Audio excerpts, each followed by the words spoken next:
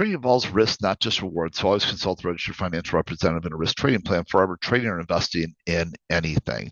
And I know a lot of you are doing prop trading and simulated environments, but there's a lot of you that are trading real money as well. And of course, those two things can have inherent differences and results. So always go ahead and keep that in mind. And then, of course, we're going to be talking about options a little bit this evening as well. And so, if you want to know a little bit more about options, you can Google OCC options characteristics for some unbiased analysis on different types of option strategies. Okay, so here's our plan for the evening. We this is wide open, and that's why I'm going to bring Sean up a little bit with me in the first half so that he can go home. I've been here since roughly 5 a.m. I don't want him to have to be here late into the evening, as well. So I'm going to bring him up off and on the first part, and then I'll just stay with you guys here for, well, a long time.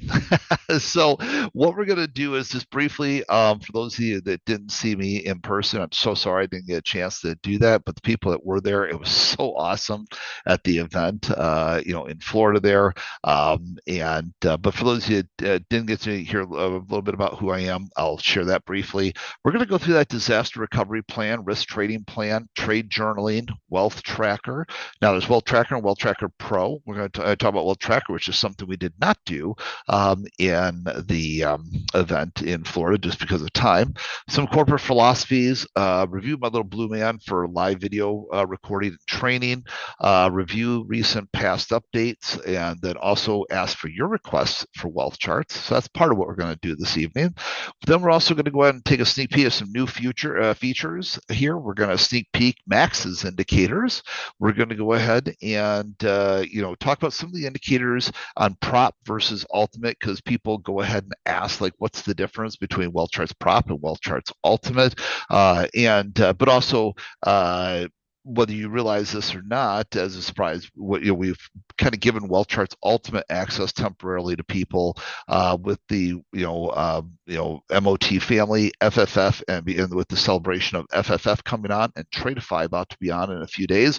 Shortly here, you guys actually have access to some of these ultimate features that I'm going to share with you tonight. All right, so what we're going to do is we're going to show you how to use WealthCharts and how we some of my strategies here for entries, exits, risk management, and a lot more.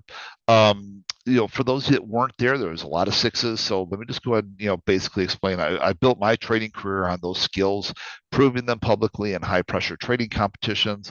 I was also featured in the book Prop Trading Secrets. Now, interesting to note there, I was featured in Prop Trading Secrets because of my real money skills, not prop trading skills. So just in the interest of full disclosure, the Kathy, who's, obviously a lot of you saw Kathy at Max's event there, she was like, look, you're like the most winningest real money trader. I want to help these prop traders. Can I interview you? So it's actually the largest chapter in her book. Chapter 3 is the first one with interviews, and it's the largest chapter in the book. So hopefully you guys will get a good read out of that. It was released last year here. But this is what some of these competitions look like. I like to represent the United States there, in these wonderful events. And, usually goes from like 16 traders down to 8, down to 4, down to 2, like this event over here. You guys all got a copy of the IRB book. I've written that in international trading magazines over the years. Got you guys a copy in advance of today's class as well to give you something to read. And this just basically means in English, I've been around for a long time. So but doing these events, obviously a real high pressure. You get the judges kind of standing over you, making sure you're trading live real money in the real live money account. Meanwhile, going up on stage trying to teach people what you're looking for. And then, of course, when you get to the final rounds of some of these competitions like this, where you have, 4 different people sitting there watching you like a hawk. As you can see, all of them. This photo is not altered. This was the actual photo. All staring at me like I'm a criminal. Watching me trade. I'm speaking to an audience with several hundred French people in it, translating it back and forth. And meanwhile, they have to write down all my trades, verify every trades in my live real money account that was certified by my broker. So no funny business. So these are all the real money trading competitions I've won around the world. And so I understand pressure. I understand. I always get a good laugh when people say, "Oh, I missed a great trade," or "Oh, I got distracted when the phone rang." It's like, imagine this kind of thing right here, sit in front of hundreds of people teaching your strategies and watching you like you're ready to escape the jail. So we'll work on some of those strategies tonight. So very excited over here. Some of the on the left side here is over in Italy. You'll see these are some of the strategies I'm going to be teaching you here that come with WealthCharts prop there. Um, and it's great. Love these wonderful audiences full of people, and of course, it's great receiving the awards like this. Over in Italy, the best part of this truly was though when my son, came up with Mackenzie and Logan. That's my Logan, not the wonderful Logan that is part of the MOT group, but my Logan, and hopefully my Logan turns into a big, smart guy like MOT Logan. But he grabbed my award and then took it down, and the photographer caught that, which was a lot of fun. And so that was the best part of that. But WealthCharts has won a lot of domestic and international, types of awards here. We won, for all of our swing traders here. We've won best swing trading platform here in November of 2025 here. So just last year, 3-4 months ago, we won best prop trading platform. And so we've won a total of about 8 industry awards now for best trading platform, best swing, prop, scanners, all sorts of different things. So we appreciate that. And of course, we got a lot of great videos by, Max and Boris and a whole bunch of other people there that you guys have made. We appreciate all the wonderful videos you guys have made. And speaking of videos, obviously tonight is going to be a multi-hour journey in itself, but on YouTube, and maybe Sean, you can put the link in for everybody. We have a YouTube site. I think we have like 50, 60 plus videos on there now. We started it like 3-4 weeks ago, and we're just going to keep adding more and more videos, certain ones on prop and everything else. So you're welcome to continue that learning journey every day there. All right. So as we talked about, the competitions are high stress. You got the judges looking over your shoulders. So I understand pressure. And so my strategies are grounded in these like real world results. Everything I do is focused on probabilities, not emotion. And that's one thing, I'm a fun loving guy during the day. Most of you guys saw that when we were all live together. I tried to answer all your questions, have a lot of fun, even let my hair down, so to speak, and went ahead and didn't even wear, the suit jacket and everything else. First time ever public speaking engagement in all my years, all my many, many years of public speaking. Went ahead and did not wear what I call the monkey suit on stage. I could just be myself with the awesome MOT family. It was a lot of fun. But but when it comes to my trading, I'm much very unemotional. Focusing on those probabilities. And so we're going to get into that here in a little bit. But before we get into that, I want to go through a couple things with you, because especially since so many of you are actually real money traders, not just prop traders, I want to go through a couple of things here. Sean and I are between the two of us. I'm going to start off with the disaster recovery and risk trading. There's reasons I gave you that information. Because it's shocking how many people don't actually have this information, for their real money brokers. And so I wanted to help you with that first. So, armed with that, let's go through a couple of things here. The reason why I gave you the trader preparedness guide is because I'm trying to look out for you. And a lot of times people just don't think about these things until it's too late. How many of you got in and actually looked at some of these? Type a number one for me. If you actually got in there, looked at these couple of pamphlets and that on the sheet, because on that sheet that I gave you, there was there's these different downloads, and then there was also a little code to import our layout there, and to show you how to do that. So, okay, great. So The as we go ahead and we look here, then a couple key things, right? If the computer you use for trading unexpectedly breaks, do you have a backup? Could you quickly get back up and running with it? And even if you're prop trading, right, you're copy trading and things like that, you're swinging around a lot of money with 20 plus accounts. WealthCharts has got some new features coming out with trading copier, but so who knows how many you'll have soon? But we'll just not talk about that right now. But the thing is, so do you have a backup computer? If your home or office loses power, do you have a backup power supply available? If you experience loss of internet, do you have a backup method to connect to the internet? All right, so do you have the phone service where you can connect your phone and tether it, to your laptop to get you back up and running? Do you have a laptop that you can connect if your desktop goes down? So if you have an unforeseen issue, do you have contact information for your real money broker? I understand most of you can't contact your prop firms. Okay, a lot of you don't have the experience that we have with WealthCharts, where you can actually call us. We can't get you in and out of your trades, of course, at your prop firms and whatnot. Your brokers and that have to do that. But the thing is, WealthCharts, you have a great, all day support room and access to us. So you guys don't all have that. But for real money brokers, typically you have a number that you can call day and night. Do you have that number actually physically written down? How many of you want to go ahead and be honest with me? If you've been trading enough years in your life, got enough gray hairs to prove it, how many of you have ever been in a situation where you got into a real money trade and something happened and you lost your connection, and then you didn't have, type in a number one if that was you, and you didn't have a connection? It's like, oh my gosh, what do I do? What do I do? I'm in this trade. Oh no, exactly. Look at the ones fly by. So, Max, Sean, that's why I want to go ahead and breaker flipped. Okay.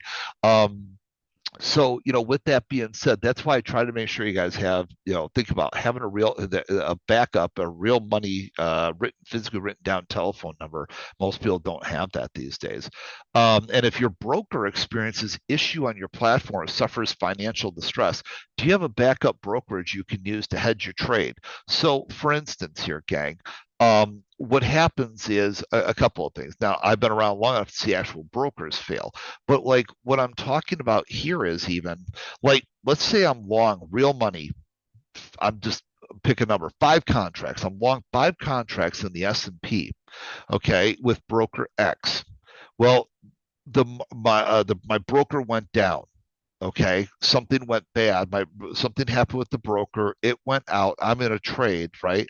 Can I hedge with another broker? Let's say I'm long 5 S&P. Can I maybe go over to another broker and sell 5 NASDAQ, let's say? Does that make sense? So that I can hedge my financial risk and basically kind of come net neutral out of a catastrophic event.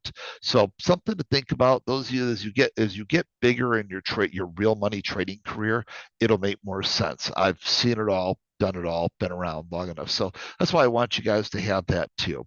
So, and the rest of this was just a trader readiness score. It, explains a little bit, where are you? And then here's kind of the quick checklist of things again for you that I want to make sure you have. Those of you that have been around trading real money understand the importance of these things. And these days, obviously, hardline telephones are still a thing in certain areas, not as much in other areas. So, in addition to cell phone tethering, one of the things you can do is have a satellite phone backup and have satellite service that's based on like usage, so you can have a real small monthly cost. Okay. So, well, Danny, we're talking there about a seminal event in case of a catastrophic event. We're not talking about hedging on a day-to-day basis for profitability. We're talking about disaster recovery there. There's a difference. Does that make sense, Danny? And certainly check with your broker there as well. All right, so let's go ahead and let's talk about the next document. So the trading plan guide, and then we're going to bring Sean up here too, because he's going to, after I talk about the risk trading plan, we're going to talk about putting that into the trade journaling and wealth tracker there. So again, these parts here, obviously, we'll end the evening later with all the wonderful, sexy strategies and everything else. But, I've been around for a long time. And what I really want to do, especially in seeing how many of you are trading real money, I want to prepare you for the real money. The future of prop trading, I can tell you, I've had plenty of meetings with the CME. From a regulatory perspective, from the industry as a whole, it's going to continue to evolve. You've seen a lot more people being pushed to real money, and so if it's okay with you guys, type in a lucky number seven. My goal here tonight is it's great. I'm going to teach you prop trading strategy you can use for prop trading, but my real goal here is to treat to teach you and train you towards your real future with real money trading. That's really what my focus is tonight. That's the world I live in. Obviously, WealthCharts was built for real money traders for many years before it also supported, because of its stability, supported the prop trading space. But in the end, I hope that every prop trader can successfully move over to, real money trading. So that's going to be, kind of my focus, with all this. So that's why having a disaster recovery plan, very important.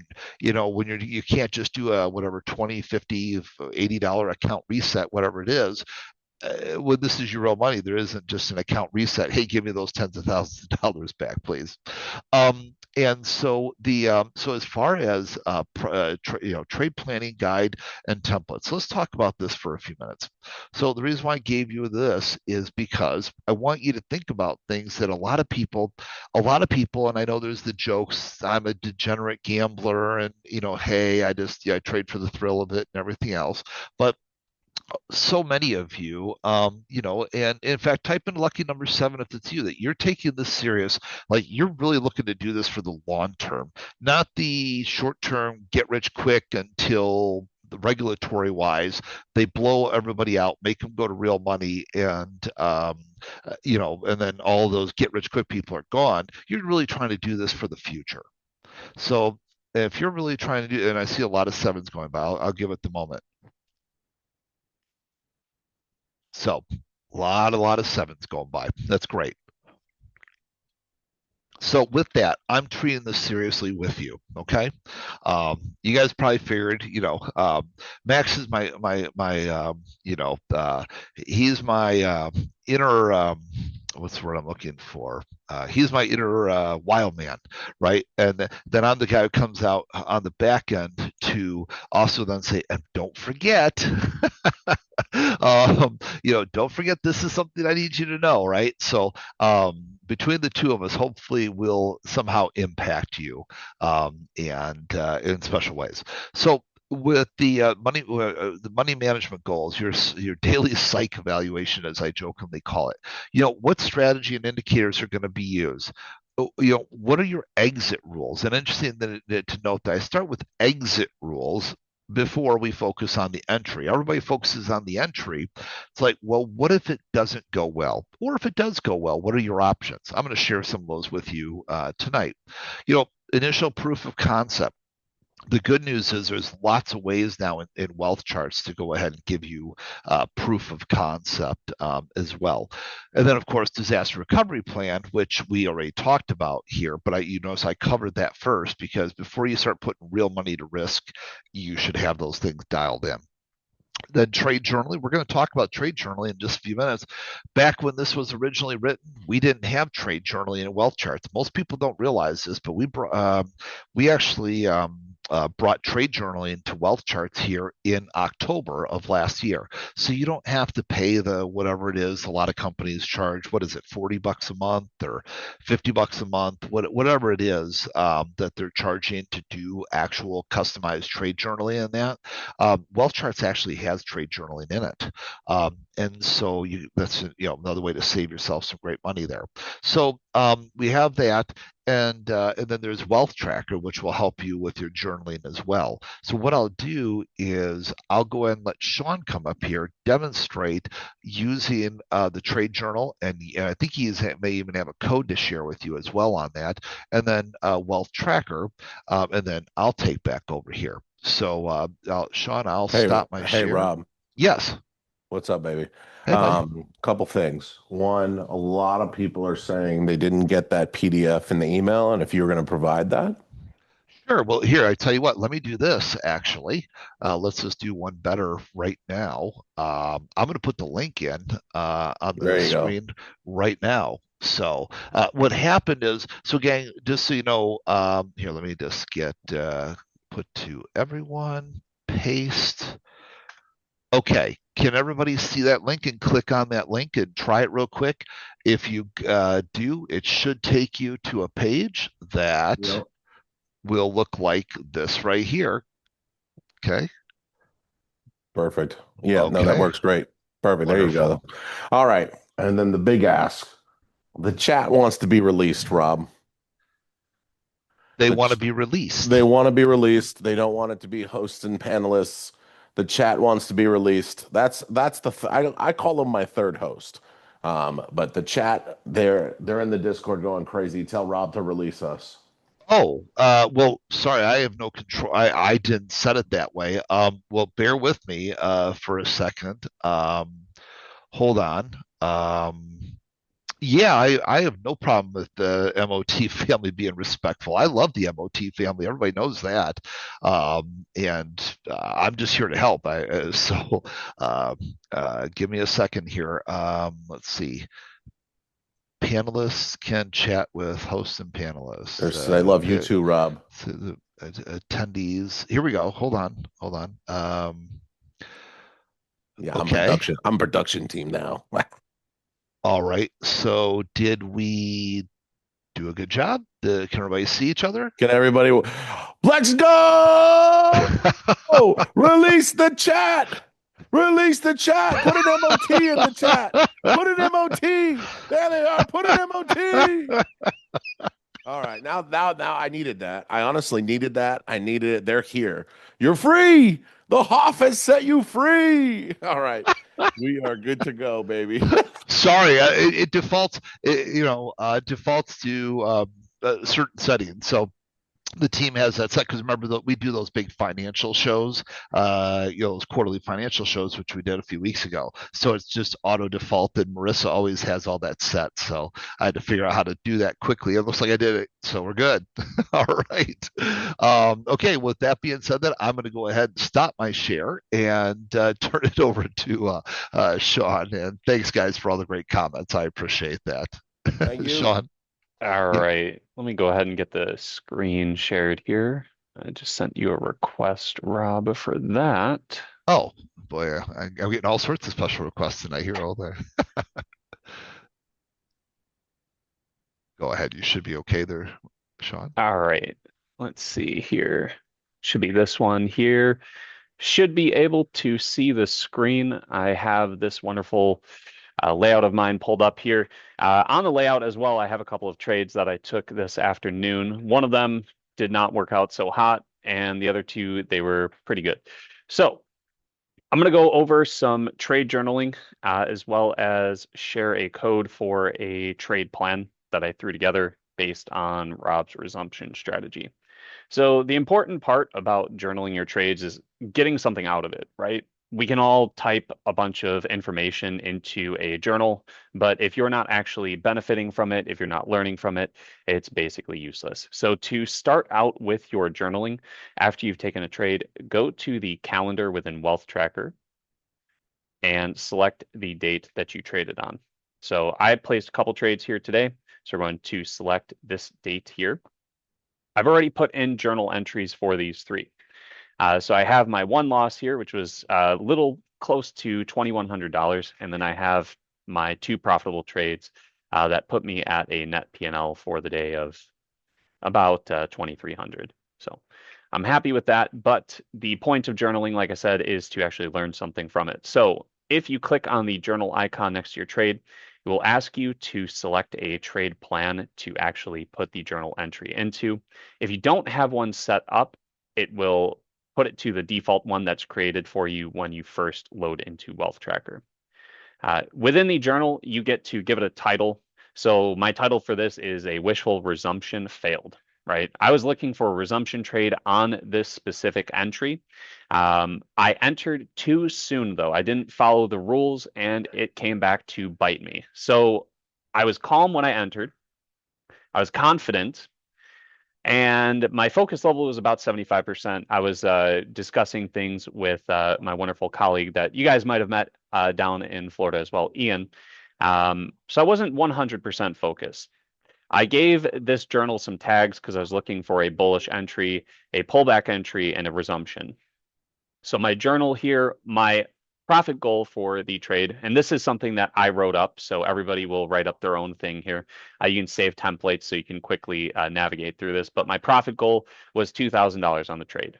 The reasoning for this is my consistency has been about $2,000 move. That's what I'm trying to go for. I'm also trying to remain in the positions for a longer period of time. So for me, this reasoning behind my profit goal and my trade remains the same pretty much for this strategy. The trade summation, did I meet the profit goal? Nope. Did I require consolidation of the trade contract size? No. Could I have held longer? No. It was a losing trade, so I didn't want to hold on to it longer than I already did. The takeaway from the trade that I entered in here, it was a hope for a resumption, pulled the trigger before the candle broke the champion cross, entered too soon, held the trade longer than I normally would because I was hopeful of a resumption after a pullback, right? So this is part of the learning experience of journaling. I am accepting the fact that I got FOMO. I believed the trade was going to pull back and then go into the resumption state of a long, and I held it too long and it bit me. So my learning experience from this is that I need to let go of the trade before it gets too difficult for me to manage, right? And that's my goal with the journaling that I'm putting together, is to understand why my wins were wins, why my loses were loses. So the other two trades, similar journal setup. These were bearish trades, similar tags, similar profit goal, reasoning, trade summation, and the trade takeaway. So all of these are catered to what I'm trying to do with the trade, so I can quickly go back and understand what was exactly happening at the time and move forward and improve as a trader.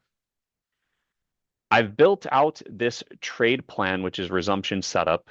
So all of these individual items here within my calendar log have a checklist. And I haven't filled out the checklist for either, or more rather for any of these. So we'll go through that real quick. And it's very simple. And it's something that, as Rob was mentioning with, your recovery plan and everything else, it's important to have a list of what you're trying to do with your trade, what you're trying to get out of the trade. A lot of us get lucky with our positions. A lot of us get lucky with an entry, but if it's not repeatable, it's not a reliable strategy. So for this, was the market trend bullish or bearish? For this one, yes, it was. So I followed the rule there. Was it in a pullback? Yes, it was. Was the entry setup equal to a breakout? Yes. And this is on the top trade here that I profited about 1,700 for. Is the entry set up in a breakout? Yes, I followed that. And then my exit checks. So exit reason, target hit. My take profit did get hit, so I exited the trade. I did not exit on a stop loss, did not manually exit. So I can save the checklist and I'm done there. I can go through and I can do the same thing for all the individual ones, but I'm not going to bore you guys with that because this is my journaling journey. So I'll do that in my own time. So with Wealth Tracker, no surprise here, you have the ability to view the trade on the chart. So we can look at this trade. On this specific trade, it doesn't have the champion trend pack on here, but take my word for it. There was a breakout forecaster that appeared on these two candles here, which Rob's strategy for the breakout forecasters means that after a pullback, we're looking for a lower low. So I saw the pullback happening. It was a very strong upward bar. I took the opportunity. I could have waited a bit longer to secure more of a strong entry, but I pulled the trigger when I felt comfortable, and I got out at a profit target. So I can see here that on my 5 contract trade, my entry price was here, my exit price was here. The time between the trade was about 5 minutes. The profit was 1,700, 17 points total. Trade duration was 4 minutes, 36 seconds. So it allows me to view the trade so I can then go back into the journal, especially if I've taken multiple trades throughout the day.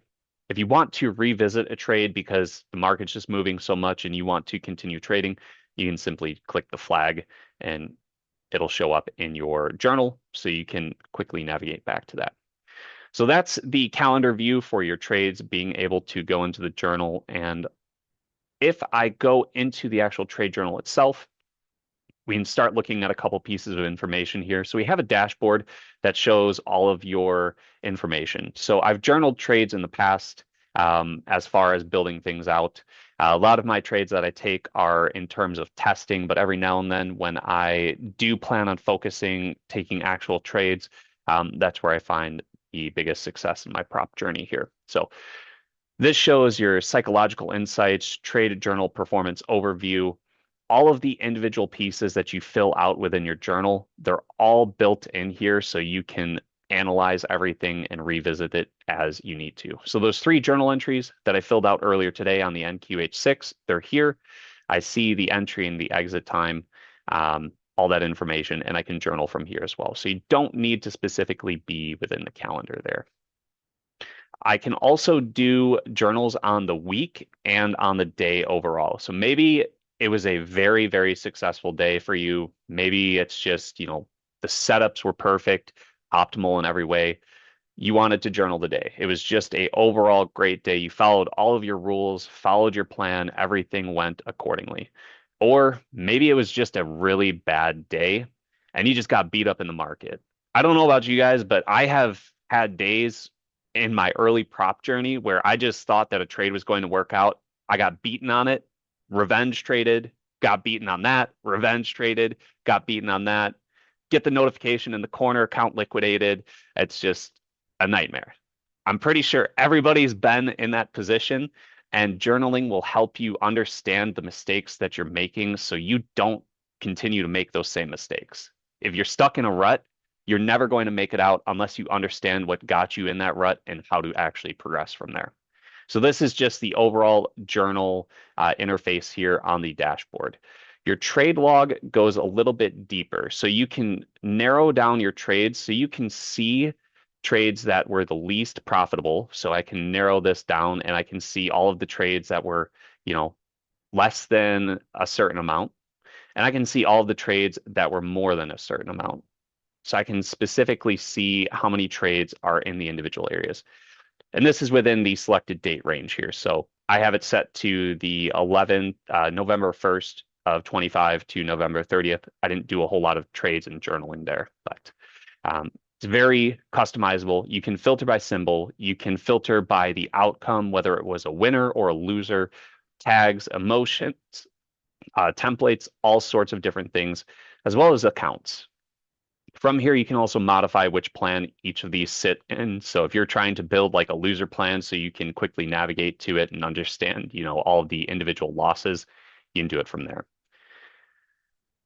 Up towards the top, we have the daily log. So if you logged any daily journal entries, those will show in here.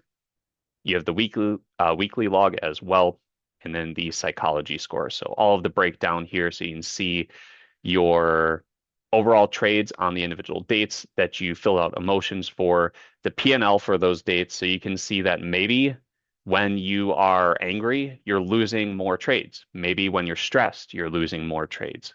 Or maybe it's a complete opposite thing. Maybe you're too disciplined. Maybe you need to adjust your rules. Maybe you need to work within your strategy to understand what's happening. So all of this, again, built out to help you understand where your trading patterns and all that information lies. In the trade plans tab, I have this singular plan here. And as Rob mentioned, I do have a code that I'll post in the chat for you guys. So you guys can simply import this. This has the rules checklist for all the entries that I set up there, as well as the exit check. So this is a very basic trade plan for the resumption trade, for just doing your entries and exits to help you get started. It's very simple to build one of these out. If you're starting from a new, you can simply click the new trade plan, as you do here, give it a name, strategy type, icon, color, description, etc. Set it as your default, set it visible so you could share the code with friends if you wanted to. And then from that point, you just go into it and modify the rules. So the trade plan is really just set up to make it so you can create a checklist of rules so you can get right into, your journaling journey and start checking off the reasons why a trade either succeeded, failed, and start learning from that information. So I'm going to go ahead and copy this code here and paste it into the chat. And the easy way to access this code once you have it is just import trade plan from the trade plans. That should give you the same setup here. So that is the journaling aspect there. Now I'm going to cover one more aspect in Wealth Tracker, which is the individual user area. So Rob talks about the pro area a lot. I focus a lot on the individual user area. So in here, I can see the total P&L, number of trades I've taken, total executed quantity of contracts, the win-loss number, win-loss percentage, and then win-loss dollar amount. So far this past week, actually trying to do something meaningful in my accounts, I'm up a pretty decent amount here. So maybe I want to understand some of the broken down statistics so I can better follow these trends. My most profitable trade has been on the NQH6 in total. I've made 14,895 on that. My least profitable was silver. I tried to hop on the precious metals train and got beaten into the ground. So lesson learned, I just stay out of markets that I don't understand what's happening in. The most traded has been the MNQH6. I don't always take on the minis. I'll usually dabble in the micros just because the market's been extremely volatile recently. So I'm trying not to get handed completely there. Shows you the most active day, the least active day, most profitable day, and least profitable day. Shows you your best day. So Monday is my best trading day overall, and my worst trading day is Thursday. Even though it's my worst trading day, I still ended up profitable, so I'm happy about that. It shows the best versus worst trades. So my best trade was yesterday at 8:32 in the morning. I made $8,250 on it. It was a 10 contract short. My worst trade was actually today. And this, or sorry, not 8:32 in the morning, 8:32 in the evening. And this right now is in UTC time as well. So for me, that was 2:32 in the afternoon. This one was 12:07 in the afternoon. So 3 contract trade, lost $2,085. I can see the take profit stop loss usage as well as the top trader stop loss take profit usage. So I place my take profit and my stop after I get into the trade sometimes, or I'll use a simple bracket to get in. It really depends what I'm looking for in the trade itself. And then I have revenge trading patterns. And my revenge score is 100% because if a trade doesn't work out for me, I will flatten it and I will look for a new opportunity to enter. So I'm doing quick re-entries, which makes revenge trading a lot more plausible. Staying out of the trade after a period of time will reduce this for me, but I'm just looking to learn from my mistake and get back into it. So the top trader revenge patterns, these are the percentages that they have there. So gives me something to compare what I'm doing compared to the top traders and see if maybe I can adapt some of their strategies so I'm not doing the same exact mistakes over and over again, and I'm learning and maybe trying to be more like the top traders on the platform. Underneath this, I have key insights. So confident state is my best performing state, and I have a 100% win rate when I'm confident. In this aspect, I also have the average win-loss. So my average win is $274 compared to $72 loss. I have the profit factor, which is 5.2 right now. I can see the trade duration, so the breakdown of how long I'm typically sitting in a trade. So 98 of my trades are less than 1 minute. that I've sat in the trade. My win rate analysis, my highest winning trade is between the 30 and 60-minute holding time, and then 15 to 30 and 1 to 5. If I hold the trade between 5 and 15 minutes, I usually lose money there. So overall, I can see what I'm performing best in, what time frame of trading, how that's working out for me. Then I have the cumulative net daily P&L, the overall net daily P&L, the Sharpe, and the K ratios. So all of this is built out for you within Wealth Tracker. And one of the things, Rob, I'm going to spoil a little update that we have coming tomorrow because I spoke with one of the developers. What we did for Wealth Tracker Pro, having the ability to customize visibility in here, will be coming to the Wealth Tracker user panel hopefully tomorrow. So if you're not interested in things like the Sharpe and the K ratio, or maybe the revenge trading stats, etc., you can customize this further for your needs. So you get the most out of this panel rather than just a lot of information that might not be useful to you. Now within here as well, you have the ability to filter by date range, by account type. So my highest performing account right now is my account 12. So if I filter by the account 12, I can see all of those statistics that are specifically pertaining to this. So lets you get more granular. Maybe you have PA accounts or funded accounts that you're trying to really hone in on the stats for. You can select the account up there, or you can just select all accounts and you'll see the general stats there. And then the WTS is your wealth tracker score. Now this is a very complex algorithm. I won't go too in depth as to how it's calculated because I'll probably confuse myself trying to explain it.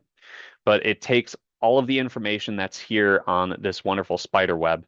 So your profit factor, your win percentage, consistency, average win loss, max drawdown, recovery factor, focus level, emotional state, revenge control, as well as a bunch of other statistics. And it gives you a overall rating. So I'm above average. I'll accept that. I'm still learning to trade, getting there day by day, but Wealth Tracker and the journal feature are playing a huge part in actually getting there. So, Rob, that is everything that I have for Wealth Tracker and the journal. I'm going to hand it back over to you so you can give the guys some more information. Yeah, absolutely. And Gang, yes, that is part of the Wealth Charts prop, access there. So you don't have to pay the additional whatever it is. I don't want to misquote the price, but 30, 40, $50 a month, whatever it is, from products out there, third-party products like TradeZella, and kind of like our trade copier, right? Our trade copier is part of Wealth Charts there. Um, the trade, this trading journal is part of Wealth Charts. All those wonderful features that Sean just went ahead and shared with you as well. And to that point, right? Just as you understand our corporate philosophy, and I guess it's a good time to bring it up, right? Things that you should know. We don't have a dime of investor private equity capital, not one single dime. We have no bank loans. We invest everything right back into Wealth Chart staff and innovation. And Max knows too, like basically it goes back into more staff, innovation, and charity is, basically where most of our money goes right back into. So, and it's really a Wealth Charts revolution, and you guys are part of that. And so there is a lot of things that you're paying for elsewhere. That we could go on for hours about that. I don't want to turn it into a big marketing thing, but the reality is there's a lot of things. If you started adding up the cost of all the things you have to pay for elsewhere, even in the prop space, let alone the real money space, it adds up really fast. And but with that being said, there's a lot of people that aren't so happy about that. But it affords us Hey, the Rob, opportunity. Yes. sorry to interrupt. Some of the guys are saying that your microphone's a little bit quiet. Uh-oh. Uh, Test, test. One, Much two, better. three. Okay. Weird. Must be a sensitive mic there. So, the reality is, if you've used TradeZilla, for instance, hopefully you're going to really enjoy Wealth Charts as part of your membership and not have to pay that money. And I saw somebody, I think it was J Love earlier, said I literally just stopped my TradeZilla subscription today, and some other great comments there. And so there's so many different things like that. And what I was just trying to say was I want to avoid a lot of the the marketing aspect of it. Just cut to the chase that we're trying to do a lot for you guys and include as much as we can, because we don't have the investor capital where we have to succumb to our corporate overlords and be told, no, you can't hire those extra developers, you can't have live phone support or all day support chat like you have. You need to fire those people so that we can get more money out of your company. We just don't have the corporate overlords. And so that's one thing I'm not as nice about. I have a lot of Midwest values, and I tend to be a pretty nice guy. But one thing that it really irritates me, besides anybody that's hostile towards my family, is the whole corporate industry of what's going on. And just so you know, we actually have the opportunity to help people. We went ahead and we launched Tradeify, and FFF officially launched this past Sunday. It was a great, smooth launch. And as you guys saw, anybody that was using FFF Wealth Charts, I know I saw in Max's chat today some people showing some profits that they were actually getting from their FFF Wealth Charts accounts. Tradeify is going to be live here very shortly. They're doing some final testing, and but as you guys go ahead and look, put in the names of the favorite companies you'd like to see now. Besides, we've got Apex, which we had a 1 year exclusivity thing, we ended that, so now we got Tradeify and FFF. Put the names of the companies that you guys want on there. So as you take a look at that, I want you to think about the names that you're putting in right now. And then here's what I want to tell you, okay, from me to you. You need to go ahead and reach out to those companies. I'm serious. This is where you can make a difference, right? This is where you can make a difference, because last year with Wealth Charts was exclusive to Apex. Everybody knew it. Everybody knew you can't get Wealth Charts anywhere else, so nobody asked. So then what happens is now all of a sudden people are asking the FFFs, the Tradeifys, different things like that, and then all of a sudden then a meeting takes place. And here's the thing: nobody can go ahead and nobody can undercut us in price for all the reasons we just talked about on the last slide. So no, there's not a company out there that could tell you whether it's TPT, Alpha, Lucid. Look at some of the names you guys are putting in here. I'm not sure what TX3 there. So I think those were some of the main ones I saw here in different place. So no matter who it is, okay, there's nobody can come back to you guys and say, oh, sorry guys, we couldn't do a deal with Wealth Charts because they're too expensive. Nobody can say that to you with an honest face. Does that make sense? And so quite the opposite. We're actually very inexpensive compared to the others. However, it takes us about 3 days at this point. 3 days. 3 days. That's it. 3 days to get a prop firm totally set up on our end. And if they put the effort into it, it takes about 2 to 3 weeks on their end with testing. That's it, gang. In 2 to 3 weeks, you guys could go ahead and have your favorite prop firm on here. But you need to reach out to your favorite prop firms, and you need to go ahead and say, hey, I want Wealth Charts. Does that make sense, gang? So I just want you to understand it literally is in your hands. I'll partner with any of these groups. I'll help them. I'll take great care of them. I'll get them all situated, but you need to reach out to them. And then when they reach out to me, I'll go ahead and get out. And the reason why that is, I'm just being very honest, and hope you guys don't mind the moment of honesty. But the reality is, because if they're not committed to it, what happens is then it just drags on. You know what I'm saying? It's like we do all the work, 3 days, we're ready. We're in these daily chats, we're in these daily support chats with them online. Like, hey guys, you got anything for us? Hey, you ready to move to the next phase? Hey, is there anything we can do to help you with? And it's like crickets. You know, you go by a couple days. Hey guys, you need anything? You know, and they start trying to call their CTOs and call senior leaderships. Oh yeah, we got busy with this new product we're launching. We got this or whatever. Does that make sense? So, in other words, what I just want you to understand is they need to be motivated by you. They need to understand that you're going to go just to Apex, Tradeify, and FFF if you don't go ahead and they don't work with it, because we make it easy. 3 days. 3 days on my end, and I have a full package for them, and then it takes 2 to 3 weeks on their end. That's it. I just want to make sure you guys understand that. I want you to hear it directly from me to you, so there's no misunderstanding. Okay.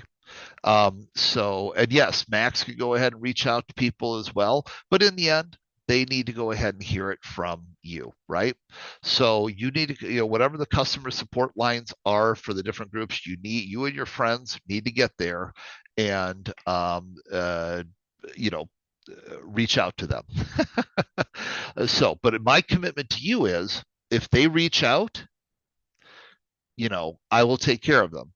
Again, we're ironically we're less costly, more reliable, and we have a lot more features that you guys have seen. Okay, so I just want to share that with you real quick.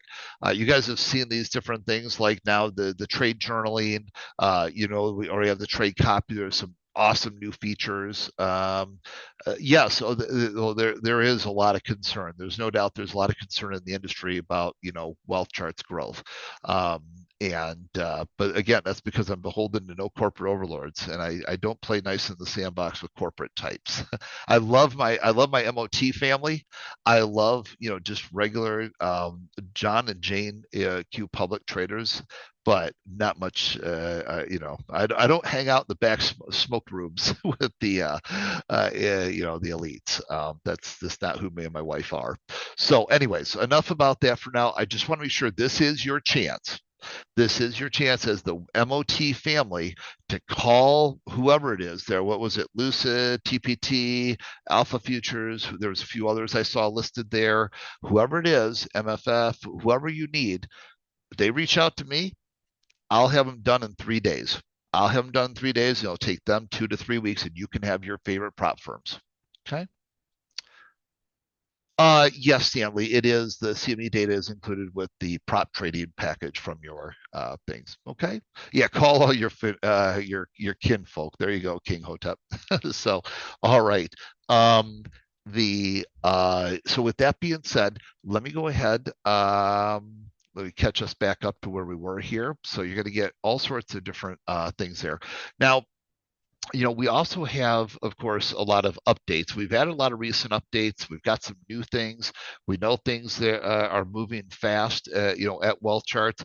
By the way, you guys came up with a bunch of new features that you asked us for at the MOT Live event. And I'm proud to say that we are actually building those things behind the scenes for you right now as I'm speaking. Sean will probably talk about those things in a few minutes here. So Sean, I don't know if you want to review some of the things we've recently put in, and then we'll ask for some of their ideas. As well, and then so there's a couple of these things we wanted to do with you guys, and then we're going to get into the training. But we kind of wanted to go through some of these, cool things, first. So it sounds like a lot of you didn't even know that we had the trade journaling. So I think maybe it's good for you guys to know about some of these other things. And then we might give you a couple sneak peeks on some of the things that you guys asked us for. You asked us for at the MOT Live event that we'll be releasing shortly for you. So Sean, back over to you. Yeah, absolutely. I'm just going to quickly load up my system here because I've got a couple things that I actually wanted to show. So let me get that set up here. All right. And Let me share my screen real quick. All right, so you guys should see this page. You can access this page at any time. It is the wealthcharts.com/prop. So this is essentially the basics of what come with your prop access. We covered trade journaling just a little bit ago. We have Wealth Tracker, which we also dove into. The trade copier, I'm seeing a lot of questions come in about the trade copier. I'll let Rob talk about the trade copier if he wants to discuss his ideas and plans for that in the future. But I know a lot of people down in Florida asked for multi-prop trading and trade copier on the mobile app, etc. Lots of exciting things there. You get access to the Champion Trend Pack. You get access to the liquidation indicator. With Apex, you have the 30% rule line on there. With all of the prop firms, you have access to the funded line. User set risk, so you can set a daily profit limit and a daily loss limit. This is a hard locked limit. So if you hit it, you are locked out of the account for the remainder of the trading day, and it resets at the end of the session there. For the position drawing tool, a lot of people didn't know that we had this, but essentially you can pre-plan what your position is. So maybe you're waiting for a pullback. Maybe you're utilizing Max's orb indicator or one of the MOT indicators, and you're just waiting for a signal, a breakout, whatever it is to get into the entry. You can preset this up, pre-plan what your take profit target is, your stop loss, and all of the individual settings. I'll actually show you guys how to do that on the chart here in just a moment as well. We have live training with experts like Dr. Keith.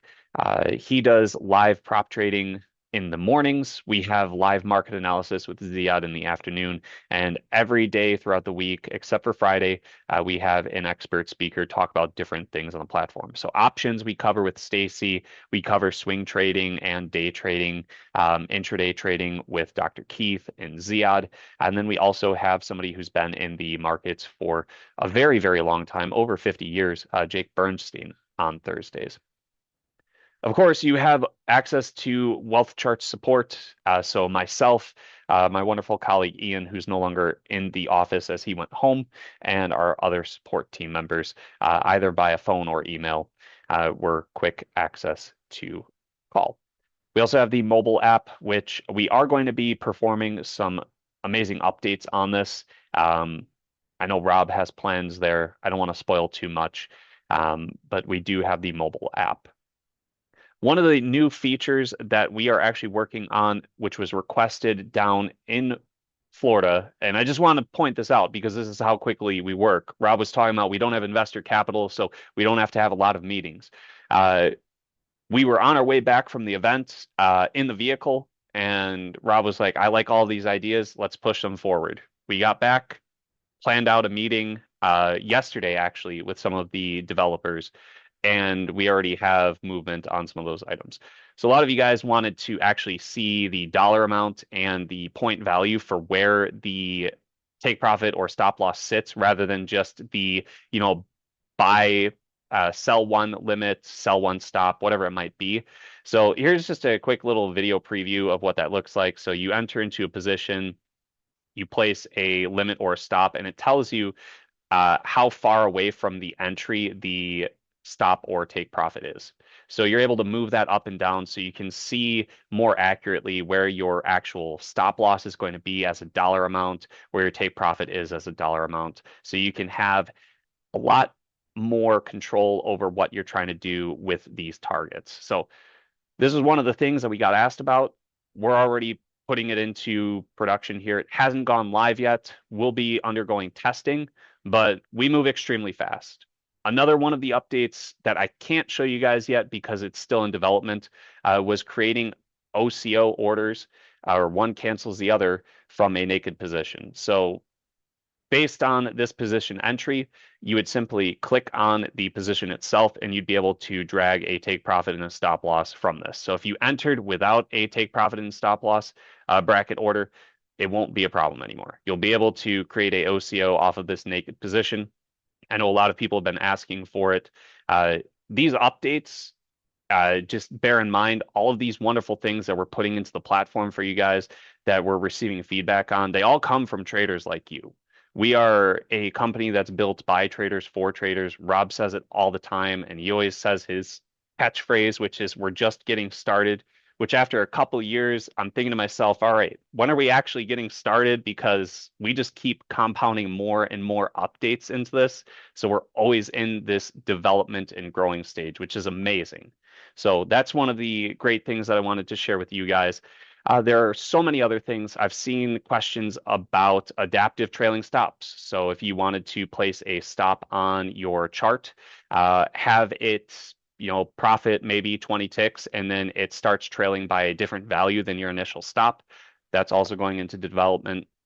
And then I saw somebody mention like an auto break even and then trail. So a break even and then trail. That is also going to be in the development. That one requires a bit more time to plan out and put together properly. But all these things, all these great ideas that we gathered from you guys coming up to our booth in Florida, that's where all of these wonderful development opportunities come into play. If you guys have any other ideas that you're looking to get into the platform, you can always email our support team. We take every idea and item uh, with as much opportunity as we can. I say that in a very positive light there, because some people, they feel like their idea might not get heard if they're a single person. The MOT group is a massive group, and seeing how many people shared the same ideas was just great there. So as we go on, I wanted to also give you guys a sneak peek of the MOT indicators that we've been working on. So let me go ahead and stop my share so I can share my other screen here and get that situated for you all. If I can find this window real quick.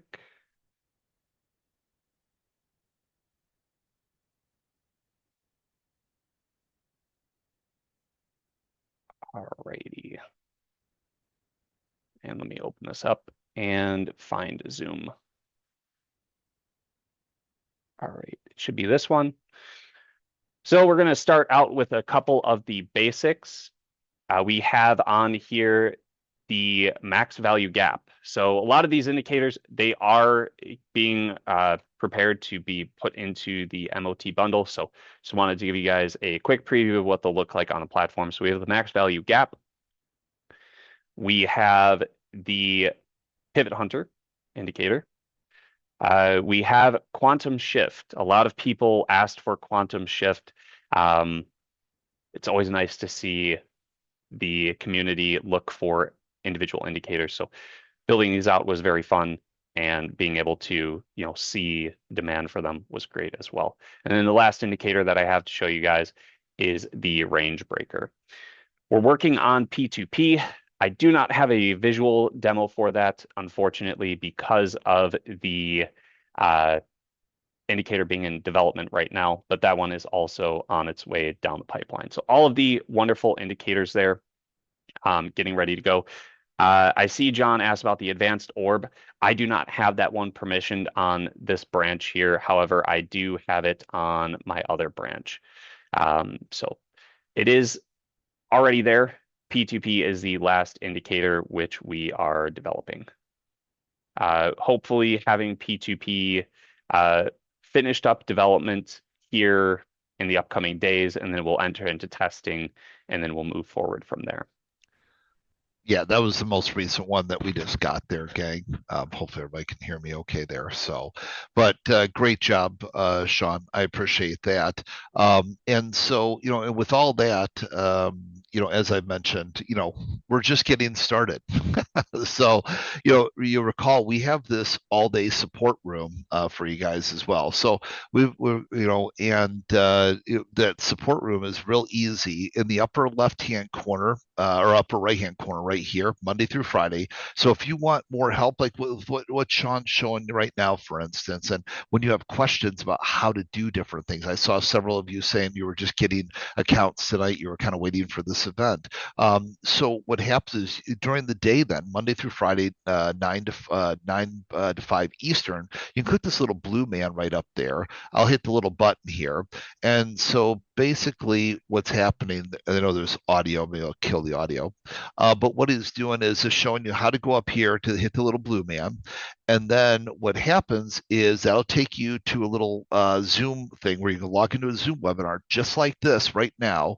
And then you'll join that room. And what you're going to see is this is actually like the room. And then you can just type in your question, how to set up a trade copier. And then what you hear is, hey, Chad, happy to help you set up the trade copier. It's really easy.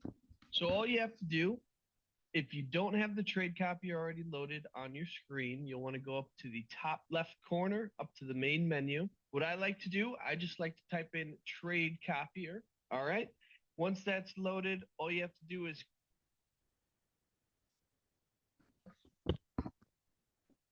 I stopped it there. But what happens is it actually goes through. And then you'll hear the person, and so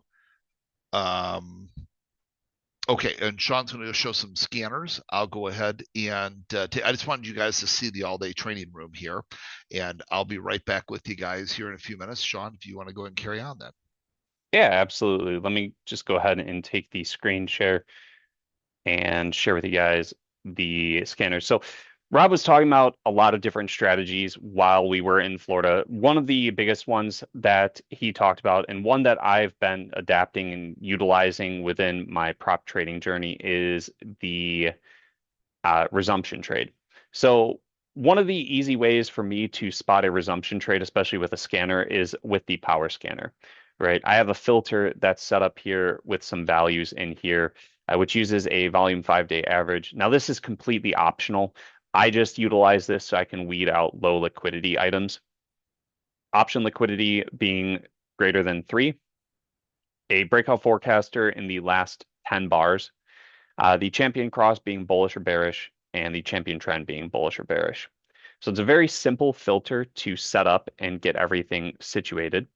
But what this allows me to do is simply scan for individual things that are happening in the market. So if I just take a quick look here, more on the daily, I know a couple of people mentioned that they swing trade, so I just want to kind of work backwards on this. So we'll go with the daily, and I'll go with the resumption filter.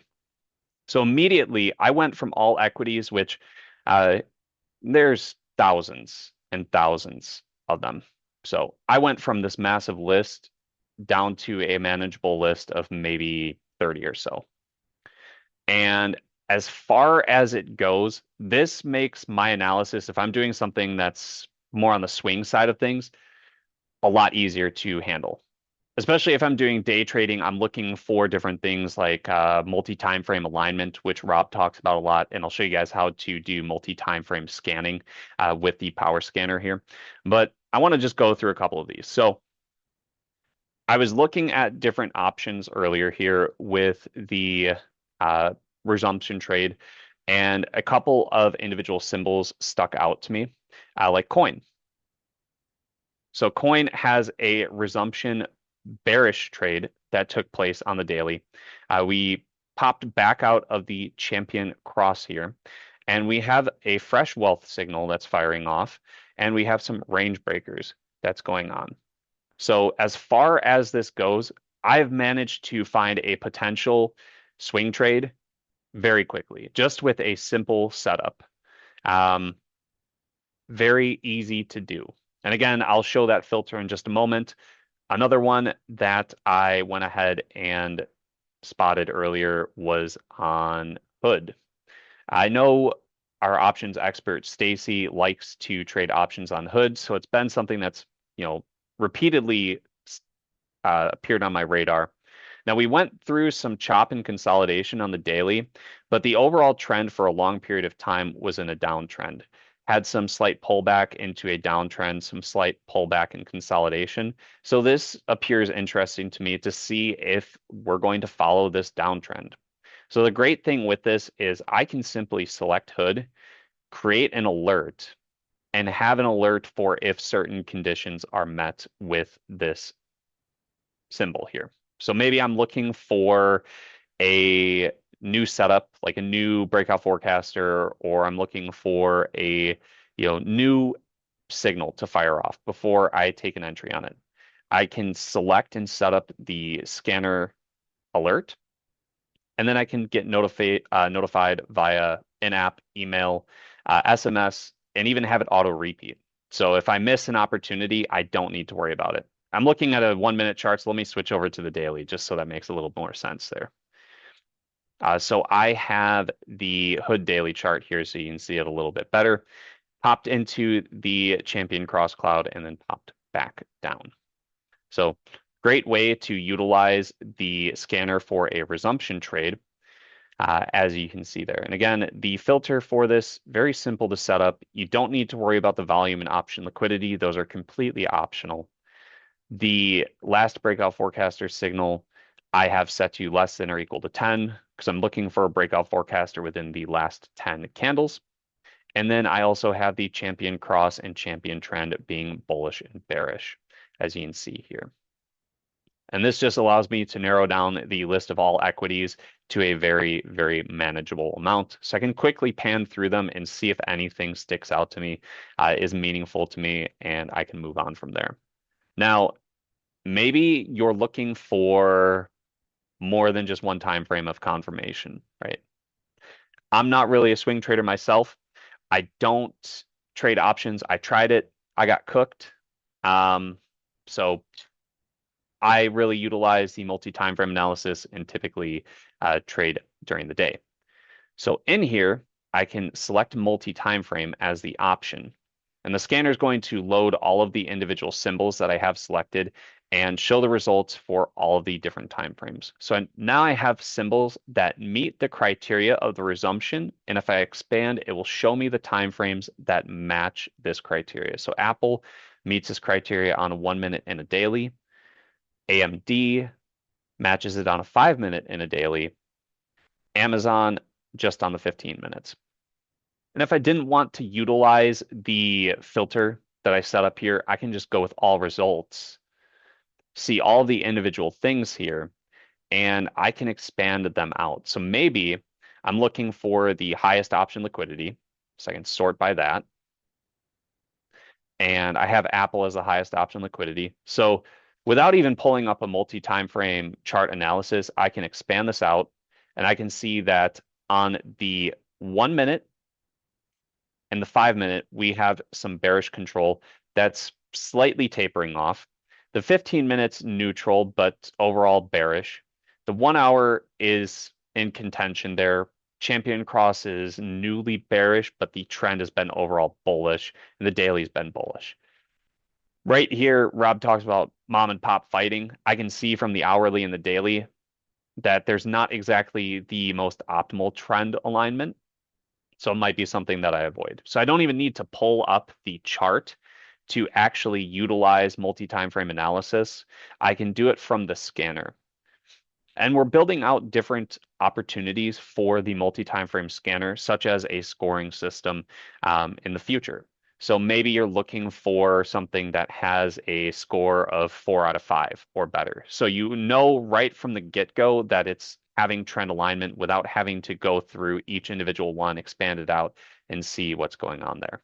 So different things that we're implementing into the platform to make your lives a lot easier for finding trade ideas and everything else. And Sirish, this comes with WealthCharts Ultimate. It's the power scanner. So as far as it goes, if you have WealthCharts Ultimate or you have a prop account right now, you currently have complimentary Ultimate access until that access gets reduced down to the prop level. So you'll have access to this. So you guys can all try this out if you even just have a prop account at the moment. So it's great to understand and get started with. So I have 2 filters set up here. I have the resumption one that we went over, and then I have this fresh setup filter. And this fresh setup filter has a little bit more advanced aspects to it. I'm looking for a champion cross signal being between 1 and 10. I'm looking for a wealth signal being within the last 15 bars. I'm looking for a breakout forecaster within the last 10 bars. And then I have the bullish setup here. I can do bullish and bearish, but I just have this set up for bullish. So what this does is it looks for a fresh setup that's happening in the market. So let me go ahead and apply this filter here. And I've narrowed it down to just two symbols, PRGS on the 5-minute and JCI on the daily. So if I go to JCI on the daily, which I have a chart pulled up here, I can see that the buy zone started within the last 10 candles. I can see the signals here, the wealth signal and the breakout forecast are within the last 10 signals. Now this has already shot up quite a bit. So for me on the daily, maybe the move has already happened and I missed out on it. But the great thing with the filters that you can create is you can customize it so you're looking at what meets your criteria in the market. You're not getting a lot of noise. You're getting straight through that and being able to see exactly what you're looking for. So PRGS on the 5-minute, if I just change the chart over to a 5-minute real quick and go to that, we can see the same thing. It's a new buy zone. Which right now, this could be a resumption trade on the smaller time frame. It's been trending upwards for quite some time. We had some slight consolidation on a sell zone, so went red and red, but now we're back to green and green. It's a potential resumption. So it allows me to go ahead and understand, this is a potential opportunity. And if I wanted to set a price alert for maybe it breaking the previous high here on this 5-minute, I can just go over here, click the plus, create a price alert, and I'm good to go. And then once that gets hit, I'll get a notification via the application here, via the email if I have that set up, text message, whatever it might be. So I get a lot of different options there. So this is just the power scanner. I have quite a few other scanners to go through here. I know Rob wants to cover as much as possible. This really is a class to go ahead and give you guys all the insight to the tools that you can utilize on the platform and understanding of how you can utilize them on the platform and really get just a understanding of Rob's strategies as a whole. So the next scanner we're going to talk about is the Spike 2.0 scanner. I was a little bit disappointed that Rob didn't get a massive amount of time to go over this scanner while we were in Florida, because it's a great indicator here. The Spike 2.0, this lower subgraph indicator, is a great indicator. And the reason why I say that is because every single time I see one of these dots here, now whether it be a red dot or a green dot here, I'm looking at a pullback and then a resumption. So let me show you guys this. So let me go back to that example of hood from earlier. And let me quickly go here and hood. So this is just a filter that I have set up to narrow down the volume. So again, I have it set for 500,000 here and option liquidity 3 or more. So on hood, on the daily, because that's the scanner that I'm on, we're trending downwards. I have these 2 red dots and I have this pullback, and typically after the pullback, and you can see this back here, it pulled back and then it resumed to the downside. Pulled back, I'm waiting for it to resume to the downside. So I really like this as an opportunity to get the, potential pullback and resumptions alongside the power scanner. And the great thing with all of these scanners, they have these check boxes over here. I can select as many symbols as I want. I can add them to a watch list. And the great thing with the scanners is I can scan through individual market baskets. I can go down and I can scan through individual watch lists as well. So if I add symbols that already appear nice on the power scanner, I can add those to the watch list, and I can take that watch list and put it directly in here and see if there's any signals that are aligning with the champion trend pack of indicators as well as the Spike 2.0. So I can do the multi-scanner analysis as far as it goes. So this is just one of those amazing things that you'll have access to with WealthCharts Ultimate as well. So a lot of great individual scanners to get started and utilize different strategies that Rob talked about and that he's going to be talking about here as well into the evening.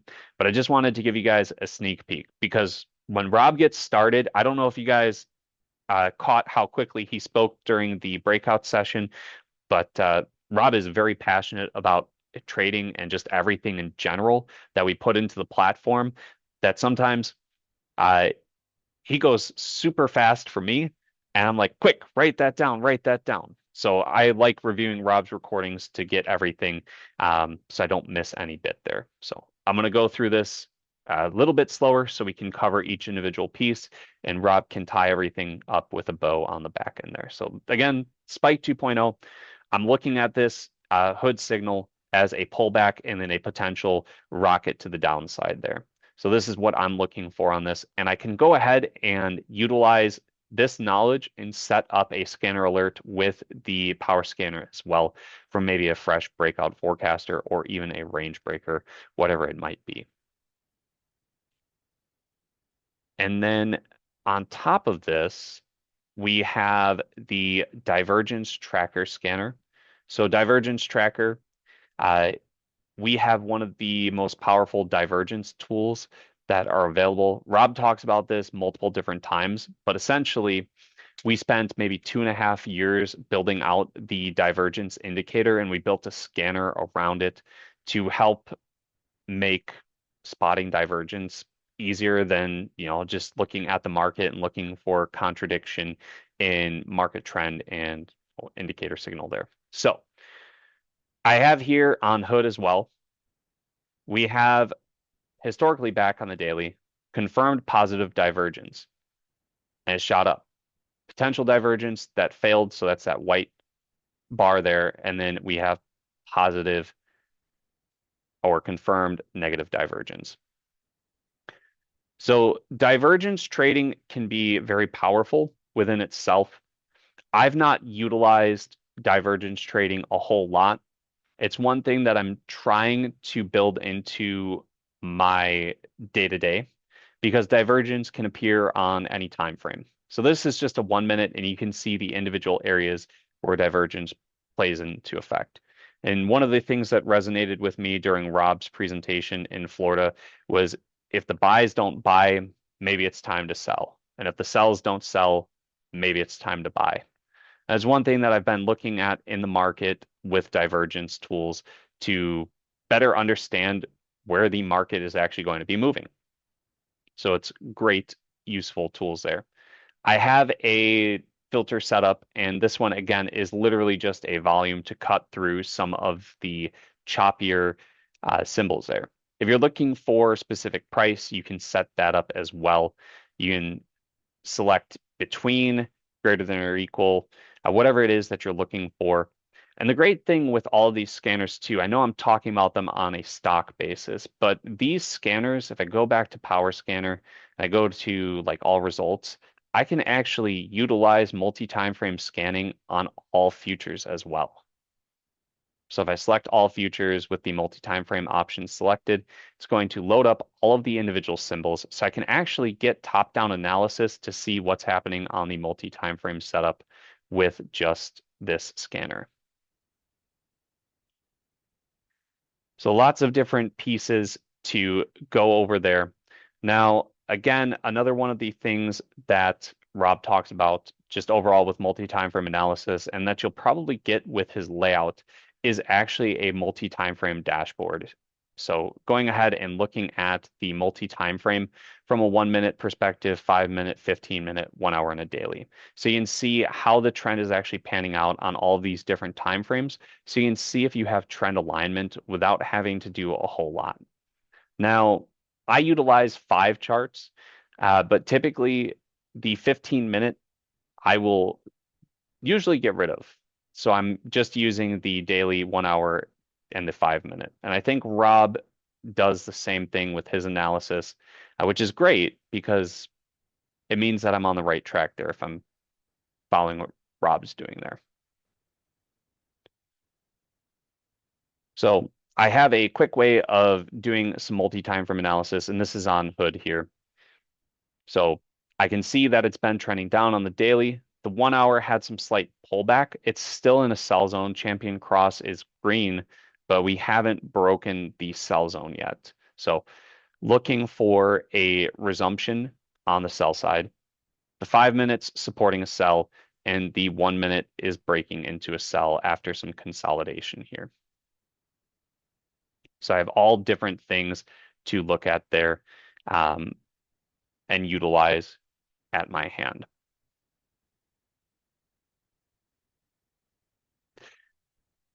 And as far as a resumption goes, a resumption trade is when the price breaks into the champion cross cloud. So on the daily here, let me maximize this chart so I can point this out. So it's when price breaks into the champion cross cloud with a sell zone and a red champion cross for like a bearish move, breaks in and it pulls out, and you have a resumption to the downside.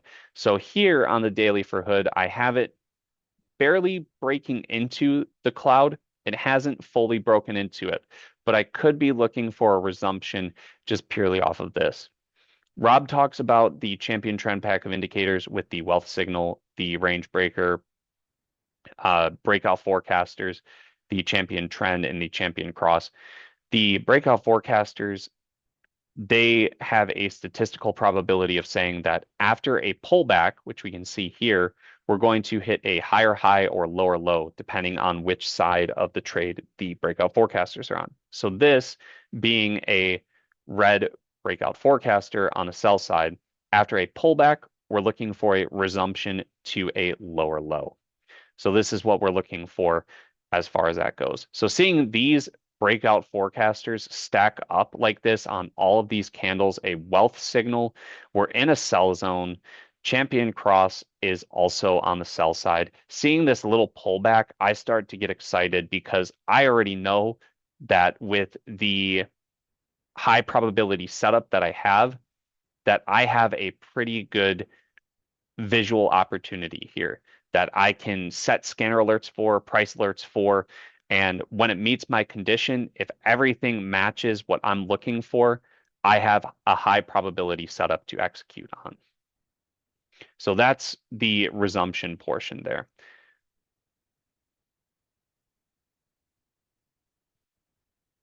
And Rob, I'm not sure if I am bleeding too much into what you're going to be talking about, but feel free to stop me at any time if I am covering too much of what you're going to be discussing. Well, I mean, that's fine. Can you hear me okay? Yep. Oh, okay. Yeah, I was just on the phone with Marco there because some of those surprise updates that we were trying to push to give the big announcements during the show tonight went ahead and jammed a couple things up there. Welcome to the real world of development. So but everybody should see the data moving there, and the last 30 minutes of data will be coming back in there shortly there as well. So we were trying to release some surprises for you guys, but best laid plans. So sit tight there. But what I can do then, I'll go ahead and actually, Sean, if you want to come over to my office real quick, and then I will probably, if it's okay, start to share a couple of my charts and things here as well. Let's go ahead and just a moment here. Oh, well, all right. So let's do this. I'm going to go ahead and give it just a moment here, gang. I got trying to move everything back to my screens. And then I want to get into multi-time frame analysis and start teaching some of the strategies. Yeah, no, absolutely. So hopefully you guys learned a lot from what Sean just showed on those different tools and strategies and features, because you guys all have access to some of those things right now. We give you extra access even as well to help you out. And we are trying to release some other cool things here. Best laid plans.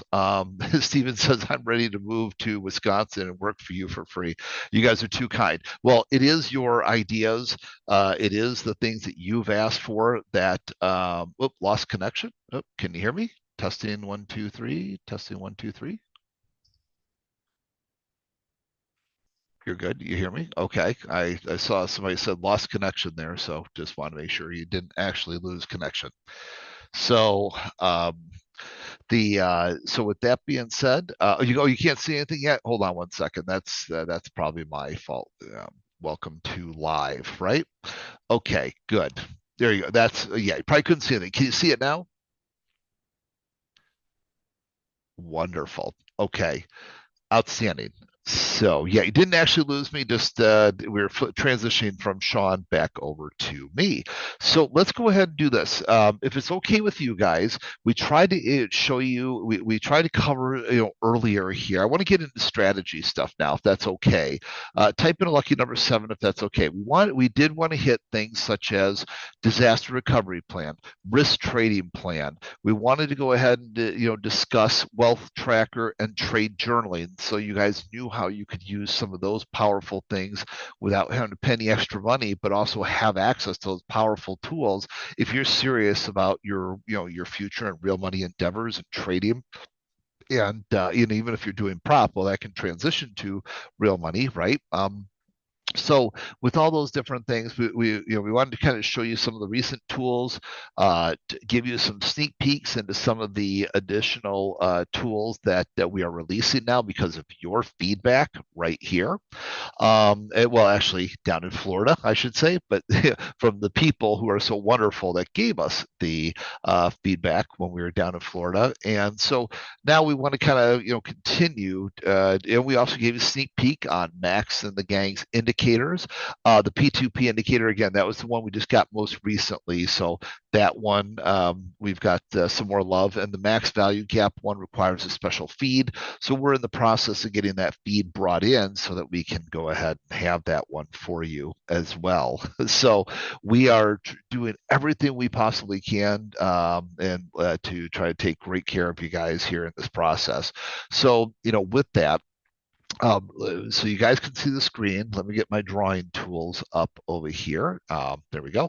Okay, so when we were together down in Florida, I taught you some strategies with Champion Trend and Champion Cross.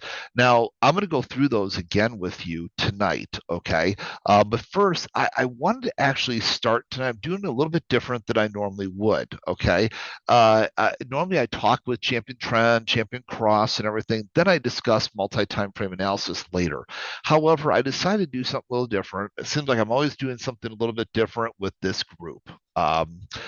Oh, did he? Yeah, Joseph. So yeah, we have a whole bunch of different types of trailing. We have the adaptive trailing stop, trailing by a certain amount triggers, the creating the OCOs from the naked positions, displaying limits and stops with dollars and tick values, working on the break even trailing. We've got a bunch of things that are in progress that I thought Sean may have mentioned there. So we've got a lot of neat things in progress for you guys. Okay.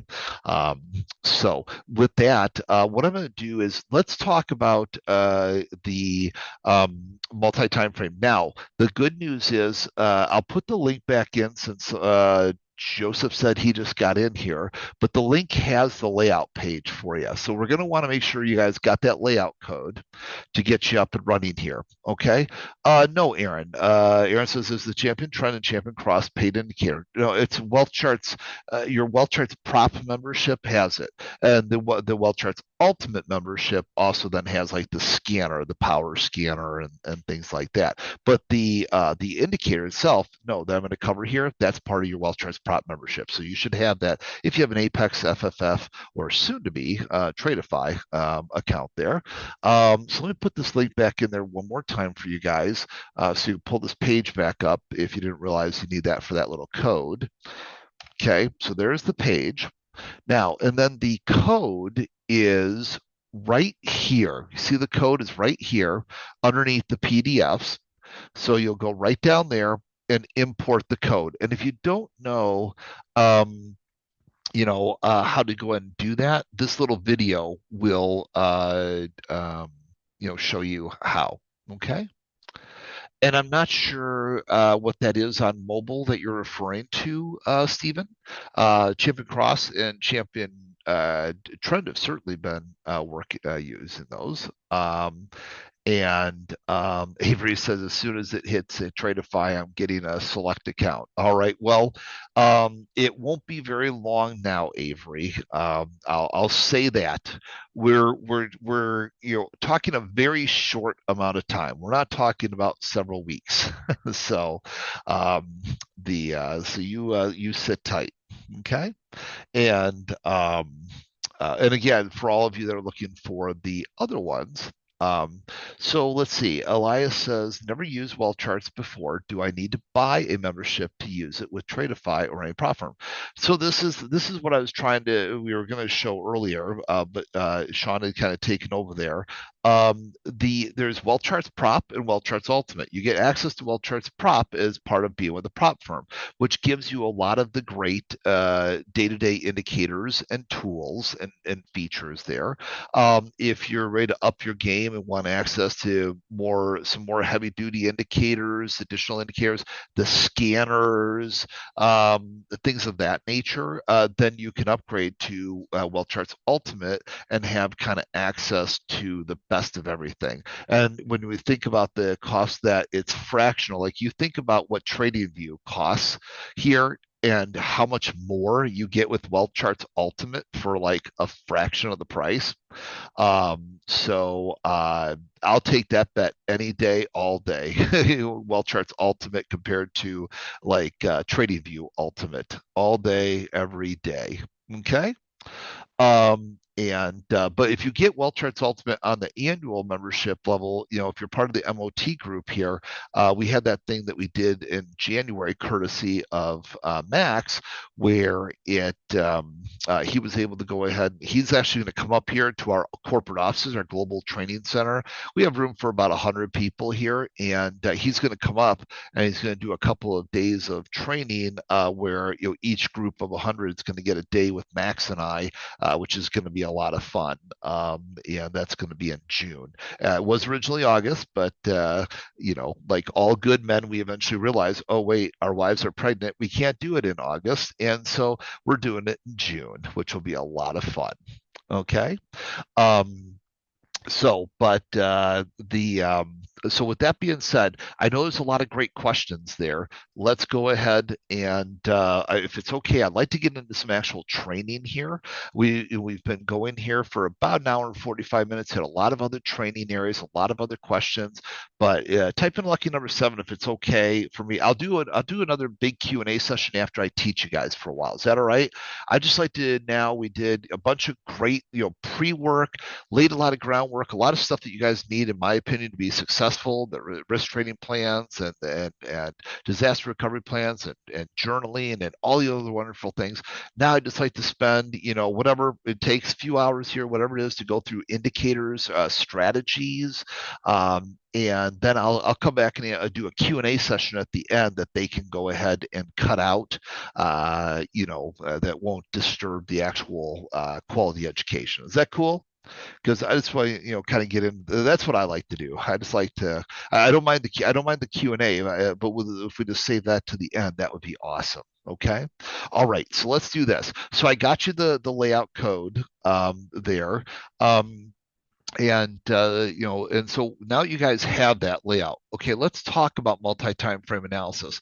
This is going to be really important to this process. In fact, I'm going to take a trade of Max's that he did on Friday, and we're going to kind of analyze that together as well. Okay, but I want to start off with the best case scenarios, and then we're going to start getting into the edge cases of higher probability trades versus, okay, this is just, here's where you're going to get your head chopped off unless you use some very advanced strategies. All right. So with that being said, with multi-time frame analysis, the way I typically set up my charts, okay, is I'll have the daily chart, the hourly chart, a 5-minute chart, and then typically, actually, like these charts will typically these days be a 2-minute, 1 minute, and a 15-second, all laid on top of each other. Now, with WealthCharts Ultimate as an example, like I can put as many charts up there as I want. It's not limited. I know with like certain memberships, like with TradingView and that, there's like, here, 2 charts per tab for the essential and so on and so forth. Our WealthCharts Ultimate says 16 charts per tab. You could put 24 charts if you want per tab, doesn't matter. That's what our ultimate's just wildly different than what you guys are accustomed to for way more money. But the thing is, so what with WealthCharts Prop though, I can sit there and put my daily, my hourly, my 5 minute, and then my 2, 1, and 15 second. I put on this last one. I just kind of tab between those. All right. So the and um, Oh, okay, Braden, gotcha. Well, thank you for reaching out to me on LinkedIn. I'll take a look at that then. Okay. So as we take a look here, then that's kind of how I set that up. Now, here's the thing that I'm looking for in the perfect world. Okay, in the perfect world, and occasionally we get that, the daily, the hourly, the 5, and then the shorter term time frame of 15 second, 1 minute, 2 minute, pick your poison, are all in the same direction. And I'm looking for resumptions, pullbacks, and resumptions within those trends. Okay. Now, the thing is, though, there's some really important things you need to know. And in fact, today was a classic case of that in action. Um, the we had what we call mom and dad fighting. Okay, and this is really important. I hope that this is one of those key takeaways. I'll try to theoretically, in my opinion, um, everything I tried to share with you tonight is a key takeaway. But hopefully, there's certain things that you'll spend extra effort, take extra time to actually go ahead and write down. And this right here is one of those things. People are like, why do you look at the daily chart? Well, I look at you're a day trader. You're trading off a 15-second chart, for the love of God, or a 1 minute chart or a 2 minute chart. Why do you need to look at the daily? I need to look at the daily for 2 reasons. Number one, it's an institutional level. And so I care about the key support resistance levels, and I care about its direction. Okay. Key support resistance levels and its direction. Now, and if you're good enough to remember where those key support resistance levels are and the direction at the beginning of the day, then technically you can look at it at the beginning of the day and then kind of stow it away for the day. Also, WealthCharts actually got some interesting indicators in there that has like WealthCharts levels, where it can kind of like highlight all those things for you. Maybe I can show that to you later. But so armed with the information here, if I see a daily down and an hourly up, or vice versa, what I expect to have happen here is whipsaws intraday. Okay, whipsaws like this. So whatever trend is starting to materialize, expect that I'm likely to see reversals against that trend and whipsaws. Okay, we actually saw that today here. So I just want to make sure everybody can hear me okay and see my chart okay, right? Because I'm about to kind of get into some deep dive stuff, and I just want to make sure you guys are good. Okay, wonderful. So thanks, gang. So here, the daily chart was basically down, as you can see here, and also on the champion trend and champion cross were down. Okay. At the same time, coming into the morning, the hourly chart was basically up. Did everybody see that? The daily was down, the hourly was up. That right there, my friends, is mom and dad fighting. So, what do we expect to have happen then, especially off the US Open? Violent whipsaws back and forth. Okay? So, this is this is important. Keep gassing, gang. I hope that's a good thing, Hotep. Keep gassing. Hope that's like a version of keep going or something. Okay, good.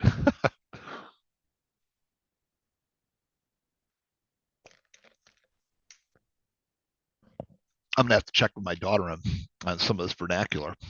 All right. So Oscar, what I was saying was, if the hourly is up and the daily is down, or the daily is up and the hourly is down, so the two are going against each other, um, then what happens is expect violent whipsaws, especially near the US Open. Okay. And this morning was a classic example of that teaching of mine. But it's a great way to know that the object that you see in motion is not is statistically, you have an extremely high probability of reversals. Statistically, you have extremely high probability of reversals. Okay. And like this morning, that's exactly what we had. Kind of coming into the US Open, it's going up, up, up. Bam. Oh man, that's it. This whole thing's going back to heck in a handbasket. It's going to be a big fat sell day. I better get my short on. Oh no. And the thing just blasts to the upside. Kind of reminds me of that trade that Max had done on Friday, right? We'll talk about that at some point here. So took off. Then what happens here is it goes ahead. Actually, this is right over here at this time. We have a negative divergence on the hourly chart. Okay. We have a negative divergence on the hourly chart. And then it starts to roll back over. This is this morning when I had come into the room, and Javi actually then fired off a short. Okay. So this is why it's actually good to talk about this. Because we expect whipsaws, everything we expected to have happen was working, which means as we had this big blast off to the upside, then we kind of expected to do what? Go right back off as well. Go right back down.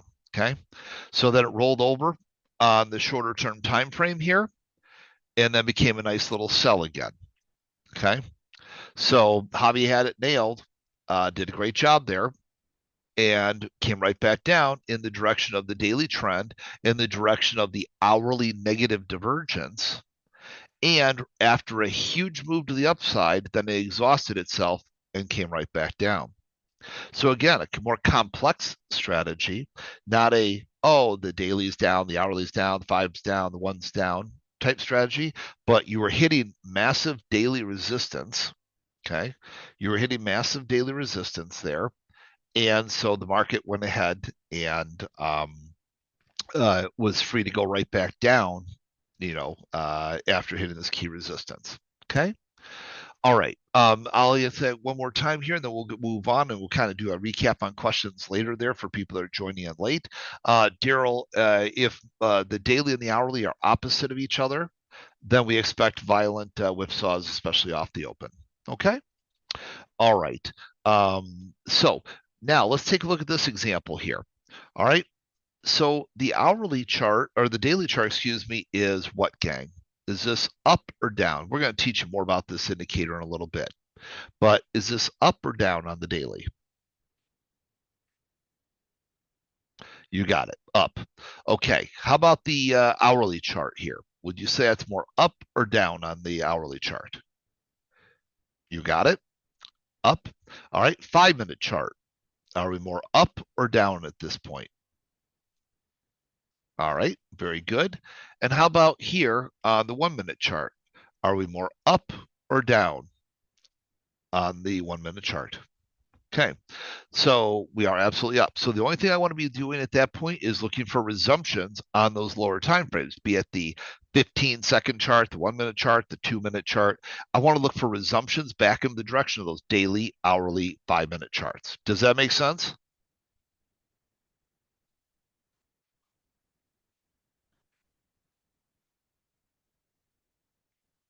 And that's fine. You don't know what resumptions are. You guys sit tight. We're gonna discuss resumptions in a little bit. I'm doing things a little bit different tonight.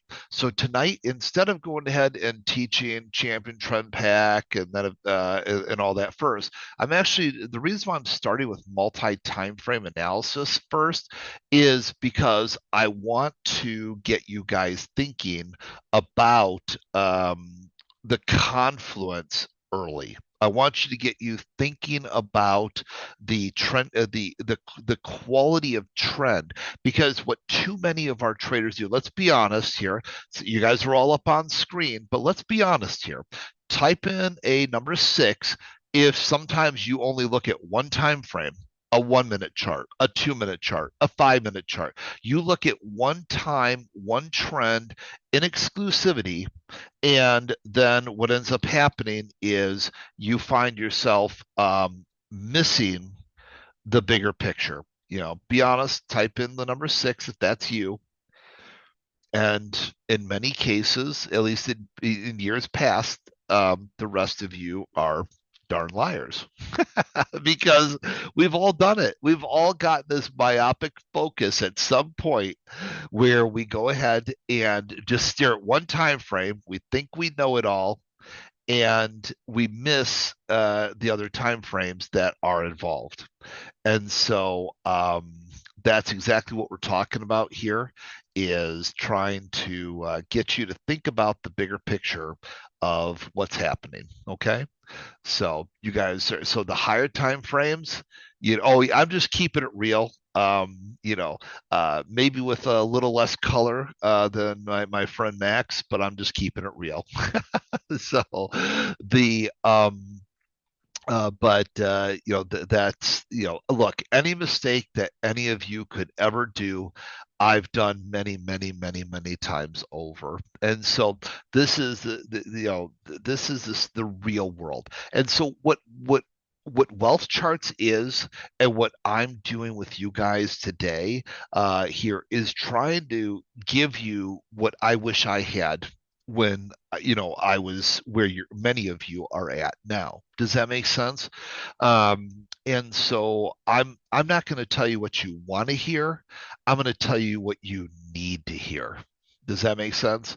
Because I really want you guys to be better. And any of you here that know me, that got to meet me, some of you spent 15 minutes with me in hallways. Some of you spent an hour with me in the hallways.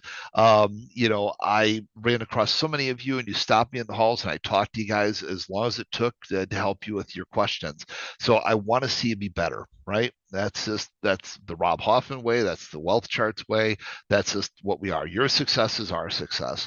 And so I want you to go ahead and be more successful. So me going in and telling you what you need to hear is not going to help you for the long term. So with that being said, so just understand that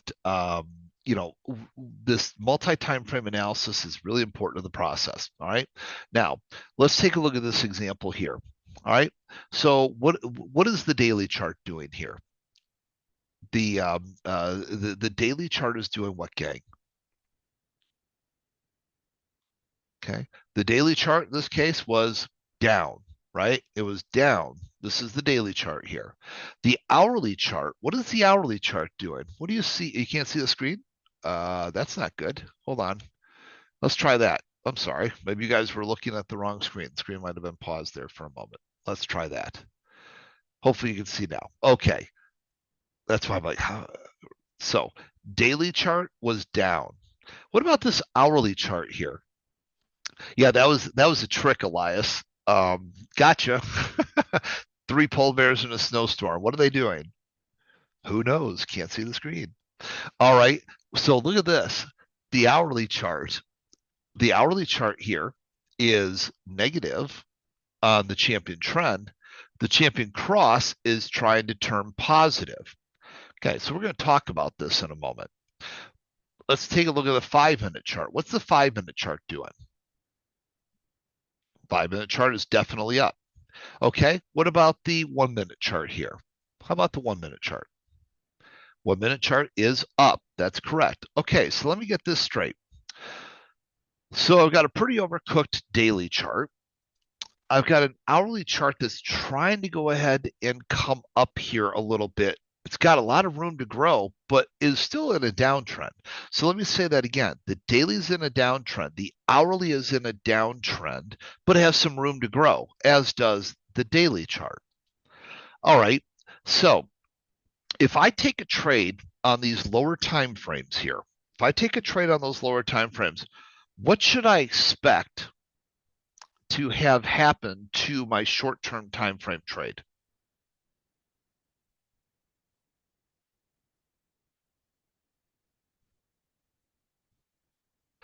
Yes. So a lot of you said reversed, and you're correct.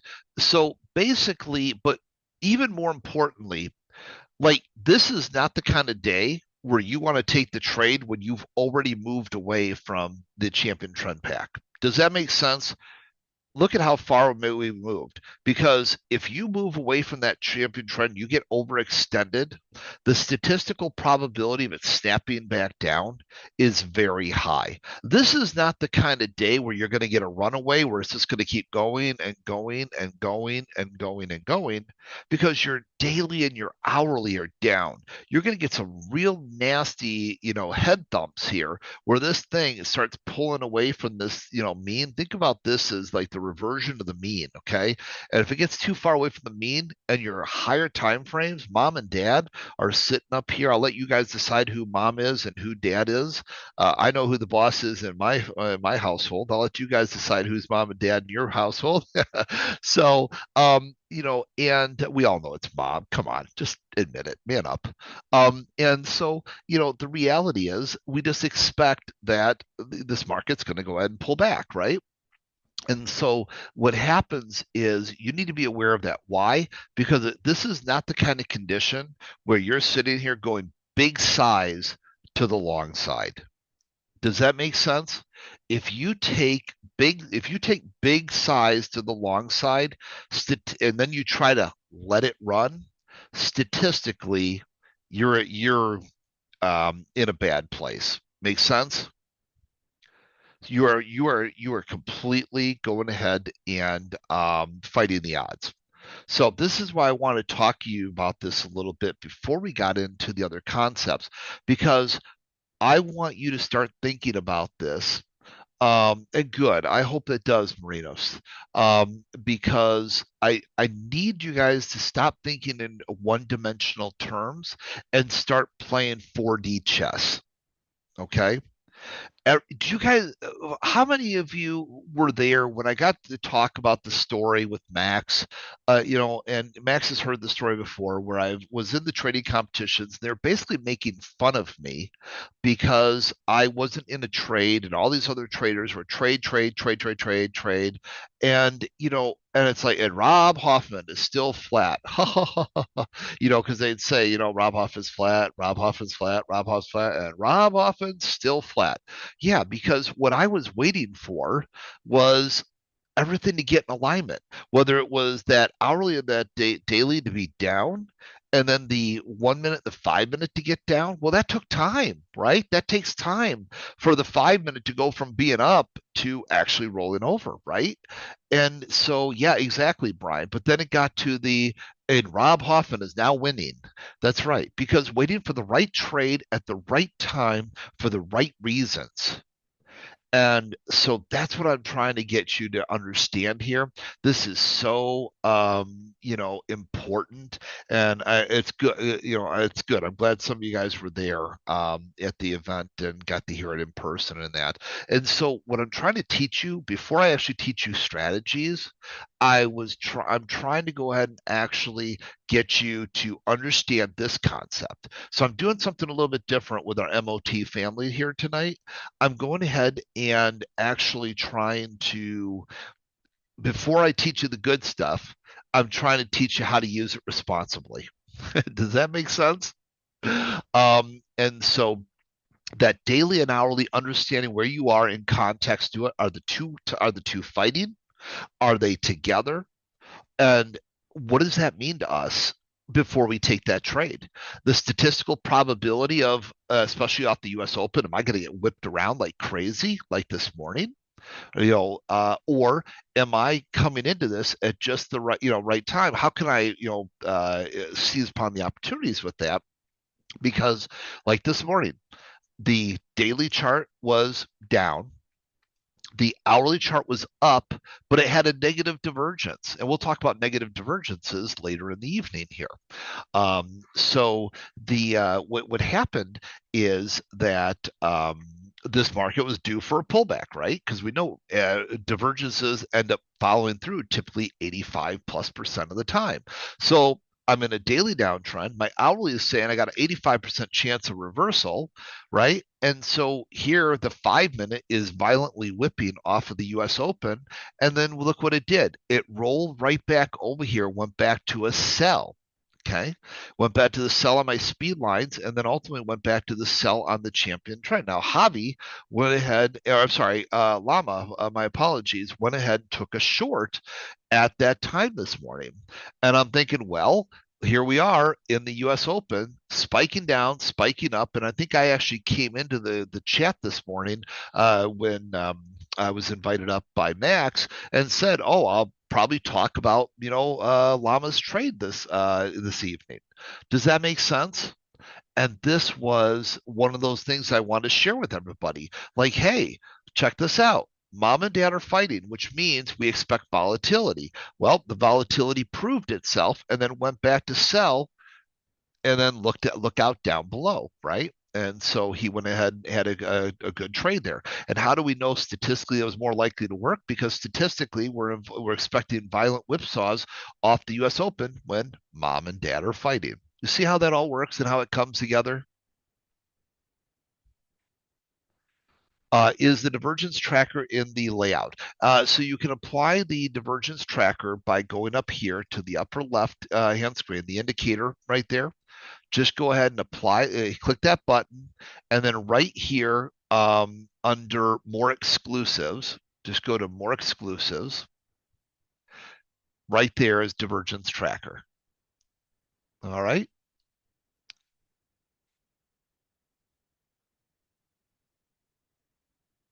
All right, so I know there's a lot of great questions. What I'm going to do though is because we have a lot of things I want to share, with you, and we'll get, a lot of your questions that you're asking right now will be answered during our time together this evening, and then I'll do a Q&A at the end as well. Okay, so let's go ahead and keep going here. All right. Because I know how this goes. We'll get mired in questions and never get everything out because I'm just that kind of person. I'll just keep answering questions and then I can't actually teach you anything. You'll get little bits and pieces. I can't put it all together for you. Does that make sense? So if I answer this, I answer that, answer this, answer that. There's no structure to it all. And what I want to do is kind of go through everything and connect all those dots for you. Make sense? So let me bring that structure together for you, and we'll do the questions at the end. All right, so let's talk about the champion trend pack of indicators. Now that I've gone ahead and gotten you to start thinking before I teach you the indicators, to start thinking, wait a minute, I need to use this in the context of multiple time frames. So I don't normally do it that way. And I'm like, you know what? I want to actually do it that way with this group because I see too many people looking at singular charts and not looking at the big picture in general. And I want our MOT family to be super successful. Okay. So armed with that, let's talk about these individual parts that make up the champion trend pack of indicators that are available, of course, to you on the WealthCharts prop side of things. All right. So champion trend pack, here's the first thing. If I'm looking for a long side trade, I need the champion trend to be green. Okay. For right now, I'm going to keep it that simple. All right. Champion trend pack, it's got to be green if I'm looking for the long. It's got to be red if I'm looking for the short. Okay. Now, let's go ahead and take a look at the champion cross. Okay. Champion cross. If I'm looking to go long, I want it to be green. If I'm looking to go short, I want it to be red. So right now I got two indicators there that we just looked at and said, okay, I want to go ahead and be looking at the green and green or red and red. Okay, that's the first thing I want to go ahead and take, stock of there. All right, so that was champion trend pack and champion trend, excuse me, and then the champion cross. Now let's add the wealth signal. So, and again, you guys get access to all these as part of WealthCharts there. The even WealthCharts prop. So wealth signal. Okay, wealth signal. What's important to note about this is statistically, it normally appears near the beginning of trends. Okay, normally appears near the beginning of trends. So can it appear sometimes in the middle of the trend? Yes, it can. But statistically, it helps identify near the beginning of trends. So I certainly like to go ahead and look for that kind of indication. All right. Now, then the next tool think about these as force multipliers. Okay, so everything I'm doing here is about stacking the probabilities, going from 0% probability up to 100% probability. I'm trying to get as close up there to that 100% as I can possibly get. Nothing is 100% of the time. Don't fool yourself. So if something doesn't work out, risk and stop management, which we'll talk about as well, is going to be part of the key. Okay. But what I am trying to do with every single trade by going with champion trend pack, with the champion trend, going with the champion cross, going with the wealth signal, identifying range breakers, and then of course breakout forecasters. I'm trying to get as close as I can up there. All right. So range breakers, these are areas that statistically, the market should statistically be pulling back at that point, but isn't. Okay. So again, it's real important to think about this in terms of, hey, it should be selling around this point. It should be selling around this point. It should be selling around this point. It's not selling. Well, if the sells don't sell, maybe it's time to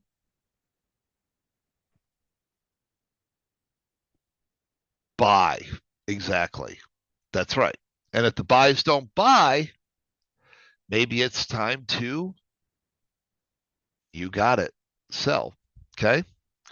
All right. And then finally, and last but certainly anything but least, hear me loud and clear on this tool here is sell again. That's funny. So, the breakout forecaster. So the breakout forecaster, what this basically means is that if we see those, then even after a pullback or consolidation, so an actual pullback or just a consolidation, we're expecting at least one more higher high. And if we make one more higher high with more breakout forecasters, then after a pullback or consolidation, we're expecting at least one more higher high.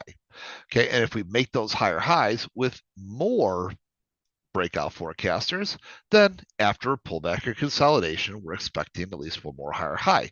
Now, if we make a higher high without more of these breakout forecasters, then I get very concerned about a actual pullback or an extended consolidation.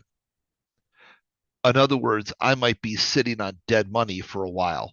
Does that make sense to everybody? Type in a lucky number 7. So if I'm hopeful and optimistic that the good times are going to keep on good timing, then I need to go ahead and see more imprints saying more good times ahead. If I start seeing higher highs without more of those indicators, I worry about an extended dead money or worse pullback period. Very important to note. Excellent. Roy says, I got it. And Elias asked if I can say it one more time, which I did. So hopefully that makes sense. We're going to look at this more, in just as we go along, gang. So it's not like, oh my gosh, he said it once and he's never going to cover it again. I promise I will. I'm just trying to lay the foundation for you there. Okay. Yes, Randy, this is a very fractal. I'll answer that question real quick. It's very fractal. So on different time frames, I'm using it. Well, I'm using it on the 15-second, 1 minute, 2 minute, 5 minute, hourly, and daily charts. So very fractal. And as we look at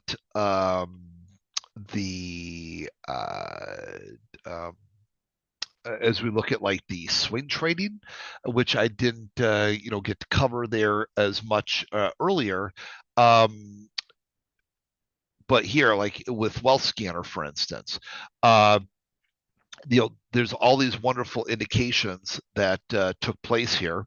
even on this. And we'll, if we have time here later, we'll kind of go back to the swing trading side of this more, because I put out some videos like at the beginning of the year, right? So like January 4th, I was actually showing in fact, let me expand this for a moment. So see, this is why I don't take so many questions, because I got so much I want to share. We'll be here all night. Our Europeans will be like, hey, it's morning. So the but what happens here is these, look at some of these symbols that were on here on January 4th when I shot this video, and I was sharing, how we had different signals, and we had the green champion cross, the green champion crown. We pulled back into the champion cross to start to break out. That's the resumption trade. I'm going to teach that to you here in a little while, this evening. And so what happens from there, though, is then I was expecting that we'd have a continuation to the upside. Now, keep in mind, I shot that video. You can see January 4th, right? Now, and go back and look one more time at some of those different symbols, okay? So look at some of those different symbols that are in there. All right, why is that important? Well, that was January 4th. And now we're in February, and you can see some of the same exact symbols in here a month later, right? And still, going up and everything, right? So pretty cool, right? When you start seeing some of those different symbols. So the thing is, these strategies, understanding these strategies, the same thing. This is a daily chart. So it's not just a 15-second, 1 minute, 2 minute, 5 minute, 60-minute daily chart, but the daily chart, the weekly chart, it's very fractal in nature and important to understand. And whether you're using it, so this is called Wealth Scanner inside of WealthCharts there. Whether you're doing something like that, whether you're using unusual options activity like here, ASML there. So if you look, there's ASML, excuse me, a lot of unusual options activity, right? We've had that for a while. So this is another cool feature inside of WealthCharts for options traders. Whether you trade ETFs or equities, you can track unusual options activities of various types, and then combine it with some of those indicators that I'm teaching you tonight. Actually, I'm teaching you all these indicators tonight that I'm looking at. So you can just see the beautiful continuations, with some of these different tools. So the point I'm making with that, is, and then if you want to use it with seasonality, right? Planning out your seasonality trade, waiting for those buy signals to kick back in to match the seasonality to try to get into some trades earlier, right? If you're using the sector scanner, find out with the sector scanner, which are the hottest ideas, wait for the indicators to fire off back into that direction. Does that make sense? Pretty cool stuff when you think about it. So, all right. So yeah, and that's right, and we're just getting started. we're just getting started, not just with WealthCharts there, but with our training this evening. I told you guys, bring your coffee and bring your food. So let's go ahead and continue on here. So let's just kind of put some of these things together, okay? And awesome. You didn't say babysitter. I'm sorry, Molly. Uh, Call the baby over, bring the baby over. Let's make it a family affair. I've got my lovely 9-year-old son and my 11-year-old daughter here, so they've got their own office. For all of you that come to our corporate office with Max in June, you'll see they've got their own office over there. So it's a family affair here at global headquarters for WealthCharts. So as we look here, just classic, examples of these things over and over. And by the way, it's something I want to show you. In fact, I'm going to highlight it just to make sure I don't get myself distracted, because I need to share this to you. I want everybody, in fact, everybody should just take a picture of this. Just take a picture before we forget. Right there, okay? And right here. Picture wasn't taken to reflect this, but it's something I need to teach you. That's really powerful. That often comes up in trading competitions, and it's something that I taught that really helped make a difference for some people at the last trading competition we did. All right, so if everybody got a picture of that, now what did I say? Let's look at this logically here. Okay. If we if I want to take a long, I gotta have green champion trend, green champion cross. And then remember what I told you was ideally I'd love to go ahead and see a brand new wealth signal because those typically come near where?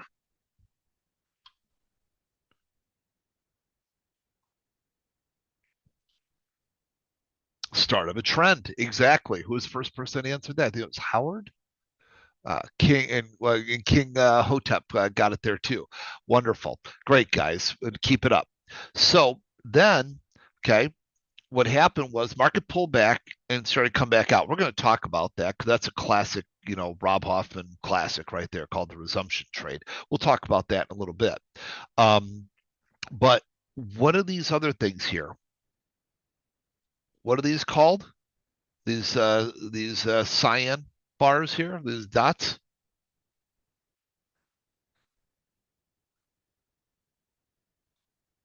Range breakers, exactly. Now, Logan had asked a couple of times what the difference is. The uh, burnt orange one typically shows up near the beginning of trends. The cyan one typically shows up in the middle of trends. Okay. All right. Now, and then breakout forecasters. We want to see those because if we see those, it means what?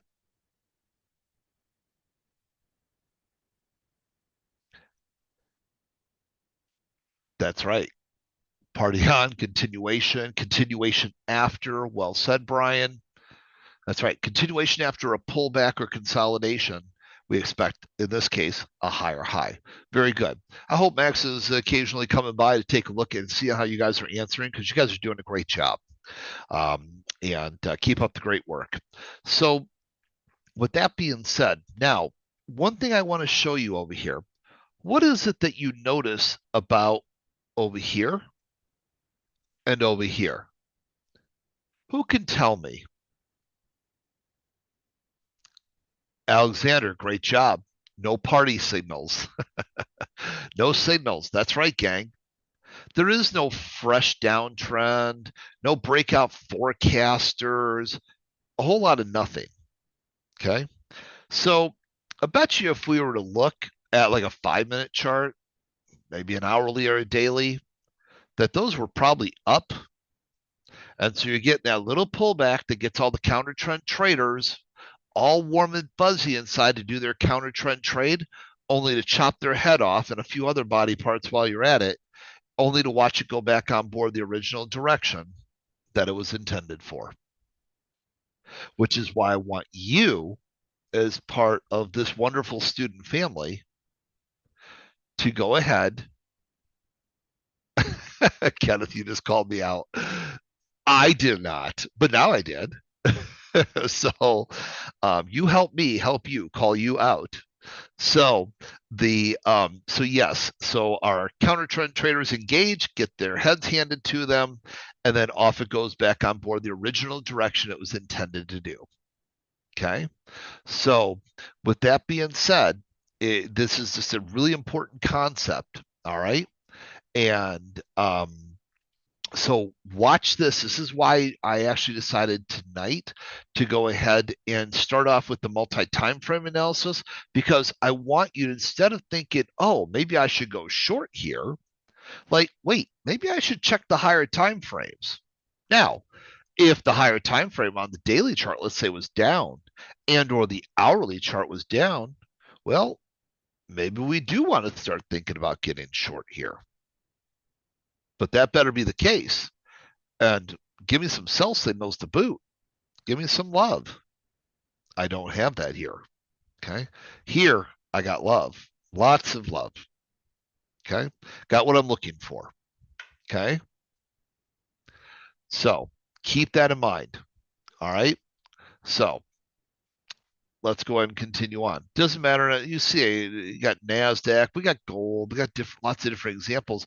It doesn't matter whether you're talking about 15-second chart, like I was showing a little bit earlier here with like Lama's trade from this morning, or whether it's a 1-minute chart, a 2-minute chart, etc.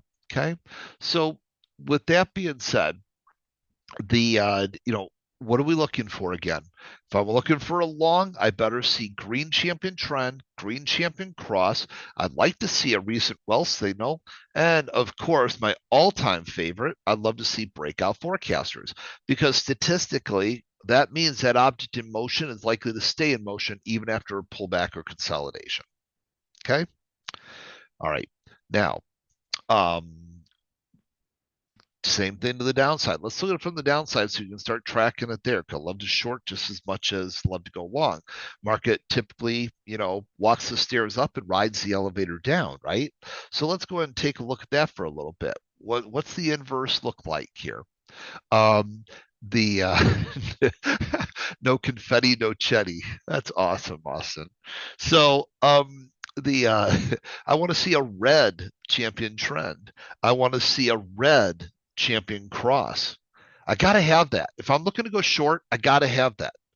It's not really, it's not arbitrary. It's the trading plan. Okay.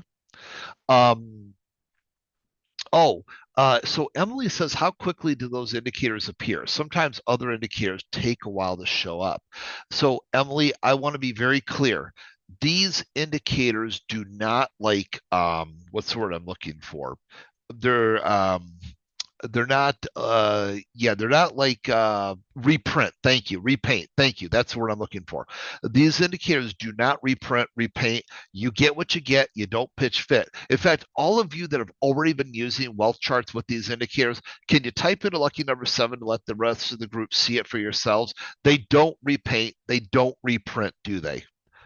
What they locked in is what they locked in. That little dot doesn't move. The little hash mark does not move. Steven says, they got me my first payout. Congratulations, Steven. That's great. They don't reprint. They don't remove.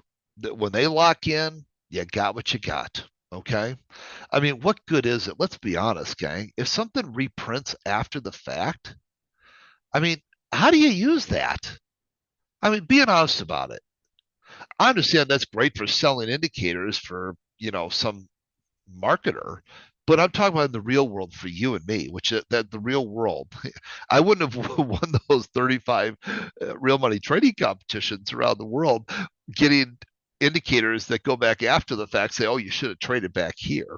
Right. So it's a great question, but these do not. Okay. All right. Yeah, buy now. Oh, wait, that was 30 minutes ago. So, all right. With that being said, though, I just want to make sure you guys get this imprinted in your head. Okay. If I'm looking to short, I need red champion trend. I need red champion cross. Then I like to see a sell side wealth signal if possible. Okay. That's right. The wealth cross, the champion cross, that's the ribbon. That's correct. That ribbon. You got it. And then remember, so I get this question, and it's a good question. There's one hash mark here. There's one hash mark here. There's one hash mark here. There's two hash marks here. If it's one or two, you treat it just as powerfully as if it was 3 or 4. Once you see that hash mark, give it the respect. Give it the respect. Does that make sense? That's right, Brand. Brand says, Emily, it'll print during the candle or closure from what I saw. That is exactly correct. So many of the indicators will actually print while the candle is still going. And then it will, go ahead and then lock in at the close. So that's exactly right. Okay. All right. So I just wanted you to kind of see what it looks like to the downside, right? Typically, the range breakers are in the middle of the trend. Typically, the wealth signals are closer to the beginning of the trends, and then the range breakers mean that after a pullback or consolidation, we're expecting at least one more lower low. And if it makes a lower low with more, the breakout forecasters, then after a pullback and consolidation, we're expecting at least one more lower low. And why is that so important? The reason why that's so important is because of the fact that you'll how many of you have ever stepped away from the computer and then you come back and the market's moving your direction and you're like, oh, I missed it. That may be the high or low of the day. Now what do I do? Well, when you have like the range breakers or the breakout forecasters, you can feel more confident. Like, oh wait, I just got to wait for another pullback here. Now we're likely to continue this trend on board the original direction. Plus, I'm going to teach you a really cool strategy. In a few minutes called the resumption trade there. All right. All right, let me go ahead and continue on here. Then we'll do some more Q&A a little bit later. So same thing here. I want you to just imprint this in your head, okay? If I'm looking to go long, I got to see green and green on the champion trend, champion cross. I like to see wealth signals. Those usually come where? Near the beginning of trends. And then of course, breakout forecasters give me that extra oomph that after a pullback or consolidation, I'm expecting a higher high. So I can really sink my teeth into those resumption trades. Okay. And then we see more of those breakout forecasters. Then after a pullback or consolidation, I'm expecting higher highs again. Okay. Over and over again, you'll see this kind of thing take place. And for all of you that are using WealthCharts right now, have you guys been looking for these? Have you been seeing them? Type in a lucky number 7. It sounded like some of you were already using it to help you with payouts, which is wonderful. Hopefully you're able to use it with your real money trading as well. That's the world I live in. Okay. Well, and that's great, Ken. And so I'm glad you're here tonight to actually learn, that. And Frank's been using it a lot. That's great. Outstanding. Okay. All right. So let's continue on here then. All right. So you see, I'm showing you multiple examples. That's okay. It takes time, and the more you see it, the more and that's why I'm taking the time over and over here again. I didn't just take that 25-minute presentation where I went over these at the live event. I said, look, I'll come in and do a multi-hour event. We've been going at it here tonight for about 2.5 hours so far. And we got more to go. So so I want to just submerge you in this. Okay. The more you see it, the more it will make sense. And I just, if I say the same thing different ways, point at something slightly differently, then, Ryan says we could be here until the New York Open. So that's great. So with that being said, so I just looking again now to the downside. Okay, if I want to go short, I need that green or the red champion trend, that red champion cross. I'd like to see wealth signals because those usually come where near the beginning of trends. I like to see breakout forecasters because then it means after a pullback, I'm expecting a lower low. And if I get the lower low with more breakout forecasters, then after a pullback or consolidation, I'm expecting at least another low. And if I get that low with more breakout forecasters, then after a pullback or consolidation, we're expecting lower lows. And then range breakers typically come near the middle of trends. So, that's the kind of thing that we're looking at. And of course, if you have WealthCharts Ultimate, as I think Sean was showing you guys earlier, you can actually with WealthCharts Ultimate actually set up scans for these right down to a 1-minute chart. Do a 1-minute chart right on up to a monthly chart, so you can actually set up for these signals to find your favorite futures trade, equity trade, swing options trade, day trade futures, etc. Right? So you can really kind of set those things up, which is kind of cool. All right, we'll keep going. For now, I don't want to spend too much time on that since it is like a WealthCharts Ultimate thing there. But at least you do have that option to that. So spotting exits. All right. So this was one of those things that I think it's important to show this because it does go ahead and tie in with like Max's trade the other day, for instance. This is a tool. It is a WealthCharts Ultimate thing. You guys temporarily have access to some of these WealthCharts Ultimate features. We did that in celebration of Max, the FFF launch, and soon to be the Tradeify thing. So just kind of giving you a little bit of time. Hopefully, you guys can figure out how to make a few bucks to make it worth having that on top of all those other wonderful features. If not, you just enjoy the WealthCharts prop features, no worries. So, but the speed line is a really important strategy because it can help with entries. But right now, I want to talk about it for exits for a moment, okay? Because great, you can get into a trade, but it can help you when you get out of trades as well. Get out of trades when we close back below it, okay? So you can get in and get out, and there's two ways to do it. You can either take the close below both of the speed lines right here, or if it closes below one of the speed lines, okay? One of the speed lines. Why is that important? Well, because when you trade like a great trade like Max did on Friday, what this could do is help you really ride that trade. And the moment that it goes ahead and starts to slow down, you immediately get out. So that's why I call it my speed lines, the need for speed. But as soon as that speed comes down, I'm out. Okay. It's my most aggressive stop management tool. I've used it for decades, and so it's a really great tool. And let's take a look at Max's trade from the other day. Okay, so picture, if you will, here. Now, so what was happening was the daily chart, okay, was way down here. This was back on Friday. Okay, so the daily chart was way down here. It was sell side, but look at how far we'd gotten away. So from a reversion to the mean perspective, the market was way down here. Okay, so it was in a downtrend, but it was way down here. What happens when the market gets too far away from the mean? It reverts, right? Okay, so while we were in a downtrend, the market had an opportunity for a pullback.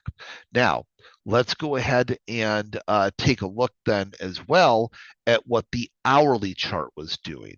Okay, the hourly chart, take a look at this, gang. See what happened here? The hourly chart had actually gone back to green on the champion cross. Okay, so now, did everybody catch that? Before I move on, I want to make sure everybody understands that one more time. Type in lucky number 7, um, uh, because this is important.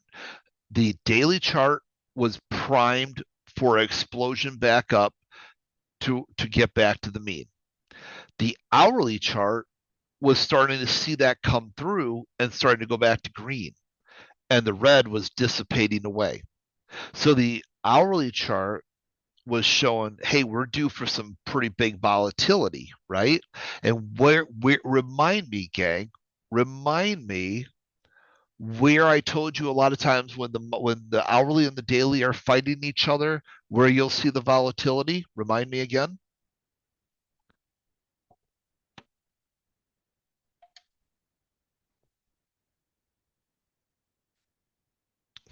The open. You're absolutely right. Great job, gang.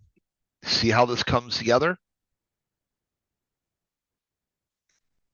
So now just picture you got Max's great indicators and tools and strategies. And then you're looking at this perspective, seeing what's happening with these indicators. Can you see how the power of those things, Max's strategies, my strategies, kind of coming together, kind of giving the same information from two different perspectives? What does that do for you? That increases your probability of follow through. Okay. That's an edge. Exactly, Jocelyn. Okay. So what happened here was we ended up having a potential positive divergence right here. We're going to talk about those in a little bit.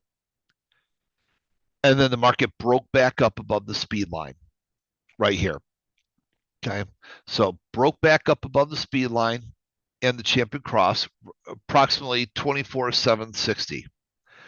Now, just imagine if you went ahead like Max did, we're in that trade at that point because we are due for the volatility back up. It went down first, trapped all the retail traders who weren't expecting the whipsaws. It turned right back to a buy, and then you can ride that up right till it goes ahead and closes below the speed lines up here.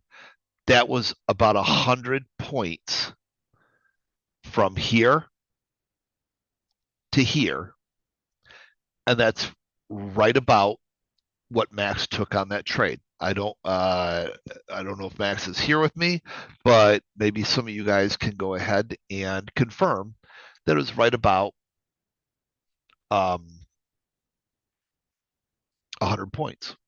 I think it was more than 100 points. I did not hold for the full 100, but I definitely, because I scaled in, and so I definitely didn't hold for the whole thing, but it was a fucking banger, baby. I know that. It's fun. And it's so amazing watching you and your confluences, Rob, the way you're teaching it and the way I took the candlestick structure, and it just all lines up, and then sooner or later, traders realize all strategies are basically the same. You just have to have the confidence to follow through with them.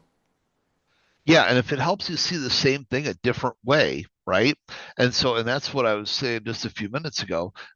Taking your concepts and strategies with my award-winning concepts and strategies and seeing the same thing from different ends, you get more of a confluence, you get more confidence in taking the trades, you get higher statistical probabilities when it's not one wily coyote idea coming out saying buy, sell, but you're getting multiple strategies coming together. That's the confluence that give you confidence and probabilities in your favor, which is what we're focusing on here tonight, of course, for our student family. So great stuff. So I just wanted you to see that from that perspective, gang. All right. So I really hope that makes sense. So you can kind of see like, wow, okay, you know what? Now this mom and dad concept, this US Open concept, the speed line concept, how it's like, how do you trail that? How do you trail it? Well, the speed lines is the most aggressive way to go ahead and trail. It's the single best way that I personally know to go ahead and stay with it until as soon as that momentum stops, getting out. Okay. All right. And then as we go ahead, we take a look, there's two additional ways that are in WealthCharts there. Now, first of all, to be clear, I got lots of different ways to exit different things. We'll talk about some of that as it relates to IRBs, reverse IRBs, different things that you can use as stop measurement tools. We actually have a ton of stop measurement tools inside of WealthCharts, but as far as using like moving indicators that move right along with you automatically, so you can just kind of see it as it's happening, speed lines is a great one. And then the second one that I use, secondarily to the speed lines is the champion cross indicator. Okay. So we're going to teach you the resumption trade here in a little bit. So that's great. You get into a resumption trade, get into a resumption trade, get into a resumption trade. Okay. Where do you get out? Well, typically looking to get out of a resumption trade. So first of all, get in, right? Get in. We're going to talk about these in a few minutes. Where do you get out? Look to get out when it closes below. When it closes below, which it didn't on this side over here yet, but over here, when it closes back below the champion cross, that's where we look to do the exit. So you see much less aggressive, comparatively speaking. So go back over here, look at this. You're out of that trade when it closes either below the first speed line or definitely by the time it closes below the second speed line. See that? Okay, whoop, we'll go back the other way. But now here, you go over here, you're waiting till over here to get out of the trade. You see the difference? It's real important that you see the difference. Okay, now then there's a third way to go ahead and do it. which is the champion trend itself. Now, in the interest of full disclosure, I am not using this and really haven't been using it for some time. But the market volatility as it has been here, this I just see no reason to wait till it goes and closes back below. With certain option strategies, it might an undefined and sorry, very defined risk option strategies, it might make sense to swing from the fence for a trading opportunity. And if it doesn't work out, okay, you have your defined risk loss on that trade. But for somebody like myself who's trying to earn a lot of money very quickly, you get what you get, you don't pitch a fit, and as soon as that market goes ahead and slows down, I'm out. As soon as that market slows down, I'm out. Run it, multiple contracts, run it, run it, run it, run it, run it, run it, run it, run it, and then the second it's ready to turn around, I'm out. Okay. I think anybody here who does multi-contract trading understands that, something like this can be very powerful, very fast. Well, when we think about, our friend Max there, right? Look at the run it, run it, run it, run it, run it till it stops. That was 100 points right there. $2,000 for a single Nasdaq, mini contract. Doesn't take too many of those. And it's funny because we actually track inside of WealthCharts how many people are getting $5,000 or more on a day in our account in their one of their accounts, and it's absolutely stunning to see the number of people that are able to achieve $5,000 or more in a day these days. I'm really excited about that, and so I know we're on the right track with the training, and I'm hoping that in some small way that for our max options trading family here, that this will help you guys in this journey as well. So just understand, for me personally, I'm running it and taking full advantage of that momentum. And when the momentum stops, the chair gets pulled. I'm making sure I'm sitting in that chair and letting somebody else, lose some of those profits. Okay. And again, I'm focusing on this on real money strategies. I'm not doing the prop trading there. I mean, since I own WealthCharts for obvious reasons, I only do test accounts. For demonstration purposes, I trade real money. That's the world I live in, because I have WealthCharts. It's like kind of a conflict to own a platform that So I'm focusing on this in the real world with real money where it really counts. Okay. If you want to, of course, you can get more aggressive and swing for the fences more if you're doing, it differently. But I'm trying to prepare you for the real world, and also, frankly, for these prop firms as they go ahead and start moving more people to real money. I think they're going to want to see more money management, like I do. To be honest with you, does that make sense? So, we hear about all these consistency rules and yes, we do actually. Chris says, does WealthCharts have market replay? It sure does. And I can perhaps show that to you in a little bit. So I'll just try to keep focused on the training here for a while, but WealthCharts has Trade Simulator. If you have like the ultimate membership, it's got market replay, where you can just replay even with like WealthCharts prop there. Lots of great features. Okay. So coming along here, so we've talked a little bit about exits there just with these indicators. Now putting it all together again. So what are we looking for? If I'm looking to go long, I want to see the champion trend, the champion cross, the oh, and by the way, it just hit me. I looked at the clock here. This is what I warned about earlier tonight, gang, and I warned Max about. So I know that in about 10 minutes, we're technically at that 3 hour mark. Are you guys okay with me just going? Because I got a lot more to go through. Okay. All right. Good. And because we're going to be here for a while, gang. I got a lot more to share with you. So with this, but I want to take the time, make sure you guys get this. Okay, so I, I knew I shouldn't have told Max 3 hours. It's like there's too much to share. I just want to keep going. So play season two. I like that. That's right. So moving into season two of several. The so kind of looking at this entries, right? So what are some of the things I like to see? Just as a reminder, before I enter, I want to see the champion trend, champion cross be green. I'd like to see a wealth signal, and I'd like to see breakout forecasters. When I see all those things coming together, it tells me after a pullback or consolidation, I'm expecting at least one more higher high. Well, in a few minutes, I'm going to introduce you then to the resumption trade, which I think will bring a lot of things together for you here. There's a whole bunch of resumption trades in the middle of this. But I want you to look at this chart. The reason why I keep showing you example after example after example is that so that you can condition yourselves, because like even me, before I go ahead and go to a trading competition, what I do is I'll use chart replay a little bit, and then I'll use trade simulator. So trade simulator basically, it will randomly pick a stock or a futures contract for me in that, and it'll then it just goes. So I don't even know what it's trading. See, with replay you can kind of cheat. Does that make sense, everybody?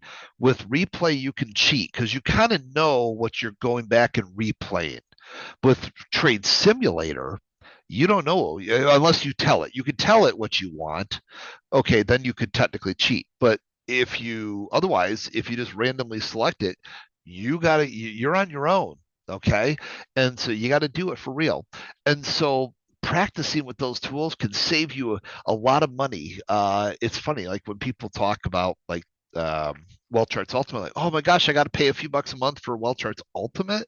It's like, well, yeah, but how many trading prop accounts will you save by going and practicing with the simulator instead of blowing out your accounts unnecessarily, right?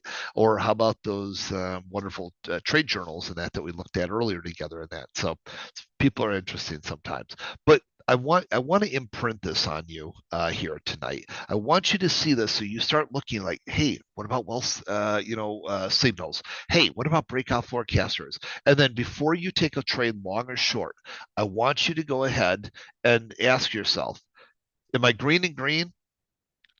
Because if I'm green and green, I better not be looking for a short, especially if I got multiple time frames saying green and green, right? Then statistically, I'm in for suicide for the long term because that's what's going to happen. You'll catch a few bucks here and there. I promise you'll catch a few bucks. Sometimes you might even catch a lot of bucks. But in the end, and how many of you know this to be absolutely true that over time, if you're truly counter trend trading over time, you're going to make a little, and then you're going to lose a lot. Type in a lucky number 7 if you've already proven that over time, counter trend trading, and I'm not talking the occasional counter trend trade where, okay, typically there's 1 or 2 time frames against you, but the majority of them are with you, and you're taking a short-term trade that's technically counter trend in the grand scheme of things, but you're taking a short-term trend. But you do that here and there, the overall trends are with you, and you're trading with trend. So a lot of 7s, right? And so keep that in mind. And some of you guys are sharing some of your stories. Okay. Yes, Kurt says that there is a trade simulator different from market replay, will help your reflexes as it runs pretty fast. Yes, you can make it go slow or you can make it go fast. And of course, for me, for trading competitions and just to stay up on the markets that are moving fast, it's a great way to go ahead and use those tools. I run them hot, run them at fast speed. So then by the time I look at the real markets, like, oh, wow, this is moving slow. And that's what you can do. You can really, like the Energizer Buddy, get those things moving so fast. You get your brain working at that speed, right? It's kind of like many of you that listen to books like at 1.25 speed, 1.5 speed, listening to audiobooks. And then by the time you go back and listen to a real book, you're like, oh, for the love of God, man, please get to the point of this book, because you get so used to your brain starts working at 1.25, 1.5, 2 times speed. It's like 1 speed is nothing. Well, you can do the same thing with wealth charts, actually. Yep. And so let's go ahead and keep going. So again, lots of entries. I want to get to an actual entry area, but just remember speed lines can be used, as I showed you a little bit earlier, for exits or entries. Okay. Entries or exits. And then with exits for the champion cross, wait till it closes back down below it in an uptrend. All right. And then champion trend, I do not use it in these market conditions. You could use it with select options trades, but so I present it as an opportunity, but the reality is I'm focusing primarily on speed line and champion cross, stops there. Okay. So then as we go ahead and we look, here, resumption. So this is a setup that I want to get into. This is a setup I need everybody to pay really close attention to, because this could really, in my opinion, change the way a lot of you trade. Okay. So resumption trade. Bottom line is it involves typically the champion trend, the champion cross, and ideally a breakout forecaster. Okay. That's preferred. All right. So the thing about this is, so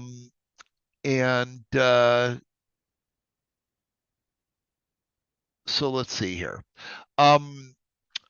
With the resumption trade, yeah. So Daniel, we'll have to catch up later there. I'm sure Max will have me back in for some sort of events in the near future. Maybe I can try to answer some of those questions, because I got a lot on these actual strategies I want to share here. I know as far as books, I don't really have a lot of good books to recommend people. I've been working on my own book for about a decade now, and it's about 500, 600 pages long. It's kind of a legacy for my own kids. I've had book publishers that want to publish it and split it into different versions or novels or parts of the book and everything. So what I would say is, instead of focusing on watching a book, I would encourage you to sit here and listen to what I'm sharing with you right now, right here, because this is a very powerful setup and strategy. I would encourage Max, as my friend, to sit there and look at this strategy, because very few people have I ever ran across that couldn't benefit strongly from this strategy. So that's what I would encourage you to do. Okay. I'd encourage my friend Max to look at this. Okay. And to combine it with some of the work that he does. Okay. And so with that being said, looking at the trade, here's what I'm looking for. All right. So what I'm looking for is this. I remember all those things I'd like to see. If I'm looking for a long side trade, I'd like to see that champion trend. I'd like to see that champion cross. I'd like to see that breakout forecaster. I'd like to see that wealth signal, because all these things typically come near what? The beginning of trends. All right, so where do I enter these trades? Okay, so where do I go ahead and get into these trades? I'm looking for them to pull back into the champion cross. Okay, remember that's this ribbon, if you will, and then start to pull back out from there. Pull in and start to pull out. Pull in, start to pull back out. Pull back in, start to pull back out. Okay. Ideally, I like to pull back a little bit more than just barely graze it. So here, pull in, start to pull back out. Okay. Here, at least touched into it, then pull back out. Does that make sense? So what I'm looking for here, gang, I want it to get in and then start to come back out. I want it to get in and start to come back out. I want it to get in and start to come back out. Why? No, it's not just for a 30-second chart. I probably shouldn't have even done this. I probably shouldn't even let you guys see what kind of chart it was. I was hoping that by you going ahead and seeing it, you'd understand it doesn't matter whether it's a daily chart, an hourly chart, a 1-minute chart, it didn't matter. So forget the time. It's fractal. Okay. So how many of you out there have ever seen a great trade? You finally decided to jump in the trade, so you got into the trade only to have it pull back against you, stop you out of the trade, and then you watch it go right back the direction you intended. Type in, and that's fine. Type in a number 7, because then you'll appreciate what I'm teaching you. Okay, so the 7s are still screaming by here. So what I'm trying to do for you with this strategy, I'm trying to take out this. I'm trying to take the slack out of the trade. I'm trying to get you to think like the hunter instead of the hunted. Does that make sense? I want you to be the hunter, not the hunted. So I want you to sit there and say, oh, look at this. I've got my breakout forecasters. I got a wealth signal. I'm green champion cross, green champion trend. Okay, great. I'm going to let this thing pull back. Look at that. It's stopping out all those weak hands. It's stopping all those junior traders. I'm going to sit back and wait till it starts to actually get on board the correct direction. And I know statistically I'm expecting at least a higher high. Does that make sense to everybody? Type in a lucky number 7. I'm trying to get you to not have to sit through the drawdowns that are extraordinarily painful. They take up your mental capital, and in many cases just plain out stop you out, take out your physical capital, not just your mental capital. And then you're not there to take the next trade because you've lost all your mental or physical capital on the pullback. I'm trying to get you to think like the hunter, not the hunted. Okay? This is what's so important. Okay. So, looking at this now without my markings on it, what am I looking for? I'm looking for signals that say that we're in continuations. If I'm looking to go long, I want green champion trend, green champion cross. I want to pull back into the green champion cross and start to come back out of it. I want to pull back into it, start to come back out of it. I want to pull back into it, start to come back out of it. I want to pull back into it, start to come back out of it. I'm going to keep showing you this, but type in a lucky number 7 if this is making sense. Because whether this is your first day trading or you've been trading for decades, everybody can benefit from this strategy.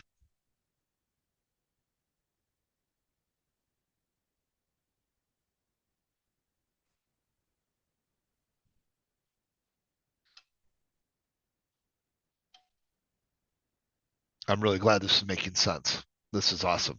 Good.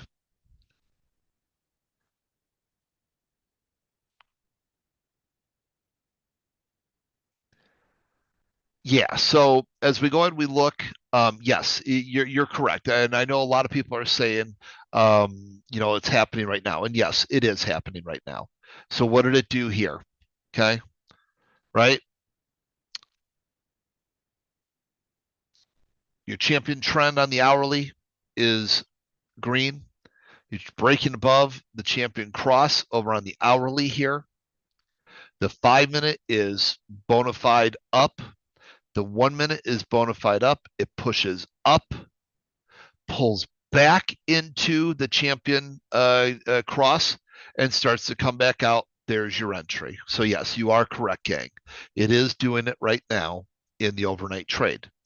Just as it's fractal in the timing, it's fractal as far as you can use this in the overnight trading. Pretty cool stuff, right? What's the green dot? Sorry if I missed it. The green dot. So green dots, we haven't, you didn't miss it. I haven't taught those yet. That's another indicator I'm going to teach you guys in a few minutes.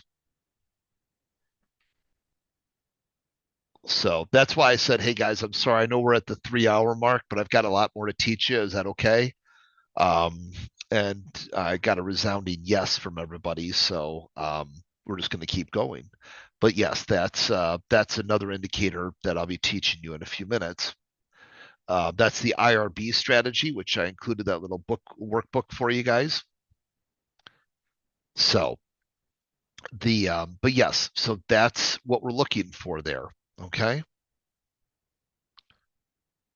So very good. Um, okay, let's go ahead and keep going then. All right. So same thing here, right? Doesn't matter. 1 minute chart, 2 minute chart, 15-second chart, etc. What you're getting here is you got all those conditions. You pull back in and go long when it comes back out. You pull back in, go long when it starts to come back out. You pull back in, and again, you're the hunter, not the hunted, right? So you're waiting. Let it pull back first and then start to come back out. What is that doing for you psychologically? It's shaking the tree. And so by the time you get into the trade, you didn't have to sit through all this pain and suffering. You're getting at the beginning, you're more likely to stick with the winner instead of saying, "Oh no, I took this trade. Oh gosh, oh gosh, oh gosh, I got to get out. I got to get out. Oh boy, thank gosh it went back and just got back up to where it was. I'm going to get out of the trade." So, in other words, instead of sitting there holding on and taking no profit because you just want to scratch the trade, you're grateful you got out of it. You're actually sitting there being the hunter and actually can ride the profit. You see the difference?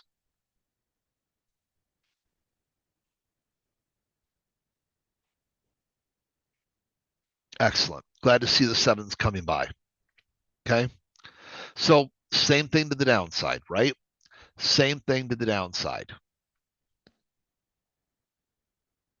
So, what we're looking for again, if I'm looking at short, I need that red champion trend. I need that red champion cross. I'd like to go ahead and see that wealth signal because those usually happen where? Near the beginning of trends. I'd like to see that breakout forecaster. Why? Because then statistically, after it pulls back up into the champion cross and starts to pull back out, I'm expecting to see at least a lower low. What does that mean in English to me?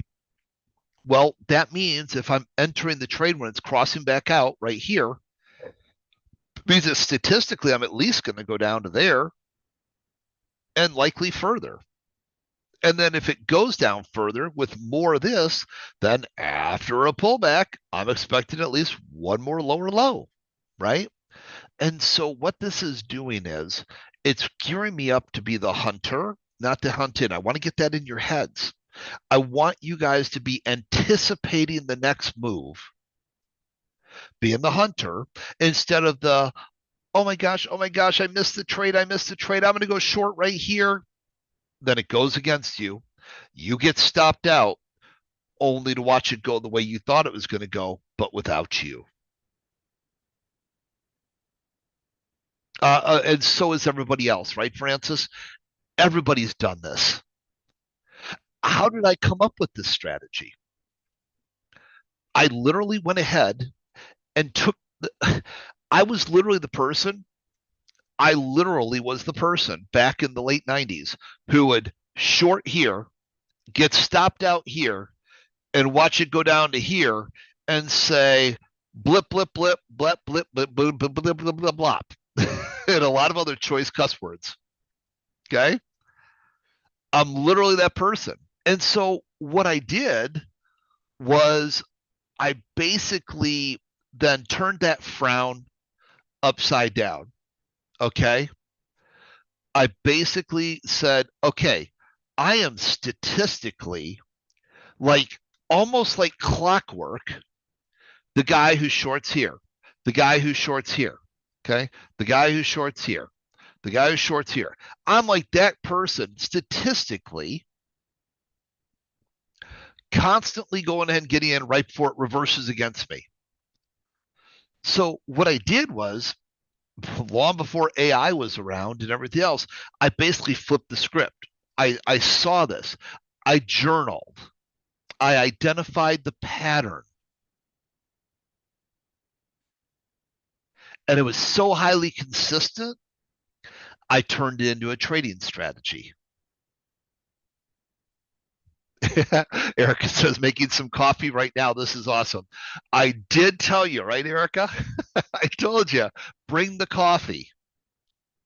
We're just getting started. 3 hours in. We're just getting started. Okay.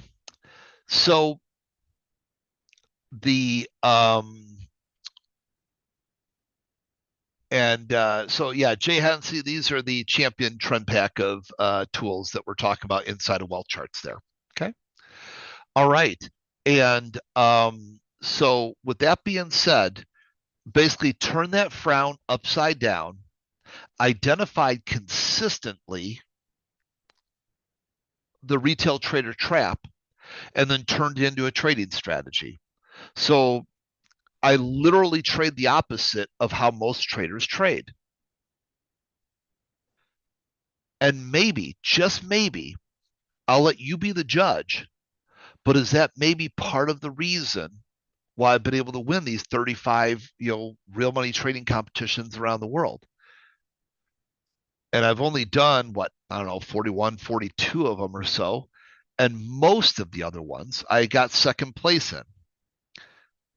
I used to say there was no trophy for second place.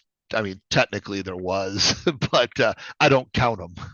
So, you know, so the point is maybe there's some consistency there, right? And so what I'm trying to do is share that with you because whoever you're listening to, and hopefully Max will see the wisdom and the value in these. Hopefully the people that your friends in your core circle of influence will see the value of these things, and then you can start incorporating them into your work, and see some exciting things happen in your lives. Okay. And so this is really important to understand this resumption trade. So again, over and over again, right? See key themes. If I'm looking for a long, I got to see green champion trend, green champion cross. I prefer to see a wealth signal. Why? Because those usually come where? Near the beginning of trends. And then if I got the breakout forecaster, this is, and by the way, I'll be teaching you another strategy in a little bit to magnify this probability even further. But then when I see this after a pullback or consolidation, I'm expecting what? A higher high. So when it breaks out of that champion trend or champion cross, then I'm expecting. And by the way, I take the trade as it's breaking out. I don't wait till it closes. Little pro tip there. I take the trade as it's breaking out. Okay, not wait until it closes. But by going and doing this, what happens? And by the way, has anybody been watching their 1-minute NASDAQ charts for the last few minutes again? Did anybody just see this happen again over the last minute or two? Just happened in the last few minutes, right? Oh, you're trading it? Well, good for you, right? Because it happened again, right? We were looking at it. It pulled in. It took off. It pulled in again. By the way, see, it made more breakout forecasters. So what happens? It pulls in, and as it starts to pull out right there, there's your entry. We'll go up a little higher. We'll call it 302. And now it's up to, just shy of 312, up almost 10 points there since the last one happened here. Pretty cool, right? And this is after, there it is. Now it just hit a full 10 points. You can't make this stuff up, gang. The indicators, these all locked in right when they locked in, didn't they? That locked in right there, didn't change. That locked in right there, didn't change. That locked in right there, didn't change. Came into the champion cross, came right back out right there. I'm calling it 302. It was really a little bit lower than that, but I'm calling it 302. Rather shave off profit than add profit. And right up here, it already hit up to 312. 10 points happening right in front of you as we're talking about it this evening. The purple arrows are another strategy I'm going to be talking to you guys about in a little bit. Bear with me, gang. Bear with me. So, it's like a really good ShamWow commercial. But wait, there's more. as I've said for the last 7 years with wealth charts, and I'm saying with you right now tonight, but wait, we're just getting started. So, but anyways, I hope this is making sense. And Max, if you're still out there, I know it's later for you, but I hope this is making What do you mean sense from later your for perspective. me? What do you mean later for me? Late for you. So I've been here since 5 a.m. So I've been here since fucking like 8:30. So so I told you if the Hoff is talking, I'm listening. So we're here, okay. baby. We're here. But hopefully the resumption, as we're seeing it even happen in the overnight trading session, I hope that it's making sense. We're talking about it Brother, in advance and that's happening. look up my funded future family wealth chart logs right now and look at the $6,000 I made while you were talking. Awesome. Well, that's great. I'm glad. The I'd have to have Sean do that. I don't even know if Sean's still in the building. It's a 10,000 square foot building, and he's on the opposite side of it. I don't even know if he's still here. Oh yeah, So, I'm still here. oh, you are okay. I've gotten in on 3 resumption trades already. Okay, all right. Well, and if you want to go ahead and if you want to look up Max there, a little love, so you can validate his trade, so that everybody can hear the good word right there. He gave permission, so you can Oh go yeah, look it up. those are locked in profits, Rob. Those are confirmed. All right. Well, very nice. And yeah, and well, so gang, this is gospel. This is I'm trying to share with you things that like actually are real. You know what I'm saying? So I appreciate you guys staying with me here, into the evening. I know it's not easy for a lot of you, given the time zones you're in, but I appreciate you guys being here nonetheless. This is really important stuff though that I'm teaching. So with that being said, the key is that you get those signals, right? And then that means after a pullback, we're expecting statistically a higher high. After a pullback and start to come back out of the champion cross, we're expecting the higher high. So and then of course in the downtrends, right, just kind of giving different examples of these things. If I'm looking for a short, I gotta see the red champion trend, I gotta see the champion cross. Just having those two things in my favor, as we talk about that, going from 0 to 100% probability, just having those two things statistically gets me way higher than most traders will ever trade with. And then you start getting wealth signal and breakout forecaster, you're way, way, way up there at that point, statistically. And so what happens is then what do? It pulls back into the champion cross, starts to come back out, and then you get the next trade, right? And that's how it works. So instead of being the hunted, that's why I keep saying that over and over and over again. I want it in your head. I'm going to be the hunter today, not the hunted. So no longer are you that person sitting there chasing that big red bar down and then watch it go right back up against you and you get heart palpitations. You're sitting there like, oh, look at that. Wow, everything's coming together. Oh, there it goes. It's going up. Okay, well, going up without me in there. Okay, now as soon as it starts to come back out, in fact, you can put a resting order out there. You put it right on the chart, wealth charts there, put it right on the chart, and because you can see then where the champion cross is, and just have the order pre-positioned out there, ready to hit you when it comes back through. So really important. Okay. So, and of course, with resumption trades, you can actually set those up. If you have WealthCharts Ultimate there, you can actually set those up and kind of scan for those happening on anything from a 1 minute chart to a monthly chart.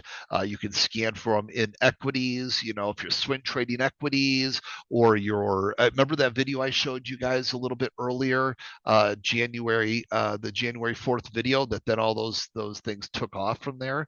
You go back and watch the video yourself.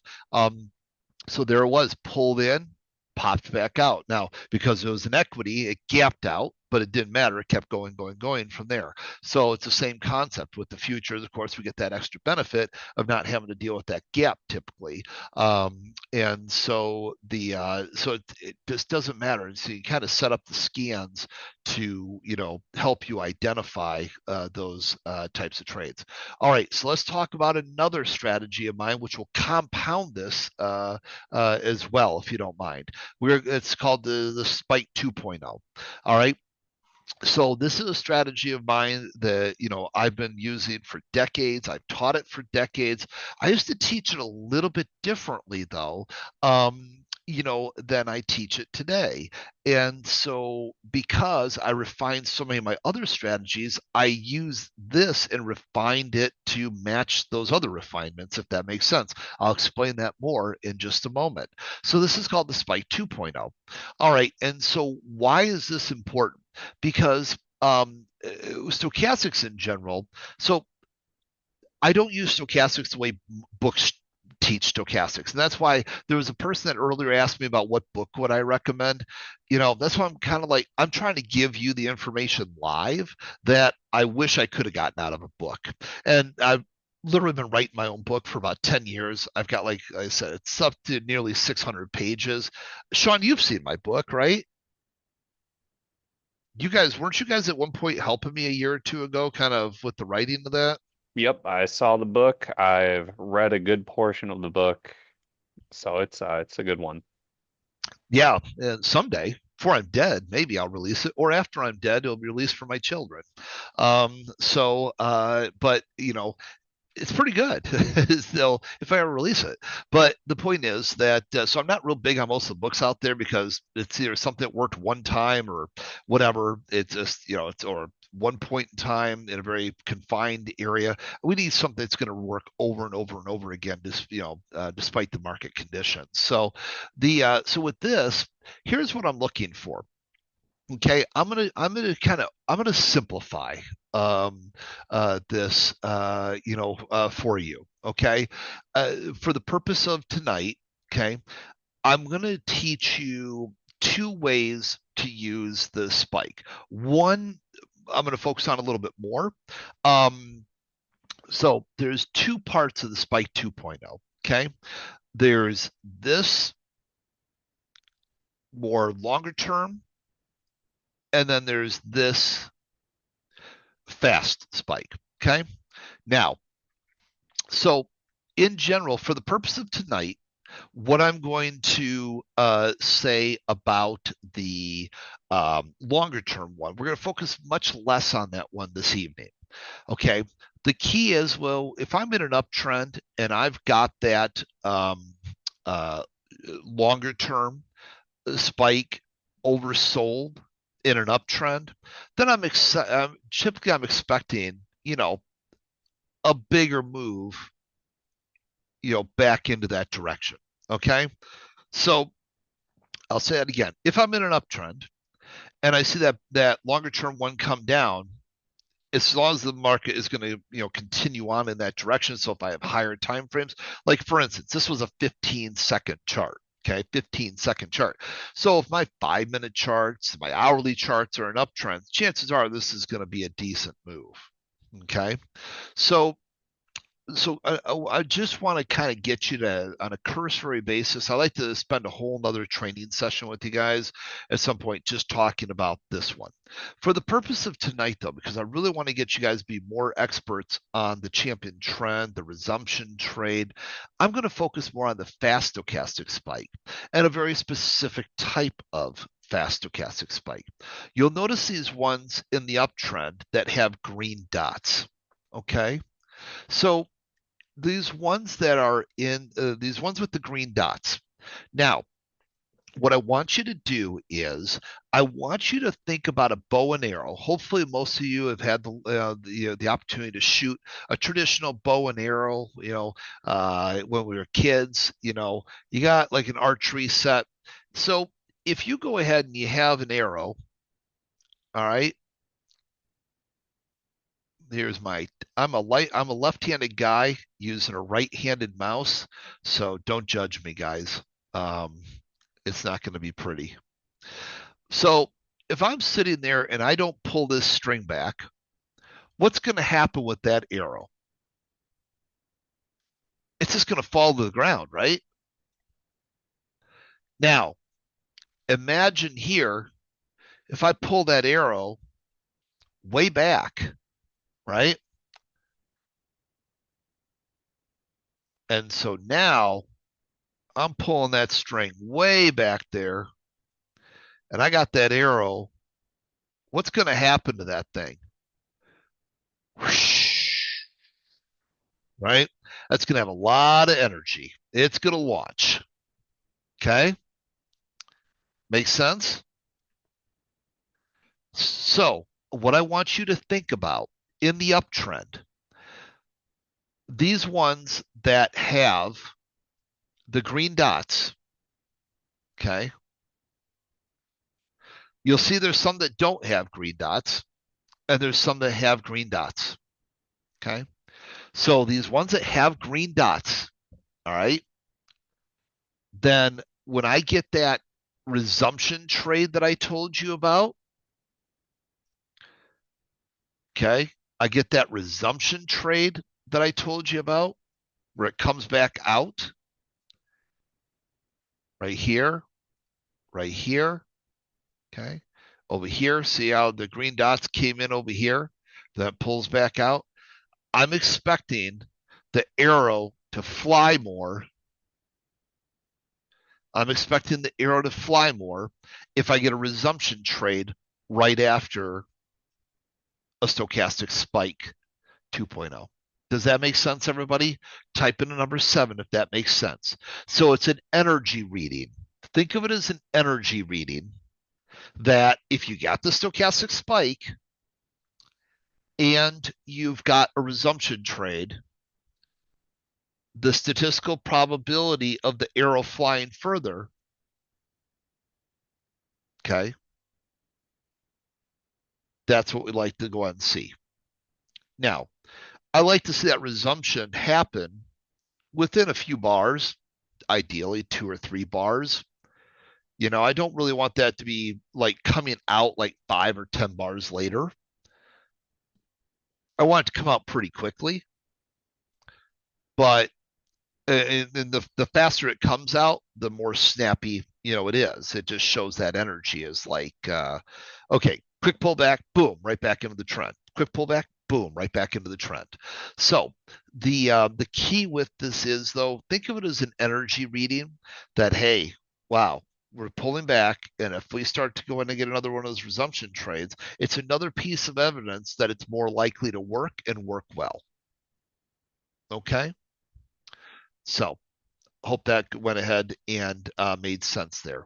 So over and over again, you'll see there's different ones. You know, here's a stochastic spike, here's a stochastic spike, but these ones that have the green dots, those are the ones that have the higher energy levels, where the conditions are more favorable towards more of that energy pushing up into the direction of the trend. And that's what I want you to go ahead and understand. So just think about it this way. Think about it as a force multiplier where you go from that, you know, remember that 0 to 100 scale that we've been talking about? This here just gets you a little bit higher up that scale. Okay, just gets you a little bit higher up that scale. All right, you already were way up the scale just by having these things that I taught you. If you forgot about the stochastic spike and you never looked at it again, okay, never looked at it again, this right here, if you said, Rob, what's one takeaway you want me to have tonight? It would be like, please learn the champion trend pack and understand the resumption. That's going to get you far better trading than most of you have ever experienced in your life. That's my opinion.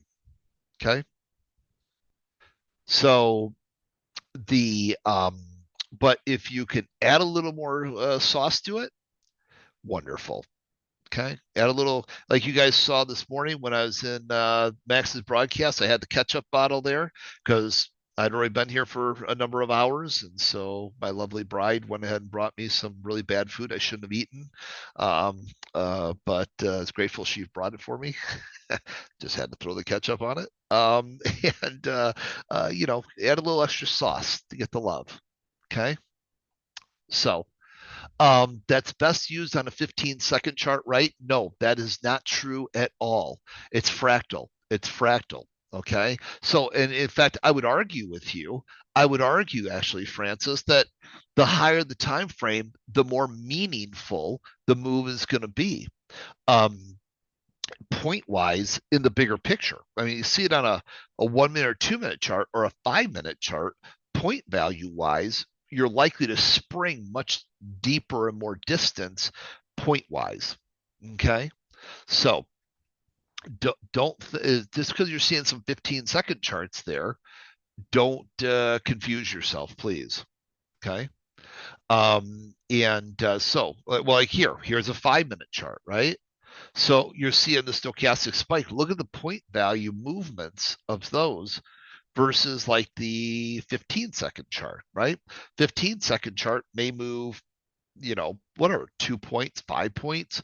5 minute chart might be 20, 30, 40, 50, 100 points, depending on what market day you're in.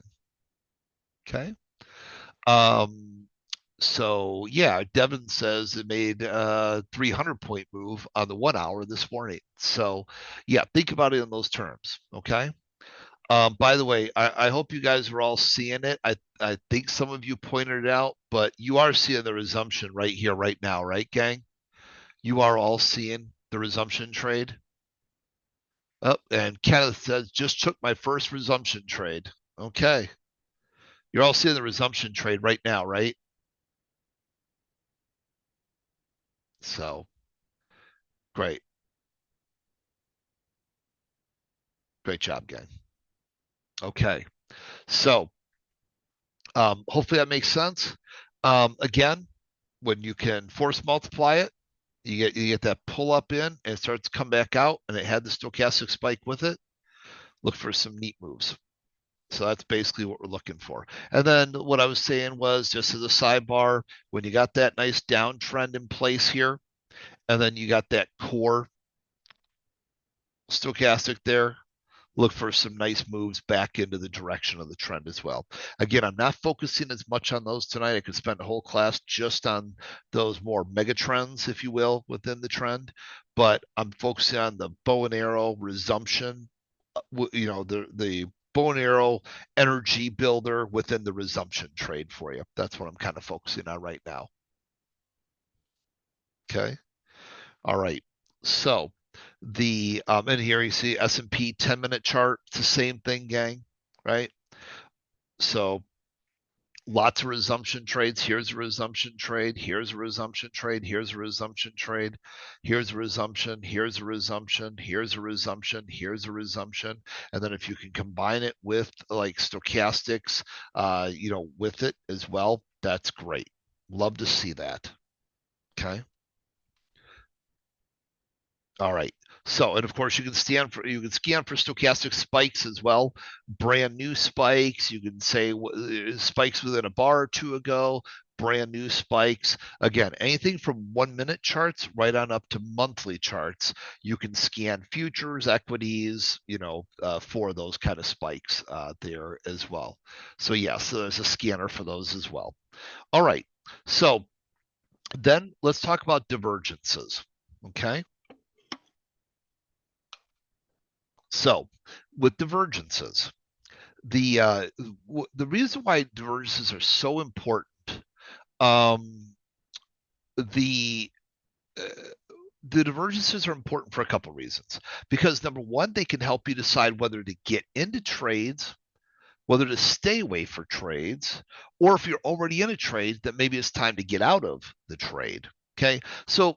And what's really special about WealthCharts divergences, as Sean knows, it took us about 2 years to develop these. And it was off and on. It wasn't 2 years of straight developing, but it was 2 years of on and off again because of my frustration level, because I was trying to go ahead and explain to the developers exactly what I was looking for. And of course, everything else that's out there was pretty grossly delayed.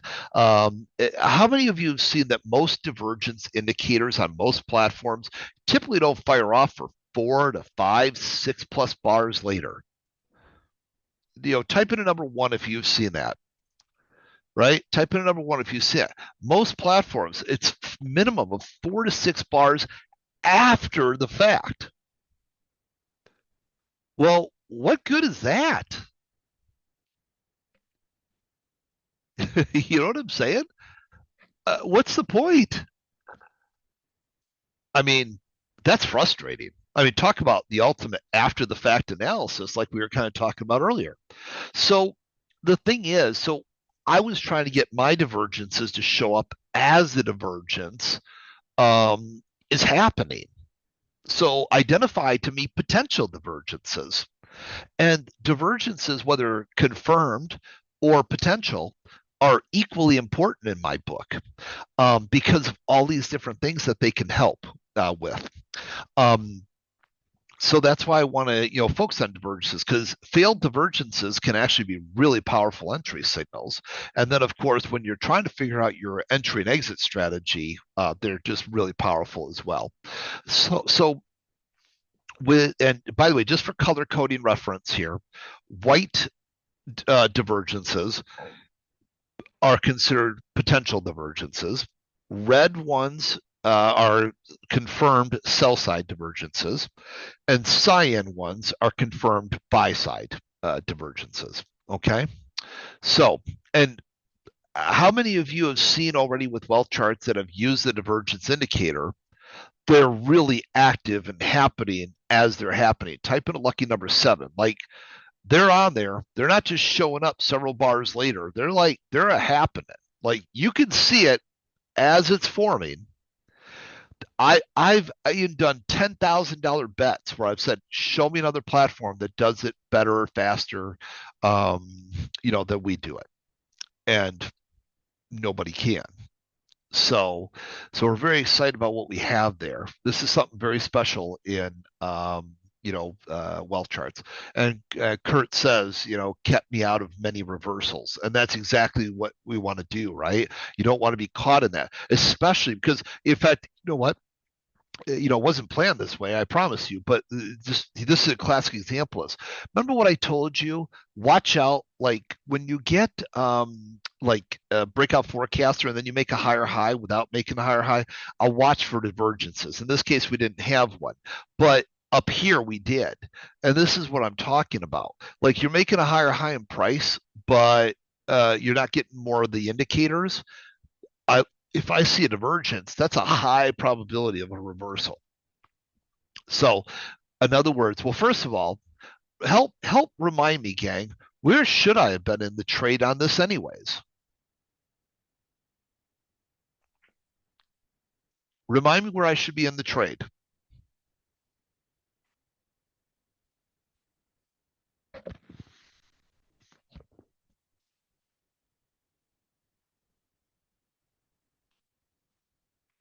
How about right here? Right here? Right here? Right? And notice up here, you get in here and you're making more breakout forecasters, which can give you, confidence to do what? Potentially stay in the trade, right?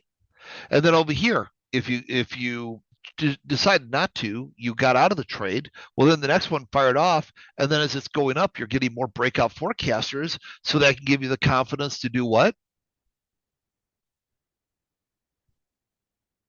Stay in the trade, right?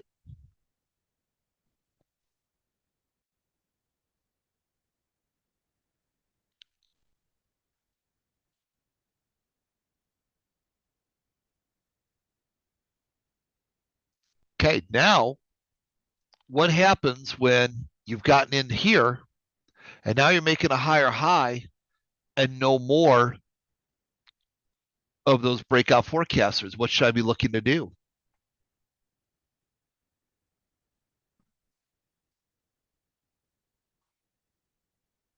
Sell it, take part of the position off if you've got multiple contracts. Makes sense?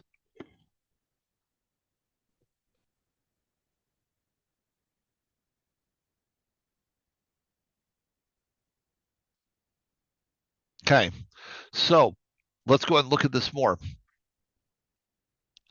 This was actually the one we just looked at, so let's move on from this. Here's a couple key things I want you to see. Okay, and by the way, this is funny because this is a 1-minute chart, but we're about to look at this actually what happened in real life on our daily chart. Okay, so what do you see right here? 1, 2, 3 lines. Can everybody see that? That's good, Clayton, because that's exactly what I want to have happen. I want to have this make too much sense. I want this to be burned in your brain. A triple divergence. Okay. Statistically now, what does that mean in English? I'm having multiple confluence points tell me the same thing. What should I be looking to do? Yes, go away, get out of there, hit the door, stay away, don't get in, whatever. Okay. Where did we have this happen in the live market for us not too long ago? How about I show you? Look at that. Look at that on the NASDAQ futures chart. We had a triple divergence right over there as it was happening. And then down the hatch it went big time. And that was there. You get what you get. You don't pitch a fit. That's not after the fact.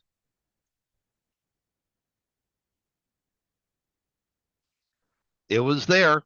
If you were using the charts, WealthCharts, you saw it.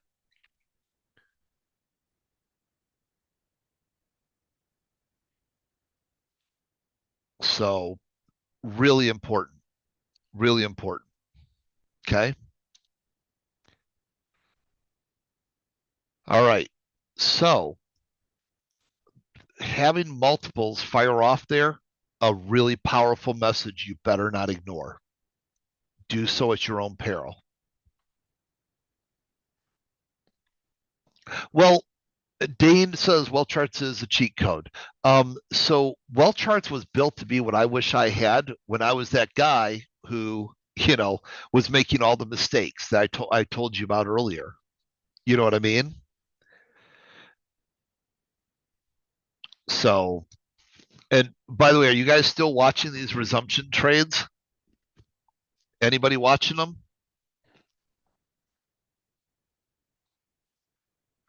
Who's watching them? Type in a lucky number 7.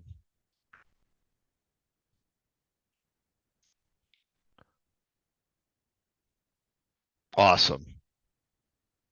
Max, hope you're seeing that. They're getting it. I see him, baby. I see look him. at this. The 1 They minute. see you. The one. I see you, which I guess sounds better than I see dead people. What was that? Sixth Sense was the movie.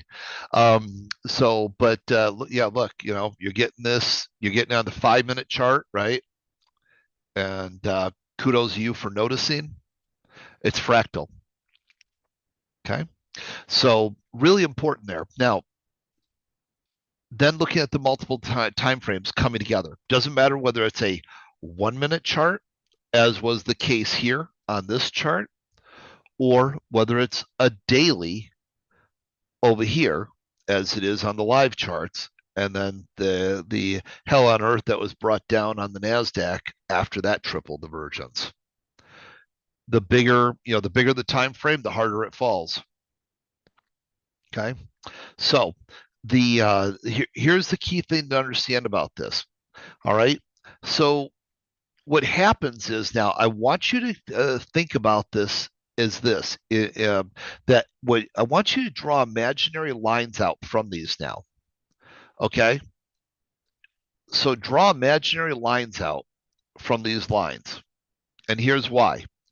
Because then those become the key support resistance levels to go ahead and break. All right. And so, well, Chris, I appreciate you going and being here. Yeah, I'm not sure. I got to talk with Max and the team about what will happen with replays and what that'll all look like, and all that good stuff. So I just don't have any of that information for you, but I do appreciate you spending the last 3 hours and 45 minutes with me. So thanks for being a trooper there. Sorry you have to go for now. I'm going to keep going here though, and hopefully in some way, shape, or form, we'll continue on our journey together. So, so as we take a look here then, so I want you to draw out now from these confirmed divergences and potential divergences. You're welcome, Chris. And potential divergences. Because remember what I said before, if the sell doesn't sell, maybe it's time to buy. So in other words, if this market could come on and start to break through here, that could be a potential great buy opportunity. If it breaks down below the confirmed buy signal, then breaking down below that, you can see a nice sell signal. Okay. So wherever these lines end are key support and resistance levels. All right.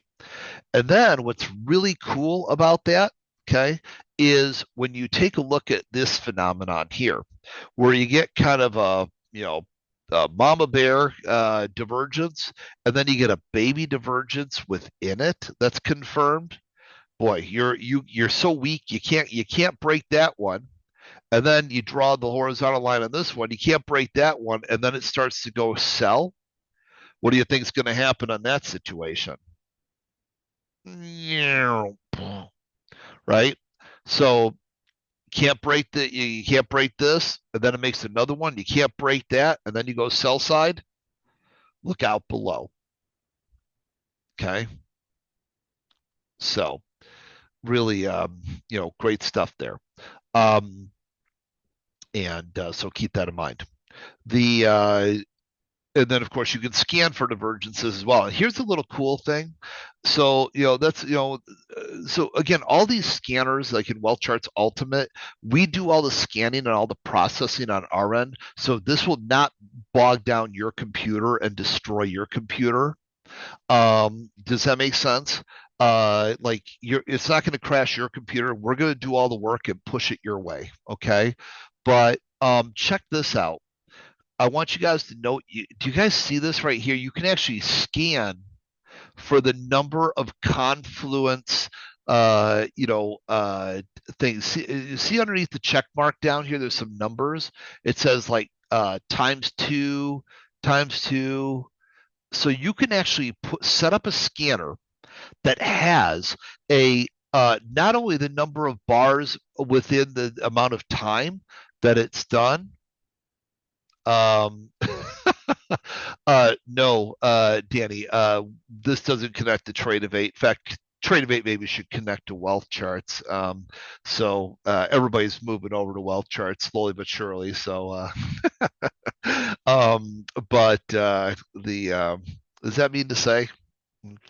It's not wrong, but anyways, so as we go ahead and take a look here, you can actually scan by how many times it's even hit. So if you're looking for those double and triple divergences, and you can do that again on a 1 minute chart right on up to a monthly chart, how valuable is that to all of the swing traders out here? Forget the day traders for a minute and all the power that this brings a day trader. Think about you equity and options traders, how important that is. All right, Marinos is up $150 on that trade. That's awesome. Yeah, we were talking about it a few minutes ago. Look at that resumption trade, gang. The long is longing. Your 5 minute chart resumption trade, your 1 minute chart resumption trade. Season 2 is cooking. That's right. So I just wanted you guys to understand you can actually scan and really get into the divergences on that as well. Okay. So it's pretty cool when you look at that. All right. And by the way, you can also scan for the potential divergences, because remember the potential divergences. I want to go back and show that. So breaking a potential divergence is just as important, if not more important than breaking a confirmed divergence. Okay. So like here, this was a potential divergence. Breaking above that was just as important. I don't know if you guys can see it because this took off so much over here, but there was a potential divergence right here as well. And when it broke above that, it had its first takeoff over here.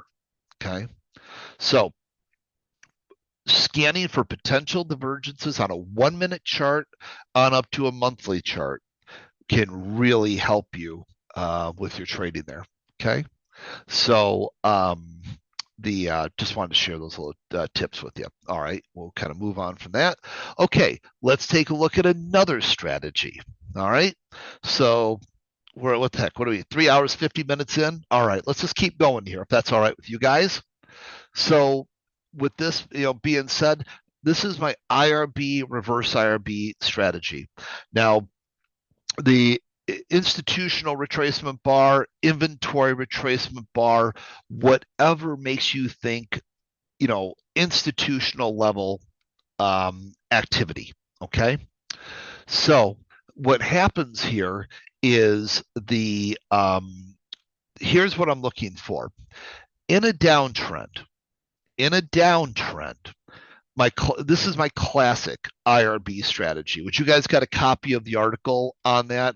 It only has the classic in it, doesn't have the reverse. I'm going to teach you the reverse here this evening as well to go along with the classic. Okay, so the classic inventory retracement bar, what this is, in a downtrend, I'm looking for bars that are approximately 45% or more off their low in a downtrend. Okay. And if it's easier, forget the 45%. If it's easier just for you mentally to think mathematically, 50%. So if it's more or less 50% off the low in a downtrend, 45 is getting a little scientific, but that's me.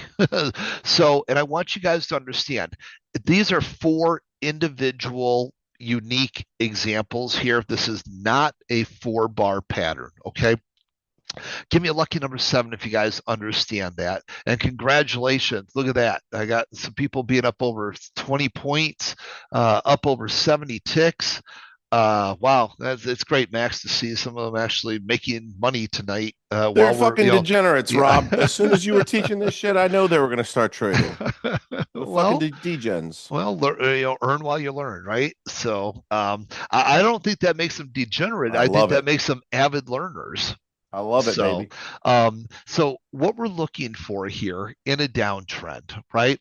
I'm looking for bars that are 45% or more off the low. And again, these are the reason why I have 4 different examples. It doesn't matter whether it's a little red bar, a bigger green bar. Okay. What I wanted to do, and we'll talk about the psychology of this. So the market opens up and it goes down. Okay, and makes you think about getting into a short, but then it whips back up against you. And so what do you say? It's like, oh, whew, good thing I didn't take that short, right? Good thing I didn't take that short. And then what happens is it goes right back down below the bottom of that inventory retracement bar where that 1 or more institutions not only stopped the market from going down, but actually drove it back up. Do you think about the capital it takes to do something like that to like an Apple or like the S&P futures and so on and so forth? That's institutional level volume. That's not, the average mom and pop retail trader doing that. So what's happening there is 1 or more institutions, for any number of reasons, is going ahead and stopping that market from going down temporarily and then bringing it back up. Well, but remember, my trend is down. And what am I? I am a trend trader. So I'm looking for these areas where the market has temporarily stopped the market from going down and has temporarily pushed it back up, where the retail traders stop looking at it. And yes, this is also fractal. Yes, it is. So I'm looking for where the retail traders now lost their spirit. So if they got short, okay, remember, if they got short down here, now they're getting stopped out, right? They're getting stopped out as it's going back up. If they didn't get into the trade because it went down and snapped back up, well, now they're not participating in the trade. And so what happens is when that market breaks back down below this area where that 1 or more institutions temporarily stop the market from going down, and it starts to push back through, you'll often see what I call the whoosh, where it hits that breaking point and then the market just starts collapsing. Okay. So Because what will happen is bottom catchers will see this. Oh, look at that. That was the bottom. It put in a hammer. It's a bottom. It's going to go up now, right? So they get long. They're counter trend trading because remember we're in a downtrend. So they get long, or they went short here. They get stopped out up here, which helps drive it up temporarily. Any number of reasons that basically they're on the wrong side of this. Now, what I'm doing is thinking like the hunter again, not the hunted. When I see these bars open up and come back, they go down and start to come back up like this, I'm like, there it is. Okay, there's the setup. Okay, there's the IRB setup bar. All right. Now, what I'm doing is I'm sitting there like the hunter, not the hunted, waiting for it to go down 1 tick, 1 cent, 1 pip below the low of this bar to get short, because if it breaks through there, chances are it's going to whoosh to the downside for continuation, because that one or more bar institutions that temporarily held the market up there, and their inventory is used up, the market's free to go back on board the original direction. Okay, so super important to go ahead and note. And several people saying they've gotten blown up in that environment. They've gone ahead and got trapped in those before. So so what's happening here is I'm thinking like the hunter, not the hunted. So I'm waiting for it to get down below this to continue on board as a trend trader. Now, one thing to note, this is the entry point. This is the entry point. This is the entry. The stop loss on a trade like this, the stop loss, doesn't matter which time frame. It's all fractal. Okay, whatever time frame you're looking to execute your trades on. The stop loss is on the opposite side of that bar. So 1 tick, 1 cent, 1 pip on the opposite side of that bar. Why? The reason being is because what should happen when it breaks down below here, what did I say it should do? Whoosh to the downside. So if it goes ahead and does anything other than whoosh to the downside, it's not doing what I expected it to do. So I'll get out with a smaller loss. Let's talk about smaller loss for a moment. Let's pretend this was some of those old Tesla bars and some of those high-flying NVIDIA bars and things like that. If the high to low of this bar is way beyond your stop loss, you have two choices. Let's say the maximum stop loss in a trade you want to take is $25, but your favorite stock's moving $100 or more a day, okay? And the distance from here to here is, let's say, $100, but your stop loss is $25 or $50. You have two choices. A, you can put the stop loss at $25 or $50, or B, you could just not take the trade and literally wait for the next great trade, which is going to be right around the corner. Does that make sense? Okay, so let's go ahead. Oh, by the way, you may have said, Rob, why aren't you pointing at this bar too often? Here's why. I really like these bars that are 45, 50% or more off the low. But these bars like this, it's like 90, 95% off the low. I'm not as big of a fan of, especially if those bars are the biggest bars. Now write this down, especially when those bars are 2 or 3 times or more the size of the several bars before it. Why? Because remember, my entry is way down here. That means this thing's got to go all the way back down there just to get into the trade. And then I still got to have a lot of energy to give me that whoosh. That's a lot of profit being eaten up just to get to there. Then I got to get my whoosh. See the distance traveled from here to here, way less than here to here. Statistically, I have a higher probability, especially if this bar is 2 to 3 times the bars before it in recent past, of it just kind of coming down into this area and then kind of bebopping around for a while, causing me, unnecessary discomfort versus getting into my trade where it's much less wide arranged and then can get in and get right back on board the original direction we were looking for. Okay. So let's talk about this now. That was from the short side. Let's talk about this from the long side.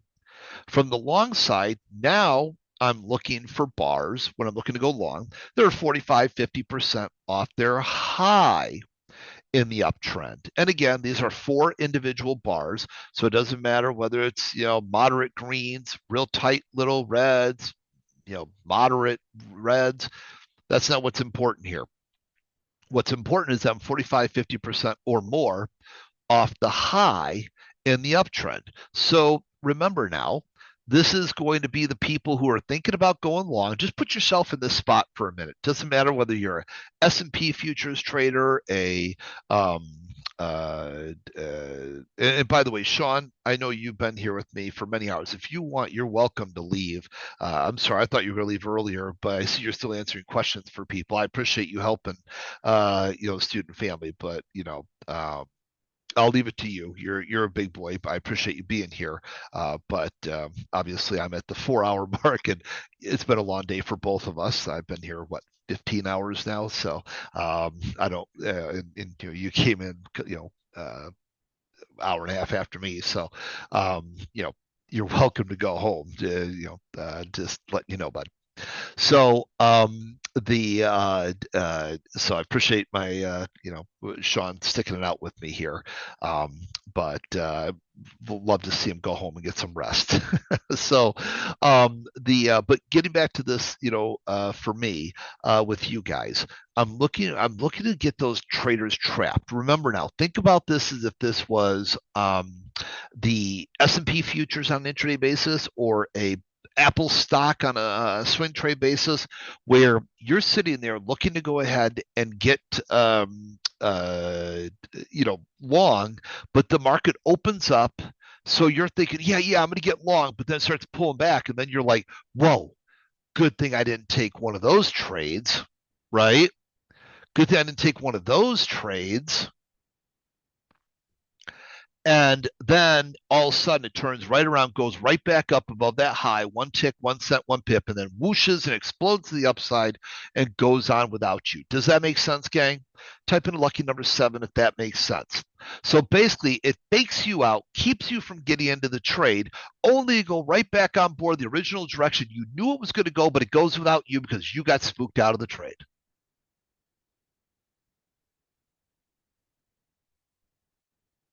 And that's the power of the IRB. Okay. So you got the setup bar, and then you have the actual break above. Okay. Well, in WealthCharts, I've basically automated this process. Okay. Now, let's take a look. So all of those setup bars, okay, all of those setup bars are identified with the tracker, the IRB tracker. Remember, you guys were asking me earlier, what are those pink little triangles? Those pink little triangles are the setup bars in a downtrend of either an IRB or reverse IRB. I'm gonna share with you in a minute the reverse IRB's strategy. Basically, what that does is effectively doubles the number of trading opportunities you got. Okay, so you'll see this fire off like all day long. Okay, so that's effectively what we're doing here, is looking for those. You guys were asking me what some of the different colored bars and things were earlier. It was these, and then signals firing off with them. So the tracker, IRB tracker, is basically tracking the setup bars. Make sense? So any bar where those conditions, 45% or more off the high or the low in an uptrend or a downtrend exist, it fires off the signal. Now, that's to give you a pre-alert. That's to pre-alert you, hey, the conditions are there now. That bar that Rob likes to see is there. Okay, so that's the pre-alert. So maybe if if this is a 1 minute bar, maybe now's that time to go to the bathroom. Maybe you want to wait, see if we break above or below that bar, depending on whether or not a downtrend or uptrend. Um, if it's a daily bar or a weekly bar, well, you've obviously you're going to be watching the next couple of days or the next couple of weeks for it to break above those. Okay, so what happens is that we have the actual setup bars, and then we actually have the bars where you enter. So when it breaks above or below those key levels, like right here, you're in that downtrend. Here's that bar that was 45% or more off the low in a downtrend. It broke below that bar, so it fired off a signal, right? So that's basically what you're looking at. Here is a classic IRB. Here's a reverse IRB, which we're going to teach you in a moment. And when it breaks down below those levels, okay, in this case, a reverse IRB first, it fires off the signal. So the signal, the red dot in the downtrend in this case is the entry. Okay. But what I did was, because a lot of people then got caught off guard, right? All of a sudden, it just, as it broke through, it'd be firing off a signal. So we added the IRB tracker to let you know in advance, hey, the signal is there, the setup is there. And if we break below that bar, you're going to get one of these entry dots. Does that make sense, gang? So there we used to just be the actual setup bar, or the signal bars, the entry bars, if you will. But then we added the setup bar so you would know in advance, hey, we're real close to getting actually an actual buy or sell signal. Okay. So so now if you take a look here, what you'll see is you'll see like the IRBs and reverse IRBs here, and we get below those bars, then you're firing off those signals. Like right here, okay, there's the setup bar, and then 2 bars later, we broke 1 tick, 1 cent, 1 pip below the low of it. 2 bars later, makes sense? So it shows you the bar, so you're ready for it, and then when it breaks below the low of it, then the actual sell signal comes in. But hopefully you're already there, ready to respond, and can actually put an order out there, 1 tick, 1 cent, 1 pip below the low of that bar, pre-staged, so you don't even have to wait for the bar to signal off and to manually enter the trade. You can put it right on the chart, with WealthCharts there, and put the order out there. Okay.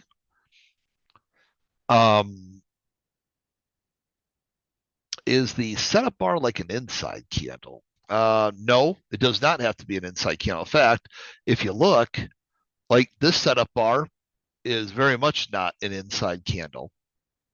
So it has nothing to do with inside outside candles. Yeah, so don't try to apply any typical candlestick logic to these, Christopher. You'll drive yourself nuts, because there is no correlation between traditional candlestick analysis. This is price action institutional analysis here. Okay. So but some of them, like this one, is inside the previous bar, but like then you'll see this one is clearly not. Has nothing to do with inside outside. Okay. All right. So with that being said, so now you can see again the IRBs, and what I want to do is I want to talk about the reverse IRBs now. Okay, you're welcome. So the reverse IRBs, and what's funny is years and years ago I didn't share this one publicly. I remember decades ago people were like, if you put all your strategies out there, they'll stop working. I mean, I remember hearing that for the longest time. And it's like, well, what if that's true? And of course, I came to realize that is so not true. I literally, yeah, Hector says sounds like haters to me. Yeah. So, well said, Hector. And what I came to realize is, if you guys remember from earlier, in the trading competition slides that I showed you earlier, I literally was teaching my strategies to my competitors right there on the screen in front of them. Like literally telling everybody in the audience, and my competitors what I was getting ready to do. I mean, like here, let me just pull this up real quick. This was me at the actual trading competition last year in Italy. I'm literally telling the audience what I'm about to trade and why. And guess what? I still won because everybody, karma's a thing, man. You give back. I always try to encourage people, learn from people, 5 people that are smarter at something that you want to learn to do and have figured it out, and then give back to at least 5 people, that you can help and lift up. You know what I'm saying? And so I realize that even when I'm doing these trading competitions, it's a risk to go ahead and teach. I'm sitting here. This was a couple of years ago. This was another competition at another place in Italy. So you see, this was back in 2023. I'm sitting there teaching my strategies and then following through on my strategies, and you know having to go ahead and show the judges my trades, and that everything's live, talk to an audience full of people that's being translated. I'm teaching the strategies, tell them what I'm looking for in advance, right? And then here, imagine this. I got 4 judges standing over me in the final round of this mega massive trading competition, right? And then having to speak in a foreign language, telling my strategies, telling what I'm looking for, telling my competitor in the final round. And you know what? I still won. So you know what? My strategies decades later still work. Go look at old technical analysis books, Edwards and McGee technical analysis books from the early 1920s, 1930s. You know, the same technical analysis and strategies that they taught back then still have merit today. Because all technical analysis is a reflection of human psychology. And guess what? We are still as fearful of human beings as we were back then, and we are still greedy of human beings as we were back then. Fear and greed just can't get away from it. And so, so you'll notice that the booklet you had, from a long time ago, the articles are written only had the IRB in it. Here, this is the reverse IRB. Okay. And so, let's see. Douglas says, I learned this stuff from you probably 4 years ago. That's why I jumped on this opportunity to beta test WealthCharts. The signals really helped. That's awesome, Douglas. So you see, I'm a consistent creature. And so the thing is the reverse IRB. So here's what I'm looking for, the institutional retracement bar. So the reverse institutional retracement bar. Do you remember earlier I wanted to be 45, 50% or more off the low in a downtrend? Well, now the reverse IRB is exactly the opposite. I'm looking for the bar to be 45% or more off the low in an uptrend. Okay. So basically, what's the difference here? This is a market that, and how many of you have been in this situation? In fact, we talked about it a little bit ago, earlier when I was teaching you resumption trades. The market went ahead, would be going up, it would pull back, it would either stop you out or shake you out from getting into a trade in the first place, only to go right back the direction you thought. And I had a lot of you that said, yeah, that's me, right? That's me. Well, so basically what we're talking about here is the psychology of that, right? So now the market opens up, it goes down first, it goes down, shakes the tree, goes down, shakes the tree, and then pushes right back up above the high of those bars, but goes on board without you. Okay? So, super important. Okay? So, and look, I know Ganger asked for about summaries, rewatching, etc. Listen, I've given 4 hours and 15 minutes of my time so far. What I would encourage you to do is watch the rest of this time together. We'll figure out what and how, if Max and the team are going to do something with the video recordings. Let's just spend the time together that we have together and just enjoy that, and learn everything you can from me. And uh, this is a real opportunity for you guys to learn something different. Um, so take time to focus on that is what I would encourage you to do. Okay. And so with the reverse inventory retracement bar, what we're doing here, is we're looking to get that pullback and then go long. Now long 1 tick, 1 cent, 1 pip above the high of that bar in the uptrade. So what are we basically doing? We're going ahead and we're basically trend trading after a pullback within a trend. You see a theme here, gang? Super important. Super important. Okay. So with that being said, as we go ahead and we take a look here, the reverse inventory tracer bar now in a downtrend. In a downtrend, now I'm looking for that bar to be 45, 50% or more off the high in a downtrend, because this is now where the market is going down. It has a quick pull up first, spooky in the shorts, giving hope to the longs who went long up above that are underwater, hoping it's going to go back their way, only to turn around, go back down, break below the low, and accelerate to the downside. So the longs are losing a lot more money, and the shorts don't short, it goes on board. The market's designed to go on board as few of the small lot retail traders as possible, right? The whole concept of smart money, retail money, you've all heard it many times. But basically what happens is psychologically, as retail traders, we spook ourselves out, we psych ourselves out of the trades. We're thinking like hunted, not hunters. And so what I want you to do is look at these trades and say, oh, I see what they're doing there. Look at that. They're popping it back up now. They're making people not want to get short. The longs are hoping it's going to come back. If it breaks back down below the low of that bar, I'm going to look to get in. Okay.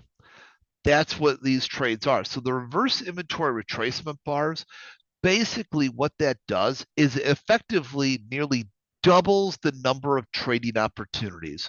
So for instance, if you look at this bar, like right here, and this bar right here, one is a classic IRB.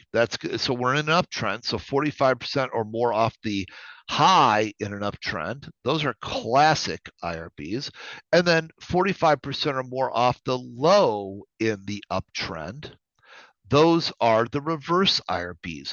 And notice that it effectively doubles the number of trading opportunities. It gives you a lot more trading opportunities to see. So when you turn Wealth Tracker on, this gives you an opportunity to spot these potential opportunities there. And then when the dots come, when you break above. So like here, this is a classic IRB, 45, 50% or more off the high in an uptrend. You break 1 tick, 1 cent, 1 pip above that bar. Well, guess what? You get your signal, right? Then right over here, here's another one, 45% or more off the high in an uptrend. Well, you break 1 tick, 1 cent, 1 pip above the high of that bar, you get your entry signal. And then that entry signal also happened to be, interestingly enough, another setup bar. So you get 1 tick, 1 cent, 1 pip above the high of that bar. Guess what? There's another entry. Does that make sense, everybody?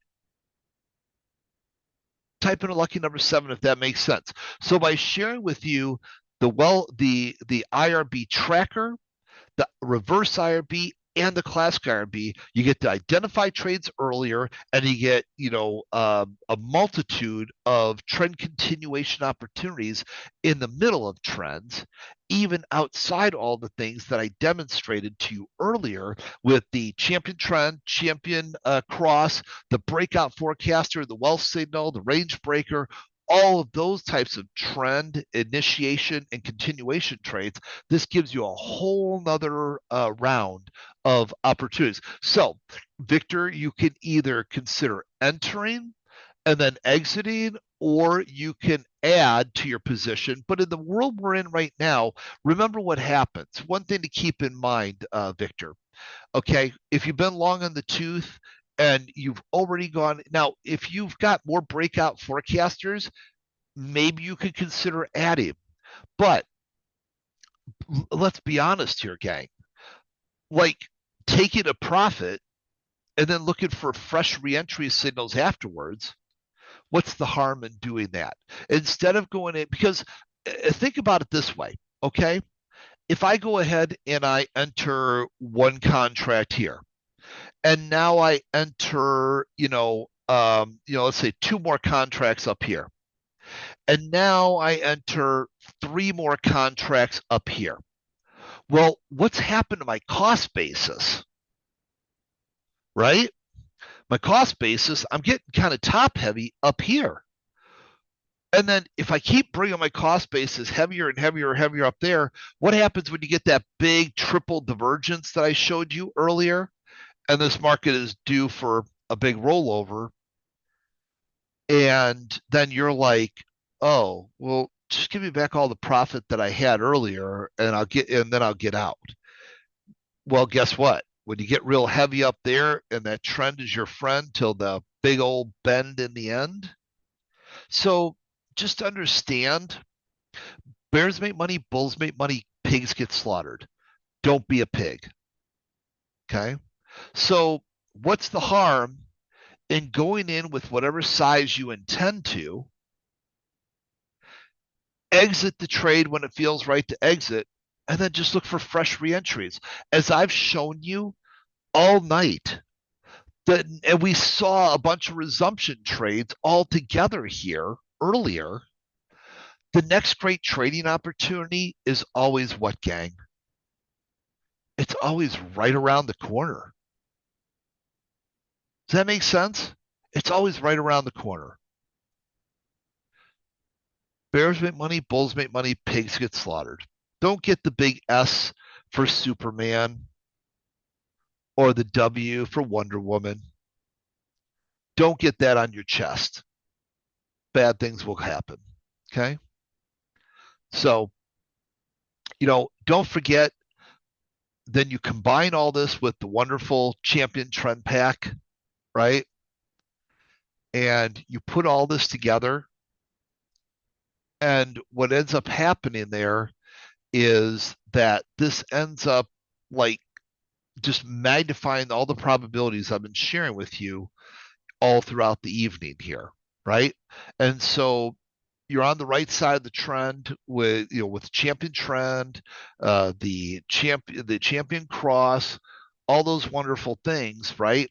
And then you start seeing wealth trackers, the IRB trackers, excuse me. And then so look at that. So just imagine here the power of this. I've got a signal bar, a setup bar, okay, right, an IRB tracker in the midst of a breakout forecaster, which means even after pullbacks, I'm expecting higher highs. But within that, I get a fresh buy signal breakout right there. Is that a bad trade? That's a great trade, especially if the higher time frames are with me, as I taught you earlier. Don't forget about the higher time frames. That's why I started out tonight with that. Don't forget about the higher time frames, okay? So again, inventory retracement bars, what happens is helping you identify these bars and these breakdowns, very powerful strategies. And this is why you want to put it all together for you. See, when you see it by itself, when you just get signals where it's already broken down, it's not nearly as meaningful and that's why I added all this for you. Again, what I wish I had when I was starting out. That way now you get the pre-alerts, and then you get all the IRB and reverse IRB signals. Look at the sheer number of additional opportunities it opens up by having that information there. Okay. So, and then you add in the champion trend pack with it. It's like a whole CT scan, MRI, deep layer, high probability imaging, bringing all of these statistics and probabilities together for much higher probability trades. Okay. So that's the I hope that's making a lot of sense. And yes, of course, if you have like ultimate, we have like the IRB scanners, reverse IRB scanners. You can actually scan for the IRB trackers themselves. So there's all that. Again, everything from 1 minute charts right on up to monthlies there. And you remember when I gave you guys if you came at MOT live, you were all given a cool little mouse pad that Max put into all of your bags for you.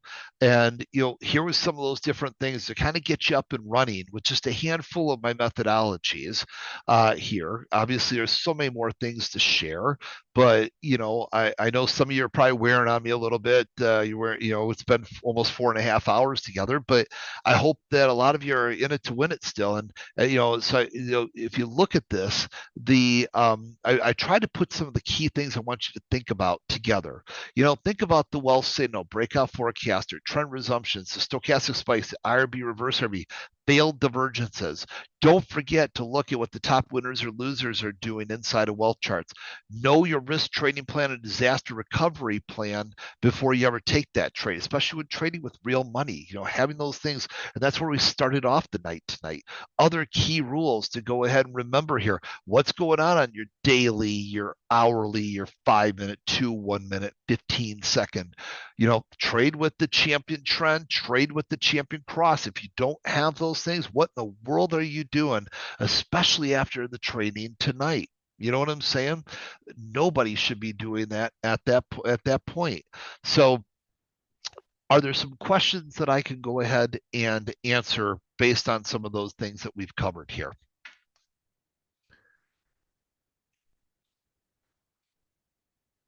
And then also, Max, did everything I say made sense to you too, my friend? Hell no.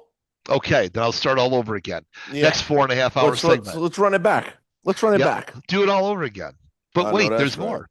It was, Rob, absolutely phenomenal. I mean, as and honestly, as a 4.5 hour presentation is extremely long, but the fact that only 25% of the people dropped off, that means you not only engaged them, but you were showing real sauce, you were teaching real insights and showing your practical exercises and doing it live. I mean, the only other person I know who does gangster shit like that is me, baby. Absolutely fucking killed it. I think it was wonderful. I thought it was an absolute wonderful presentation.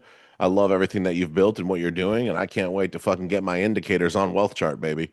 I can't wait to get my indicators on Wealth Chart. That was amazing. I mean, look at the chat. They're going berserk right now. I mean, you're honestly not going berserk enough. I think if I see your name, it's too slow. So how about we type faster? Type faster, motherfuckers. It was wonderful, Rob. I really appreciated it. And it was phenomenal. We're gonna have to cut this up into a two-part, disgustingly awesome, maybe even three-part YouTube series, and it's gonna go super viral. And I think it's gonna be a huge, huge, huge thing for you, Wealth Charts, the MOT community, to completely come back and to revisit this. I think this is gonna be one of those things where when people revisit it 2 or 3 times, they're gonna be like, "Oh my God, it clicks. I can trade like a fucking world champion." And that is something that people would pay thousands of dollars for. And the fact that you, of a CEO of a company, come out here and did it for free for 4 hours, brother, we are indeedly indebted to you. It was unbelievable. And I really, really, really appreciate you and your time. It was phenomenal, but Absolutely. Yeah. So the Champion Trend Pack, I saw the question kind of, yes, the Champion Trend Pack is part of your WealthCharts prop membership there, gang. There was some scanners and different things that I shown there and tried to identify those as WealthCharts Ultimate things. But even those we gave, celebration of the Max event and the FFF launch and Tradeify launch. So we'll,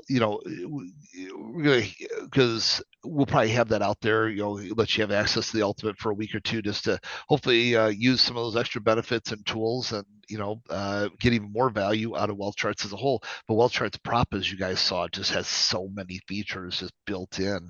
It's power machine. And then the people that are trading real money and trading stocks and options and want scanners and all those other cool things, then they can go and get an ultimate. And if you get the annual ultimate, you get to come with me and Max in June for the big special event in June, which will be awesome. So a lot of great stuff there. But the key thing is, I appreciate all the great comments there. Wow, there's like now there's like 400, what 500, 500, 502.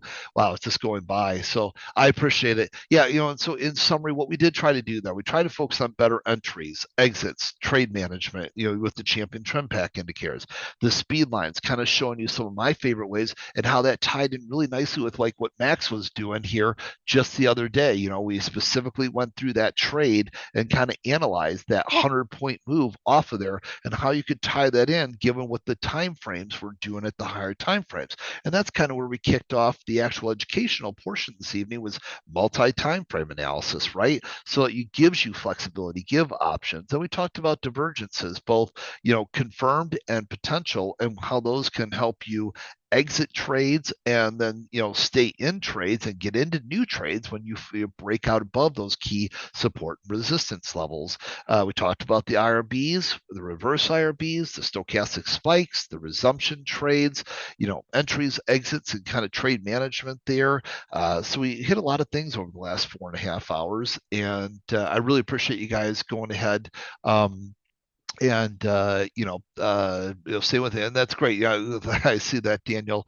Wonderful. And for all of you that joined the ultimate, that's great too. I said, you're gonna we want you guys to be with us for long term, whether it's WealthCharts prop or whether it's WealthCharts ultimate. Either way, we want you to be part of our student family. We're going to treat you all the same. It doesn't matter who you are. And I give a lot of time to people who are just like, look, Max's event, they're just like, well, I'm currently using this thing or that thing, and I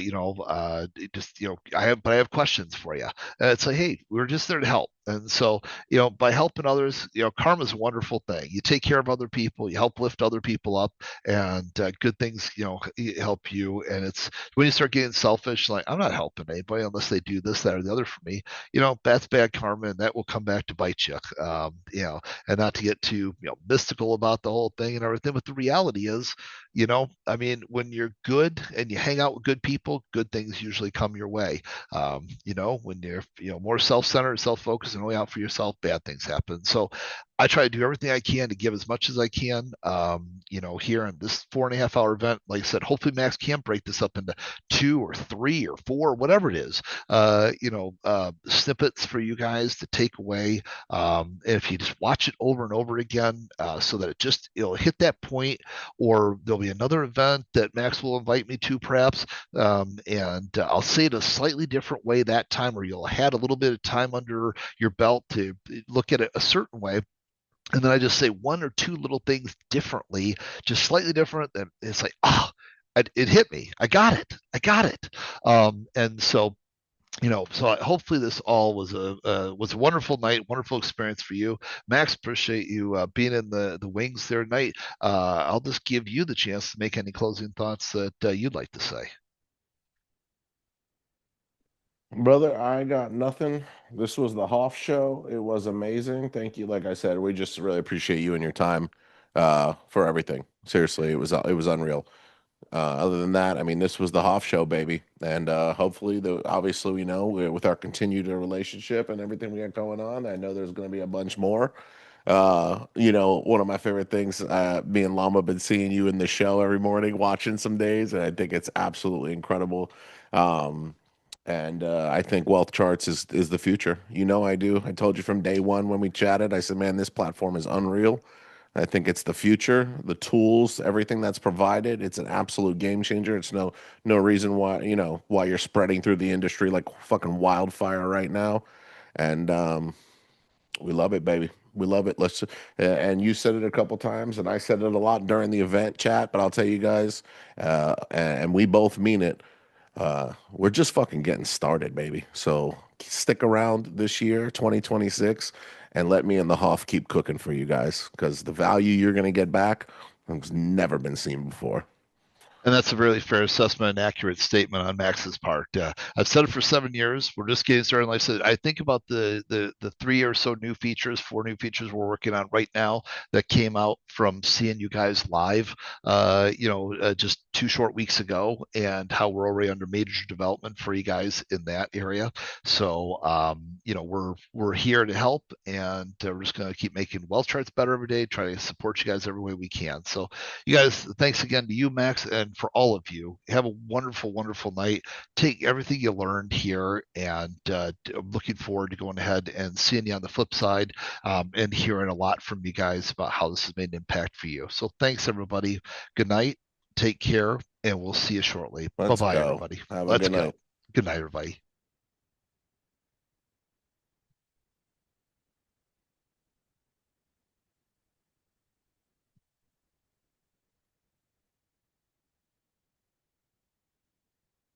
I'm still here. Oh, I've hijacked the stream.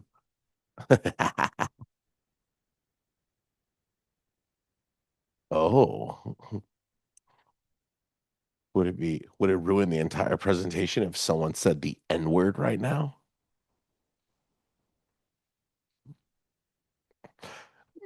Mr. Maxi, Mr. Maxi, hey, Tony Montoya, hey, Tony Montoya.